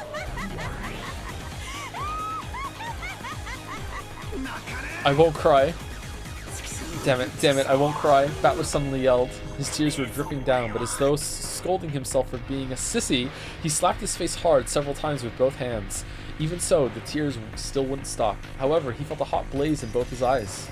Whoever's responsible for this piece of work, I'll make them pay back their debt completely. So this isn't the time to cry. Gotta think about what to do. It's useless. It's all useless.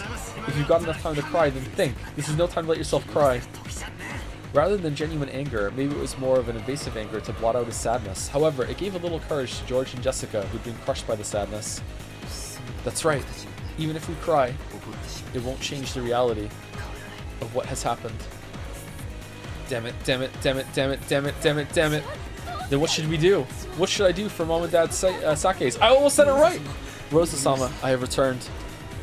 Goda-san, what happened with the police? What did they say to do? Did they say when they think they'll be able to get here? As to that, it seems the phones have broken down. I also tried the emergency wireless, but maybe it's the weather, but that isn't working either. What did you say? So we can't contact the police? It's that person. They did something to the phone line, made it so we can't reach the cops. When she heard that the phones had broken down, Jessica immediately decided that it was the work of that mysterious guest. Her eyes were bright red after so much trying, and they began to grow even redder with rage. God, there's no need to talk about it, right? I understand everything. That's right, I get it. Who killed Dad and Mom? It's obviously her! It's gotta be that witch or whatever who came yesterday. I'll grab her by the collar. Damn it, damn it, damn it! Jessica-chan, wait. Goda-san, Kennen-kun, go. Yes, ma'am. Milady, wait. Covering her uncontrollable sadness with anger, Jessica ran outside, torn apart by emotion.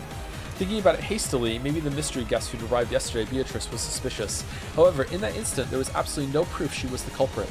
At this moment, she's just another guest, no more, no less. So Rosa, making an adult decision, was forced to stop Jessica in her rash rampage. Goda and Cannon picked up on this immediately and chased after her. Could the guest that no one invited, Beatrice, be the culprit? I understand how Jessica feels. I wish I could do that too. Sorry, I think that too. It doesn't matter who, I want someone to be the culprit so I can bash him right in the face. But before that, we need a clear understanding of what's going on. Who is this Beatrice? I haven't even seen her face.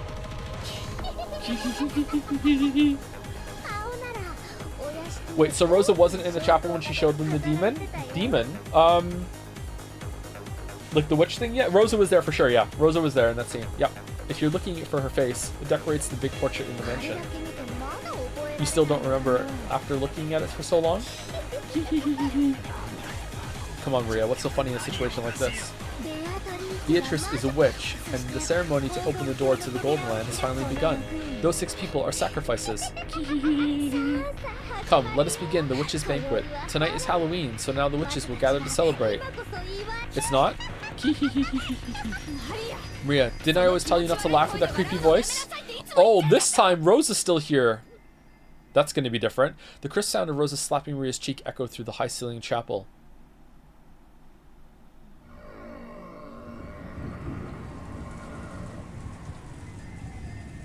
Ever since it started raining yesterday, no, ever since the island was swallowed by the typhoon, I felt as though something was wrong. It was bright and sunny when I arrived on Rekinjima, but since I'd gotten up early and was sleepy, I took a nap.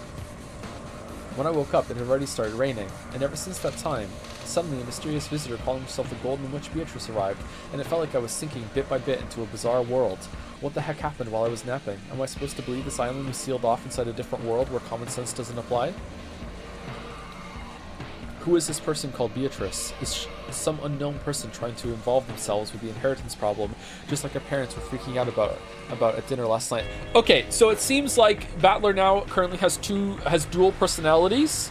There's the one that's in control of like the regular line that does not remember the other ones at all. But there's also like a passenger like conscious riding with him that seems to be able to like stop time and talk to Beatrice whenever he wants, or maybe go to sleep. I think that seems to be, because these lines don't match that at all. Or he's just like role playing as what he would act like at the same time to play the game. Seems like that. Or is the culprit this witch from the Legend of Gold, just as Maria said? Even if we set Jessica's temper aside, given the circumstances, it's probably safe to say that this visitor person is the most suspicious. But we mustn't make up our minds based on that alone. It's useless. It's useless. It's all useless. I smacked my face with both hands again, cooling off my brains before they overloaded, even though it might have been a wasted effort. This is one of Grandfather's envelopes. On a tray piled up with sweets that decorated the table, George and Nikki found a Western envelope that had the Ushirimiya family crest on it in gold leaf. And it was unopened. Which means it's probably meant for us, right? If it was something Dad and the others read, it should be open. It seems your reasoning is correct. It's written right here. Someone wrote, "To those who remain." Is that a letter the culprit left? What's inside? Nikki, let's open it. After nodding silently, George and Nikki broke the seal. A folded letter came out. I'll read it. Welcome to Rekinjima, members of the Ushirimiya family. I am Beatrice, the alchemist for this family, employed by Kinzo-sama himself. Okay, I wonder if it's always going to be some variation of these ones, and then one, maybe perhaps 2 split parents left, so the kids actually can have some agency. Because if all of them were alive, they'd be like, "Shut the fuck up, get out of here." Like they would be united. The only reason this is going on right now is because Rosa is like alone. I wonder if it's going to work that way every single time. I don't know. So far I've been wrong a lot, so I'll read it. Welcome to Rekinjima, members of the Ushirimiya family. I'm Beatrice, the alchemist for this family, employed by Kinzo-sama himself. That letter really was a joke. This Beatrice, who called herself the family alchemist, had announced that she was collecting the gold she lent Grandfather along with interest, and that interest was everything Grandfather had created.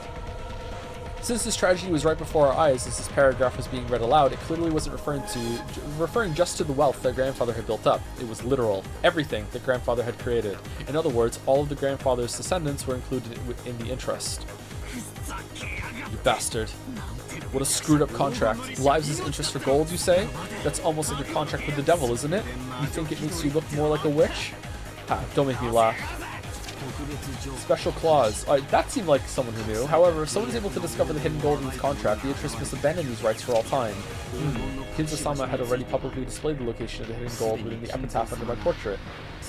In other words, it's something like this. If these murders represent her collecting interest, then she's telling us to try and find the gold she gave Grandfather if we want her to stop. And she's also saying that the secret pointing to the gold is hidden in the portrait epitaph. So basically, this is a letter of challenge from the witch. She's telling us to try and solve the code that points to the hidden gold if we can. And if we can't, she'll keep collecting the interest this plan. I'll beat you to death. Bring it on. Batlacon. Look, look.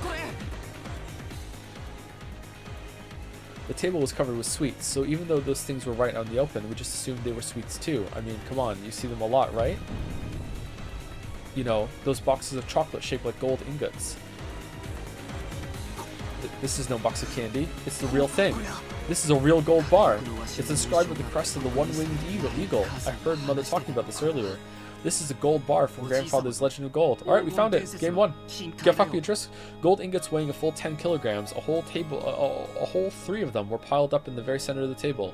It was where a cake would be placed if it was a birthday party.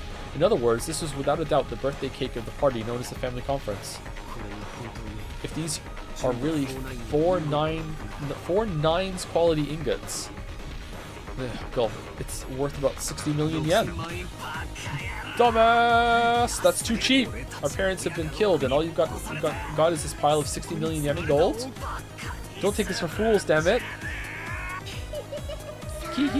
So it's begun, Beatrice. It's not like anyone can solve this riddle anyway, so Bito will definitely win. Quickly, open the door to the Golden Land and take me with you.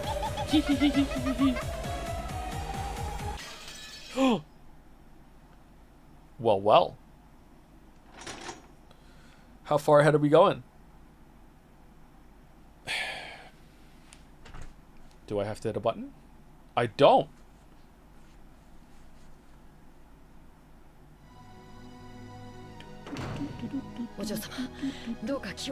Oh, we're ending on canon this time.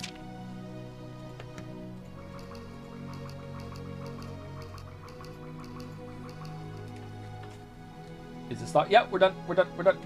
We'll be back on Saturday, and Mouse and I are going to read this together. So if you would like to see more, it's going to be easier with someone else doing half of the reading.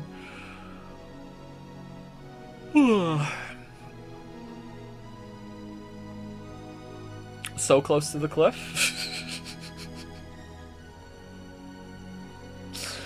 Before I go, thank you again, Materi, for the 50 gift subs. That's so many gift subs. Thank you, Pinsarada, for the bits. Obligatory thank you, Mouse.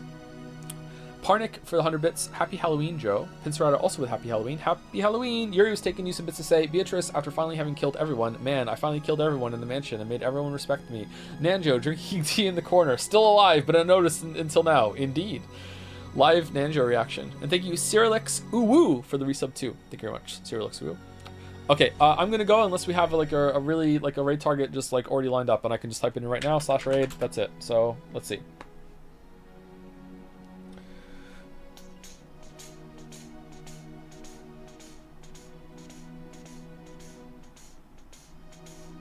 Northern Lion? Okay, we can raid Northern Lion. Oh, is RT streaming? I know RT more than I know Northern Lion. Is RT streaming? No, he finished?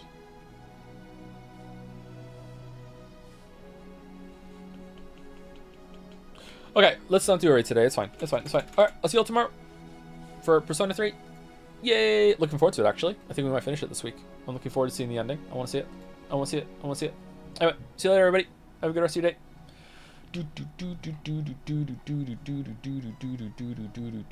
Have you ever read Pillars of the Earth? I just started. I have not read Pillars of the Earth. Sorry, I do not know that one.